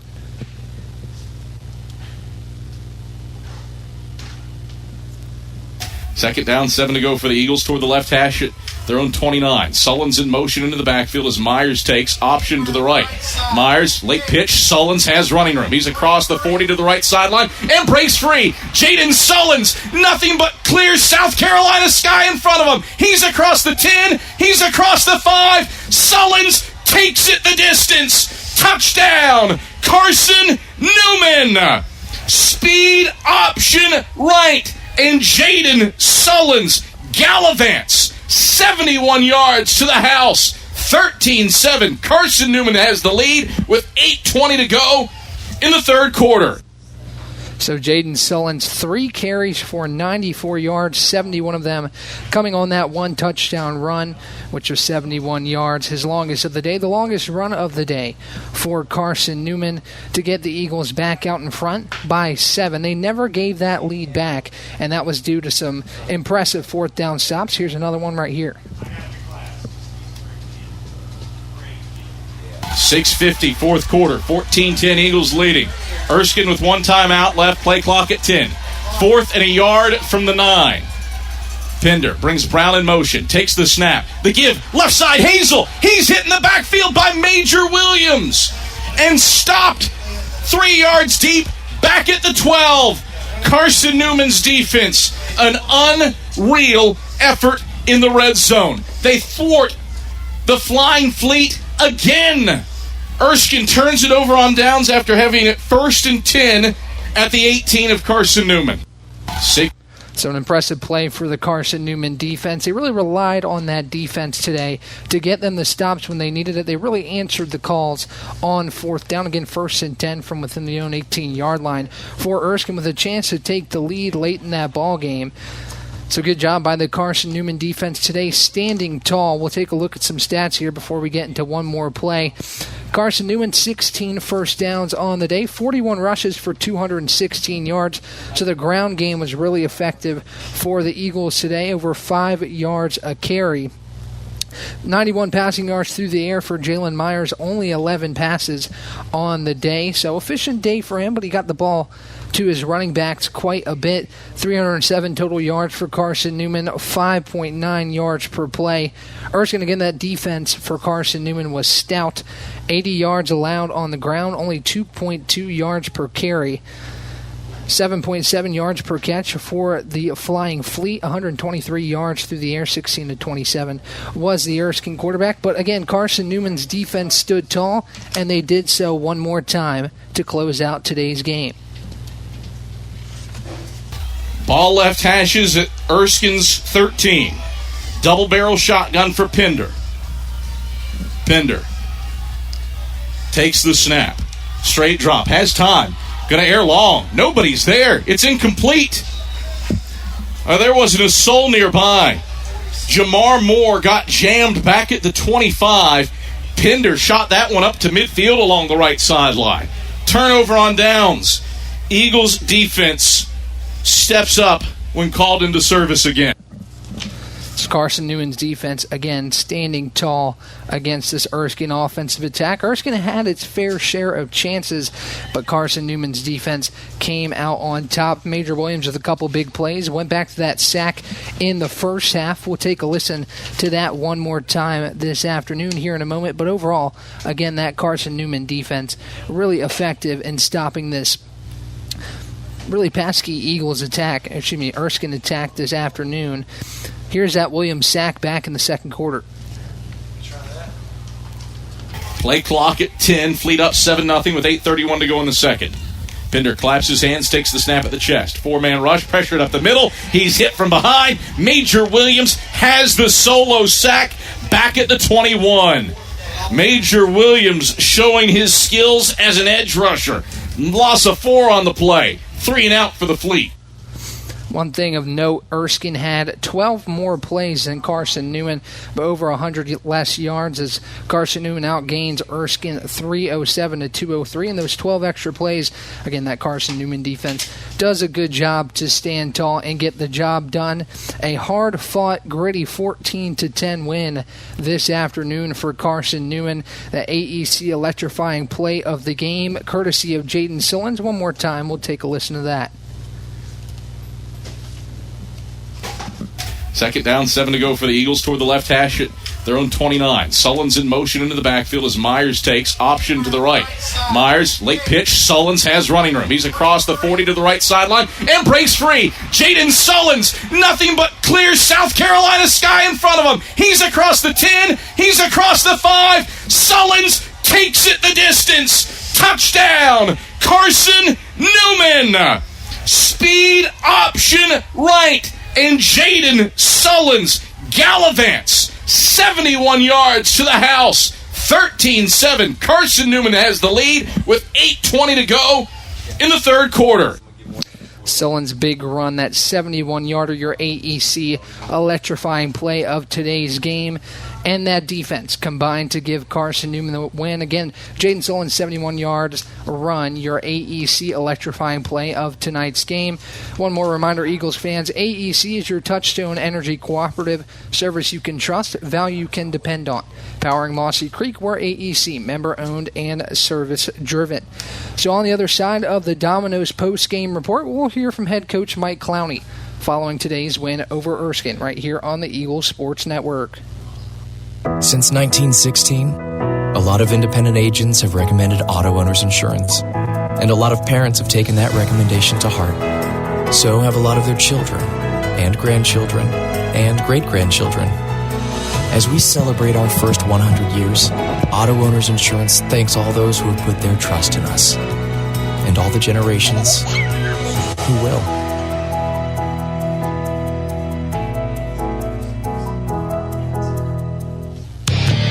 Dorm food got you down? Need a home-cooked meal? Then Lisa's Country Kitchen is for you. Lisa's Country Kitchen has been feeding Carson-Newman students for 15 years. Lisa's has a family-friendly atmosphere all day long, from the morning with her $2.99 breakfast specials to dinner with Lisa's fresh, never-frozen steaks. Carson-Newman students get a 10% discount with their student ID. Lisa's Country Kitchen on Route 92 off Old Andrew Johnson Highway. The best food for the best prices. Serving East Tennessee for 40 years, Magaha Electric is the perfect choice for all your electrical projects. Magaha Electric specializes in commercial, retail, manufacturing, residential, and industrial contracting needs. Magaha Electric can provide superior service, technical know-how, and realistic budgeting for any size project in a timely, cost-effective manner. Visit MagahaElectric.com for all your electrical contracting needs. Magaha Electric, your East Tennessee electrical contracting source. Back to the gridiron in 60 seconds. One play, 80 yards, and the Eagles are on board first. On the Eagles Sports Network. Drive safer longer when you visit your local Michelin dealer, Fleet Tire, for a set of Michelin Defender tires. Michelin is the brand drivers turn to for tire options that deliver a safe, quiet, and comfortable ride. Fleet Tire, Woodland Avenue, exit 1B, Knoxville. Based on internal wet braking results versus Goodyear Assurance Comfort Tread tires and third-party wear test results versus Continental ProTrack tires with Eco Plus. See manufacturer's limited warranty book for details. Fleet Tire, Woodland Avenue. Hey folks, Gerald Anderson with Ted Russell Nissan. Is it time to upgrade to a newer vehicle? How about an SR 2023 Nissan Altima starting at just $23,988? Nobody can touch that deal, and I mean nobody but Ted Russell Nissan on Kingston Pike. Stock number 768-560 and 310-865 pre-owned, Tennessee registered with pay tax, $595 fee included. Hey folks, Gerald Anderson with Ted Russell Nissan. Is it time for you to upgrade to a newer vehicle? How about an SV 2023 Nissan Rogue starting at just $26,988? Nobody can touch that deal, and I mean nobody but Ted Russell Nissan on Kingston Pike. Stock number 768-560 and 310-865 pre-owned, Tennessee registered with pay tax, $595 fee included. Welcome back to the Domino's. Welcome back to the Domino's post-game report right here on the Eagles. Ryan Wilkes with you as I continue to take through tonight's action. On the post-game report, as Carson-Newman takes down Erskine 14-0 here from JW Babb Stadium in Greenwood, South Carolina. Great matchup between these two teams, but Carson-Newman eventually finds a way to come out on top and take tonight's game. So we'll take a look at some other Eagles sports in action this afternoon. The Carson-Newman Eagles on the soccer field, currently now tied 2-2. It was just 2-1 as Carson-Newman held the lead over Catawba. A goal by Nick Karsh put the Eagles out in front, but Catawba equalizes up at 2 off a penalty kick goal by Joseph Allerton to tie it up at 2 apiece. So that's an exciting matchup between Carson-Newman and Catawba. They'll have another one later. Catawba's women's team ranked number 2 in the country, so that should be a ton of fun over there in Mossy Creek. But again, Carson-Newman gets the job done this evening. Talk a little bit about the stats before we hear from head coach Mike Clowney. Again, Carson-Newman's defense just dominant this afternoon. 12 more plays for the Flying Fleet, but Carson-Newman's defense stands tall. You heard a couple of those fourth down stops, one late in the game in which Erskine had a chance to jump out in front, but Carson-Newman's defense had something to say about that and eventually takes care of business with one more late in the game. Off a turnover, Carson-Newman did have a couple turnovers this afternoon. Surely that's something they'll look to fix up. 5 fumbles for the Eagles, 3 of them lost. Erskine played clean football, no turnovers for them, but not able to capitalize off those turnovers. Again, Carson-Newman had one down deep in the red zone, a fumble that Erskine could not turn into points, and Carson-Newman eventually able to come out with a victory. But some other sports going on around Mossy Creek this afternoon. Volleyball on the road. They had a couple games today. A 3-2 win over Georgia, or 3-1, over Georgia College. Big win for the volleyball team after dropping one to Tusculum, but in the second game of today's action in Aiken, South Carolina, volleyball does fall 3-0 to USC Aiken. But good for volleyball to get back on the win column. They'll face off against Newberry at home on Tuesday, so that should be a lot of fun over there from Holt Fieldhouse. In the first game, Julia Wheeler, 13 kills. She continues to be a very big part of that Carson-Newman women's volleyball team. 13 digs as well, so a double-double for her in the first game. Big game for Carson-Newman overall. Taylor Adams with 10 kills as well. Wheeler and Adams, the 2 in double figures for Carson-Newman in that 4-set victory. And even better, Carson-Newman dropped that first set 25-10 and was able to come back and win the next three, 25-23, 25-20, and 25-17. If you haven't been able to come check out the Carson-Newman women's volleyball team, I highly recommend it. It's a ton of fun over there at Holt Fieldhouse. They'll be back at home on Tuesday, and then they've got a couple other home games to round out the season. Newberry at home on that Tuesday. 3 straight road games at Lenore-Rhine, at Augusta and Greenwood, South Carolina, actually right around here where we are right now. At Lander, and then UVA-Wise at home, and 2 more home matches after that. Coker is senior night on Friday, November 3rd. And on Monday, November 6th, the Carson-Newman volleyball team hosts Limestone to round out the 2023 season. Carson-Newman 9-11 on the season, 6-4 in conference play. So they'll look to finish out the season on a high note. Going back to that Carson-Newman men's soccer game, 2-2 after the Nick Karsh goal and the Joseph Allerton goal. Actually, Catawba had hopped out in front to make it 2-1. Carson-Newman battled back, and then Sebastian Serta-Tus with a goal to make it 2-2. So Carson-Newman in a battle with Catawba. They're going to have one later, too. The women, the number 2 team in the country in Catawba, comes to town to take on the Carson-Newman Eagles. Another look ahead in the Carson-Newman schedule. Randy Wiley takes the men's golf team to the Hurricane Invitational. Talked to him earlier this week about what he's expecting there. Good start for the Eagles so far this season, as they were able to have success finishing in 4th in their last event. Now they go to the Hurricane Invitational and look to have some success as well. While we wait on Coach Clowney, we'll take a look at the Shop C and Eagle Sack scoreboard. We'll take a look at this here in a moment, too. Just a couple updates before we get into the full thing. In the 4th quarter, Newberry pulls ahead of Catawba. Carson-Newman again defeats Erskine. Mars Hill defeats Emory and Henry 24-14, and we'll take a deeper look into that when we get into the ShopCandEagles.com sack scoreboard. But still waiting on Coach Mike Clowney to join the show, and we'll get him here in just a moment. So Coach Mike Clowney, victor of today's matchup with Catawba, as he and the Eagles get the job done. We'll hear from Mike Clowney right now. All right, back on the Domino's postgame report as Carson-Newman collects a 14-10 win over the Erskine Flying Fleet.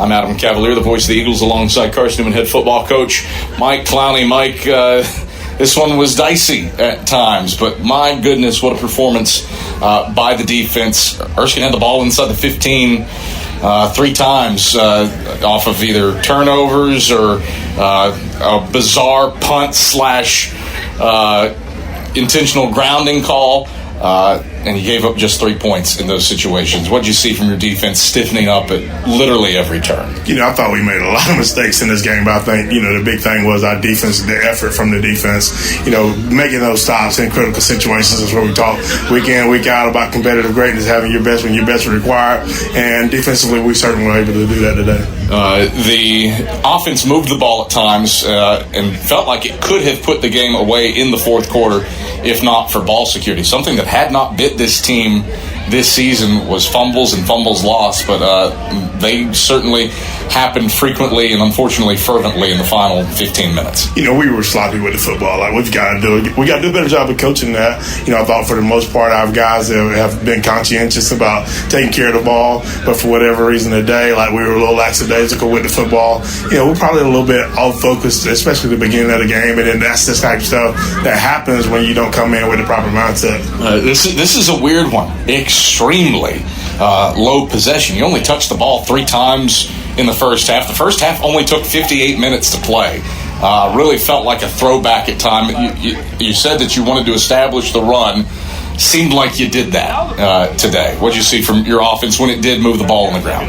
What they do is they intentionally slow the game down with what they do offensively. And then we were moving the ball in the air pretty decent, but, we just kind of would have a mistake here or there. So we decided that, we need to go back and do what we talked about doing all week, is coming out, trying to establish a run. I thought our running backs, I thought our line, they did a good job of giving us opportunity to do that. Defensively, some guys step up in ways that you haven't seen, at least typically. Major Williams and Kendall Williams. I don't know the last game that two DBs combined for 3 sacks. Major with a 2-sack game.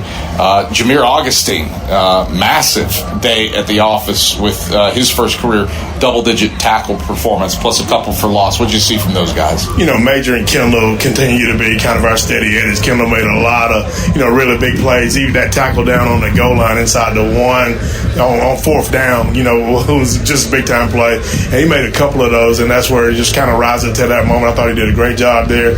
Major, with a couple of the suspensions, we had to make some adjustments there. I thought he did a good job. We kind of put him to where he's at edge rusher a lot. I thought he did a good job of creating some space, and then, eventually winning that block to be able to get those sacks. And then the big play, 4th down here, to prevent them from scoring after we turned the ball over.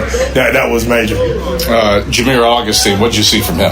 Jameer, it's something that we've kind of been waiting for this moment for him because, he's a kid that really probably was starting the first game for us, got COVID, and then we had other guys that kind of come in and perform well. And so he's done a great job with his attitude. He's continued to work, to battle back. And, for him to be able to have this moment today, I think is testament to, who he is as a person, to continue to keep his chin up and keep fighting, and then to be able to have a day like this. I'm excited for him. Took a minute to wrangle you, not surprising. You're 50 miles from your hometown. You've coached games on this field before. How was your own personal homecoming to the place where you started your full-time coaching career? It's crazy because we really had to stay locked into this game for 4 quarters, so you probably don't get to enjoy it as much as you want to. But the thing I'll say is there are a lot of good people here in this town, community, in this area, and this is great to be able to spend some time with them and enjoy this moment here at the end of the game. You're back at the creek for 3 of the next 4. Mars Hill collected a win over an Emory and Hendry team today, 24-14. What do you have to do to get ready for Tim Clifton, the double reverse Flea Flickers, and a really good Lions team? We got to continue to work, play assignment football. We got to take care of the football, and we've got to play with better energy. Mike Clowney, pleasure as always. Congrats on the win. Thank you. It's Carson-Newman head football coach Mike Clowney. Back with more after these messages on the double-digit tackle performance. Plus, Mike Clowney, pleasure as always. Congrats on the win. Thank you. It's Carson-Newman head football coach Mike Clowney. Back with more after these messages on the Domino's postgame report on the Eagle Sports Network. Don't know what to wear on game day? Head over to shopseeandeagles.com for all of your Carson-Newman athletics gear. You can find clothing from Adidas, Columbia, Nike, and Under Armour to cover you from head to toe. ShopSeeAndEagles.com also has duffel bags, backpacks, jewelry, pet supplies, and gifts. Don't waste any more time. Prove you are the ultimate Carson-Newman fan with the official gear of the Eagles at ShopSeeAndEagles.com. Visit today. How do you know you're in a community, not just a town? Well, strangers smile as they walk by. They refill your coffee without you asking. And when you ask directions, people offer to walk you there. Communities give more. The way you know when you walk into First Bank that you are in a real community bank. Great products, direct access to your local bankers, and relationships that can last a lifetime. Don't just have an account. Have a community with First Bank. Member FDIC. We love to cheer for our home teams, like the Eagles. It means more when we're rooting for the people we know. Did you know Tri-Lite is your home team internet provider? We're right here in Jefferson City, serving the people we know with our ultra-fast, ultra-reliable fiber broadband network. And we'd love to serve you. Learn more at trilite.net or by calling 833-847-0824. Go Eagles! More player interviews and stats come your way in 60 seconds when the Domino's postgame report continues on the Eagles Sports Network. Hey folks, Gerald Anderson with Ted Russell Nissan. Is it time to upgrade to a newer vehicle? How about an SR 2023 Nissan Altima starting at just $23,988? Nobody can touch that deal, and I mean nobody but Ted Russell Nissan on Kingston Pike. Start number 68560 and 310-865 pre-owned Tennessee registered with pay tax, $595 included. Hey folks, Gerald Anderson with Ted Russell Nissan. Is it time for you to upgrade to a newer vehicle? How about an SV 2023 Nissan Rogue starting at just $26,988? Nobody can touch that deal, and I mean nobody but Ted Russell Nissan on Kingston Pike. Start number 768-560 and 310-865 pre-owned Tennessee registered with pay tax, $595 included. Hello, I'm Gary Braden of Braden's Lifestyles Furniture in Turkey Creek. As we look around, we realize how truly blessed we are. However, there are many in our community who are hurting in despair. That is why the Braden's family is proud to announce its annual Braden Cares event. For a donation of $50 to a charity of your choice, you will receive both a Braden Bear and 50% off any piece of furniture in our beautiful showroom. Additionally, everything else is 40% off for this event. And as always, thank you and enjoy the sale. AM 620 WRJZ Knoxville.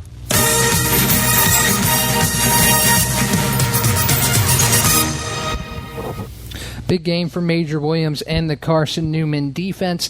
Adam Cavalier caught up with him post-game to talk about today's defensive performance. All right, thank you very much, Ryan. Adam Cavalier alongside Major Williams here on the Domino's post-game report as Carson-Newman prevails 14-10 over the Erskine Flying Fleet. Major, just the third time in the last 18 years where Carson-Newman has won a game when scoring 19 or fewer points. And that is the case today because of defense. Unreal efforts with backs pinned against the wall. What did you see from yourself, your team? Erskine had it 1st and 10 after either a fumble or a miscue 3 times. Inside the 15, they come away with just 3 points in those situations. What did it take to bow up? It just took a lot of perseverance, effort, hard work, and it just went back to our hard work at practice. It showed out today, and we knew adversity would come. We had to persevere through that, and I'm proud of how my guys responded to that, and we just kept chomping, and I appreciate our coaches for staying on us and getting us out there for the sudden changes, and it was a lot of communication going on during that period, and it helped us prevail through it. So New Fox End, is that the tale of the tape? A 2-sack day for you. Been a minute since a DB did that. You were lined up in some different places today. Break down the effort to get to the quarterback more often than not today. I mean, it's definitely different coming off the edge. I had fun. It's something we've been working on all camp, and getting our DBs on the field, getting more guys on the field, and just being right there. I mean, it takes a lot. I mean, you got to be big enough to rush, strong enough to rush, and then the speed comes in there. But, I mean, it was just like practice. I mean, it was something that I did over this week, and it showed out here this week, and God and the coach put me in the situation, and I just made the plays. You and I joked during the pregame interview that I could say Williams, and chances are Williams is making the play. That was true for one of your opposite numbers in the defensive backfield. Kendall was all over the place, primarily locking down their top receiver more. What did you see from him? What did you see from the defense as a whole, preventing some big plays in Erskine's passing game, especially as the game wore along? I just seen a lot of fight in those guys, especially Kendall. He goes hard whenever he can, every chance he gets, and that energy flows through our defense, and that's like our mindset, and that's the standard. We're going to play hard. Defense is it got to be a dog to play on the defense side of the ball. That's the dark side, and I'm proud of how my guys responded and reacted today, and I'm proud of myself, and let's just keep chomping. All right, turn your attention to a Mars Hill team that is always gifted offensively. What do you have to do to get this one behind you and get ready for 3 of the final 4 at home, starting with the Lions? It's going to start by watching film of this game, correcting our mistakes, and then getting on the Mars Hill's film. They're a great team, and we're going to be ready. We're going to do our job, defend those receivers, stop the run, and we're going to take the win in Mossy Creek. All right, Major, thanks for the time. Congrats on a massive day at the offense against the Fleet. Thank you. That's Major Williams. Let's head back upstairs. You just heard from Major Williams. Tied the Eagles in tackles with 5, but had the most on the team in tackles for loss with 3. Had that big sack in the first half, as well as a huge tackle for loss to stop the Flying Fleet in the red zone and give Carson-Newman the ball back. Now we will hear from Tyler Curtis, who had himself a touchdown on the day, 68 rushing yards on the ground, and here's Adam with Tyler Curtis after today's game. All right, down on the field with Tyler Curtis. I'm the voice of the Eagles. Adam Cavalier as Carson-Newman prevails over the Erskine Flying Fleet, 14-10. TC, Mike Clowney in every chat pregame stress, hey, need to establish the ground game. Aside from some late fourth quarter fumbles, did that today. What did it take, yourself included, 20 carries, 60 yards, and a touchdown to put this game away by going to the ground? I mean, first, I'd like to thank God, then thank my O-line, because I couldn't do it without him. But, we'll talk to run hard, run low, put our pads down, and just fall forward every time. So that's what it's going to take. You credit the O-line, got a piece back this week. It has been a group that has been nicked and dinged. Christian Jones back in the fray at left tackle. How valuable is it having him back? An all-conference guy able to move some people up front. Man, shout out Christian, man. We love him. We love him to death. Man, we was happy to just see him back out there. Let's talk ball security. 3 fumbles lost in the fourth quarter. Felt like one of them probably should have been blown dead before it came out. But what's this team need to do to work on something that had not been an issue all season long until the final 15 minutes of this one? Definitely need to go back and practice. We got to go in there. Ball security, that needs to be our main emphasis all practice. So that's what we're going to do. Prioritize not fouling the ball. Found the end zone for a 6th time this season to tie the game in the first half. Break down what happened on that drive. It was a pretty heavy dose of TC before punching it into the end zone. Oh yeah, it was definitely a heavy dosage of just getting hit every play. But definitely, I'm going, when I get down there, if I trust my whole line to block, I'm going to find my way into the end zone. All right. 3 of the final 4 are on the banks of Mossy Creek. You get Mars Hill next week. What do you have to do to improve upon this one with a good Lions team coming to Jefferson City? Definitely ball security first. And then, make sure that we polish up our plays and be disciplined and have more energy on the sideline for each other. All right, TC, thanks for the time. Congrats on the win. Thank you so much. That is running back Tyler Curtis.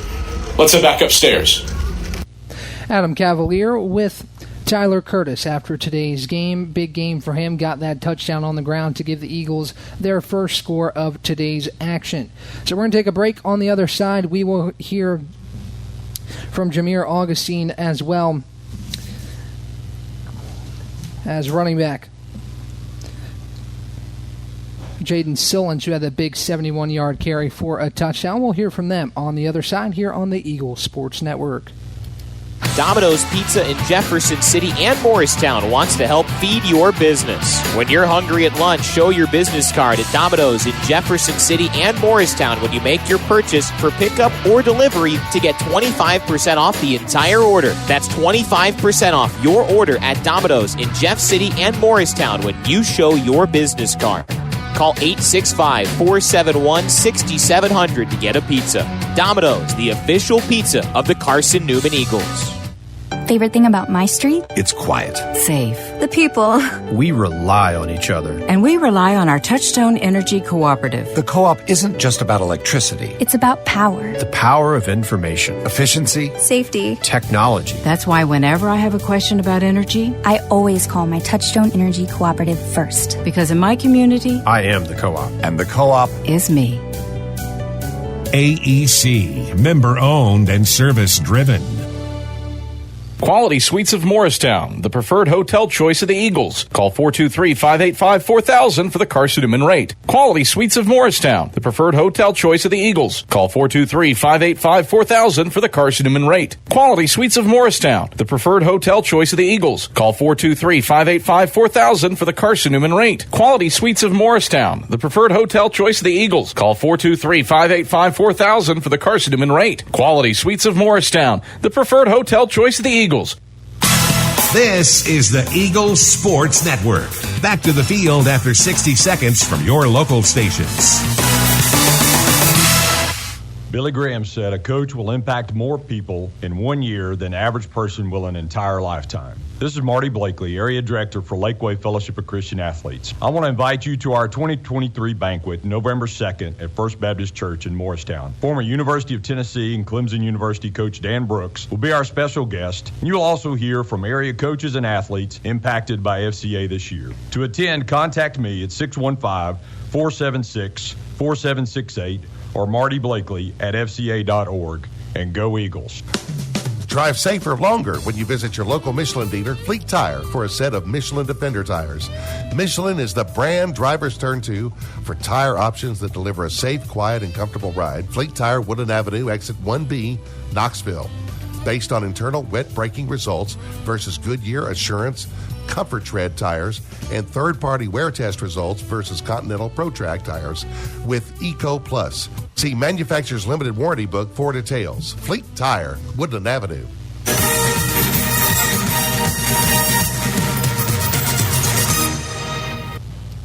Ryan Wilkes with you here on the Domino's post-game report right here on the Eagles Sports Network. Hey, Eagles fans, remember Domino's is the official pizza of the Carson-Newman Eagles. When you're hungry, reach for Domino's. Get a large one-topping pizza for $6.99 with your Carson-Newman ID. Domino's, the official pizza of the Carson-Newman Eagles. So now we have Food City Player of the Game, Jameer Augustine. Adam Cavalier caught up with him post-game. Listen to that right now. All right, thank you very much, Ryan. Adam Cavalier here on the field with our Food City Player of the Game, Jameer Augustine. Jameer, all over the place defensively today. First career game for Carson-Newman with double-digit tackles. You finished with 12, couple for loss. Break down the effort. You've kind of been staying underneath the grass line a little bit, but got the start and produced in a massive way for the defense. Why was today successful for you and for Carson-Newman as a whole? I always want to say, all glory to God. I always put God first. So I'm going to, just for my performance, I'm going to definitely put God first. But just staying down, I know I'm battling with Christian Hicks at the linebacker position. So we push each other every single day. And I'm just thankful for my defense. Coach Slay and the rest of my DBs put us in the right situation for me to perform at this high level. Off the charts with backs against the wall today. Got put in some tough positions. Had a muff punt snap that resulted in a 30-yard intentional grounding penalty. Erskine didn't score on that drive. Lost a fumble inside the 15. Erskine didn't score on that drive. Yes, sir. What was it about the defensive efforts, especially with backs against the wall, that enabled you to thwart the flying fleet in those situations? Our coaches preach about being unshakable, so that's been our motto the whole year. But just being unshakable, we get put in situations, we just have to battle through adversity. When times get tough, you always got to push through and just always rely on your preparation and your effort. You turn your attentions now back to the banks of Mossy Creek. 3 of the next 4 to close out the regular season are at home. How do you apply the good from this one with a really challenging Mars Hill team coming in here for Community Appreciation Day? I feel like it's just always room for improvement. I think we just got to preach on getting better every single day, 2% better every single day. Just keep fighting because I know that Mars Hill, they're going to bring their best, and we got to be able to bring our best. Playing at home is always good for us, just being able to stay locked in with our home crowd. But at the end of the day, we got to get the job done and play hard-nosed football. Jameer, thanks for the time. Congrats on a big win over the Fleet. Yes, sir. Thank you. That is linebacker Jameer Augustine, our Food City Player of the Game. Let's head back upstairs. You just heard from Food City Player of the Game, Jameer Augustine. Had a big game this afternoon, double-digit tackles for Carson-Newman. And now you'll hear from running back Jaden Sullins, who had that 71-yard run to put the Eagles out in front in the third quarter. Adam Cavalier caught up with him moments ago.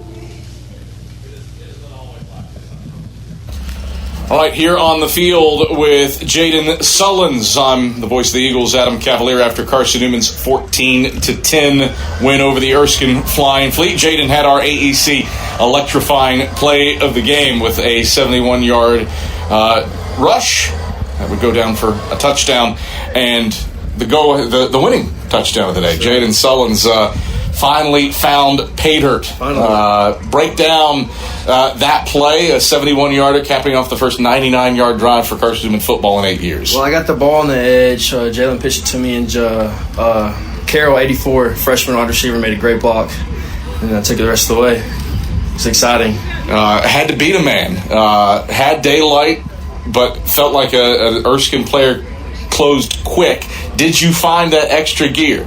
I did not. Everybody said I looked slow. It's all good, though. But, yeah, I mean, he took a great angle, but I'm glad I found the end zone finally. I don't think you'll care about looking slow with a 71-yard touchdown to your name. No, sir. Mike Clowney said pregame that wanted to establish the run, reestablish the identity of a rushing team. Did that in this game. If you look at the stats, probably a little bit weird because you lose 33 yards on a muff punt snap. That impacts the rushing totals. But mostly a good day on the ground, except for 3 fumbles. Analyze the good, analyze the bad for the day on the ground. I mean, I'll analyze the bad first. I mean, we fumbled the ball.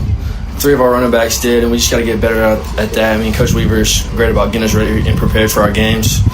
So, I mean, we'll come back next week and get ready and prepare for March Hill. And then the good, I feel like our O-line made good push up front. And TC ran the ball good. I feel like Tyree and Cam ran the ball good up front. And then on the edge, whenever they would dive or come down to get the dive, they would pitch it on the outside, and we get them on the outside. So, I mean. Is this Jalen Myers' best day running the option? It is.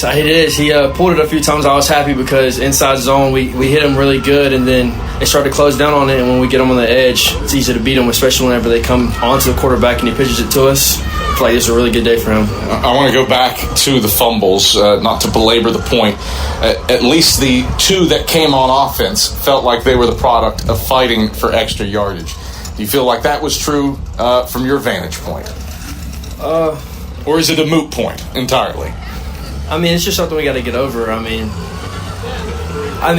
it's just next play. I mean, you fumble, mistakes happen. You just have to come on the sideline, looking that play in the eye, and say, "Next play." You know, we know that's not what you do. We know you're better than that, and then pick them up from that and just move forward. Moving forward, 3 of the final 4 are back on the banks of Mossy Creek. You get Mars Hill next week. What do you have to do to celebrate this one? Getting it done on the road, but a tough Lions team comes in next Saturday. A great team coming in, but, I mean, we just prepare like we always do. I mean, we'll celebrate this one tonight, get it passed, and then we'll come back Monday and start getting back to work ready for Marshall. Jaden, thanks for the time. Congrats on the touchdown. Yes, sir, thank you. That is Jaden Sullins. Let's head back upstairs. Jaden Sullins with that big touchdown run to put Carson-Newman out in front for good, winning this one of 14-10. You just heard from a bunch of players that combined to have Carson-Newman take the victory home tonight in Mike Clowney's homecoming, spoiling Erskine's homecoming in a 14-10 win. We'll take one more break on the other side. We'll take one more look around the South Atlantic Conference with a ShopSeeingEagles.com scoreboard update right here on the Eagles Sports Network. How do you show your support for Carson-Newman? Head over to ShopSeeingEagles.com right now, where they have all of your needs covered. From clothing to outfitting your tailgate party, whether you're hunting, fishing, or on the golf course, ShopSeeingEagles.com is the place for you. All of your everyday essentials, from pens to phone chargers, are in one place. For the best gear in the business, visit ShopSeeingEagles.com today. Tri-Light is proud to support Carson-Newman Athletics. We salute the student athletes who are working hard to make great things happen on the field, in the classroom, and in the world. It takes vision, commitment, and teamwork, qualities we share at Tri-Light. Our mission is to provide life-changing opportunities by building a world-class fiber broadband network. If you'd like to learn more, please visit trilight.net or call us at 833-847-0824. Since 1916, a lot of independent agents have recommended auto owners insurance, and a lot of parents have taken that recommendation to heart. So have a lot of their children, and grandchildren, and great-grandchildren. As we celebrate our first 100 years, Auto Owners Insurance thanks all those who have put their trust in us, and all the generations who will.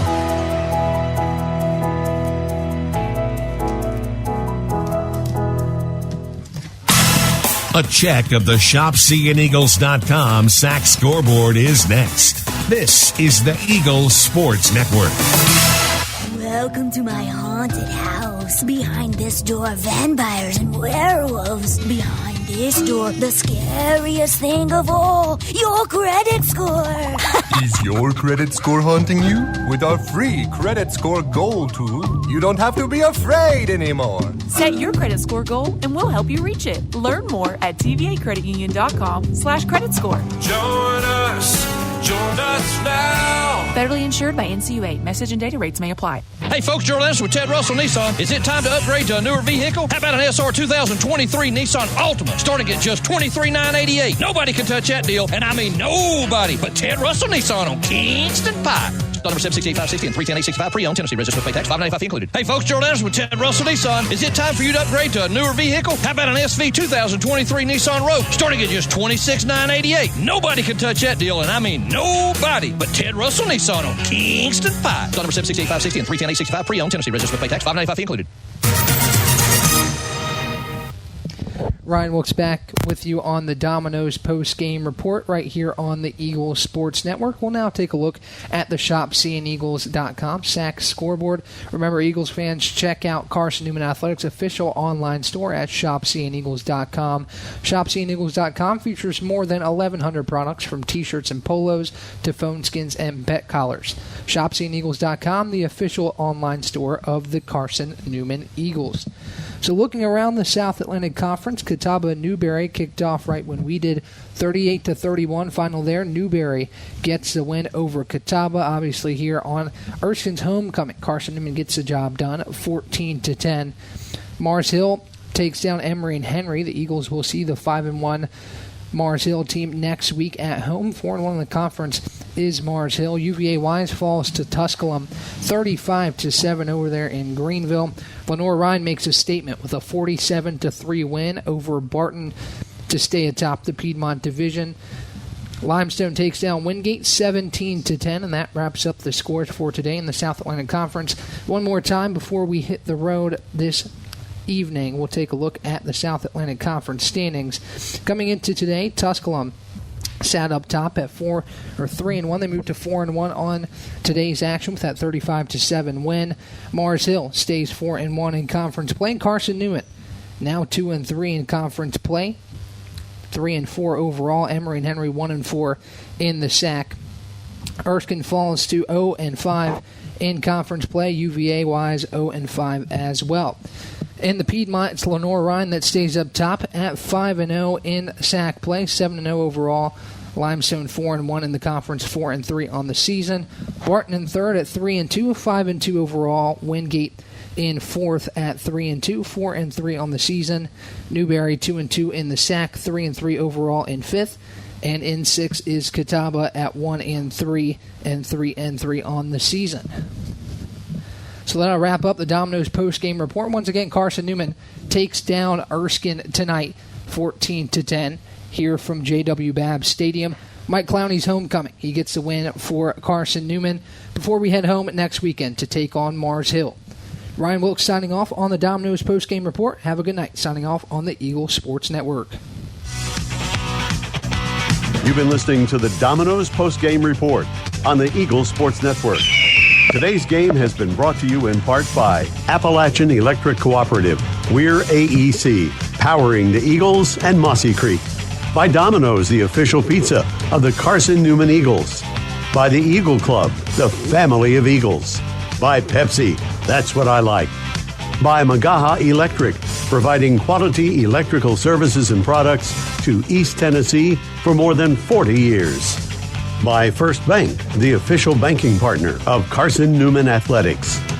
By InterDigital, IT support and marketing, laser focused on your success. By the Bible Insurance Agency, the agency that service built. By Lisa's Country Kitchen, the best food for the best prices. By Food City, value every day. By Trilite, dream big with Gig. And by ShopCandEagles.com, the official online store of the Carson-Newman Eagles. The executive producer of the Eagles Sports Network is Matt Pope. Producers Adam Cavalier, Andrew Rogers, Ian Johnson, Mia Toribio, Caitlin Jones, and Ryan Wilkes. I'm staff announcer Ernie Anderson. A special thanks to Carson-Newman and University President Dr. Charles A. Fowler. Stay tuned to these stations for information on our next presentation of Carson-Newman football. In the meantime, visit cneagles.com for recaps, highlights, and interviews from today's game. This is the Eagles Sports Network.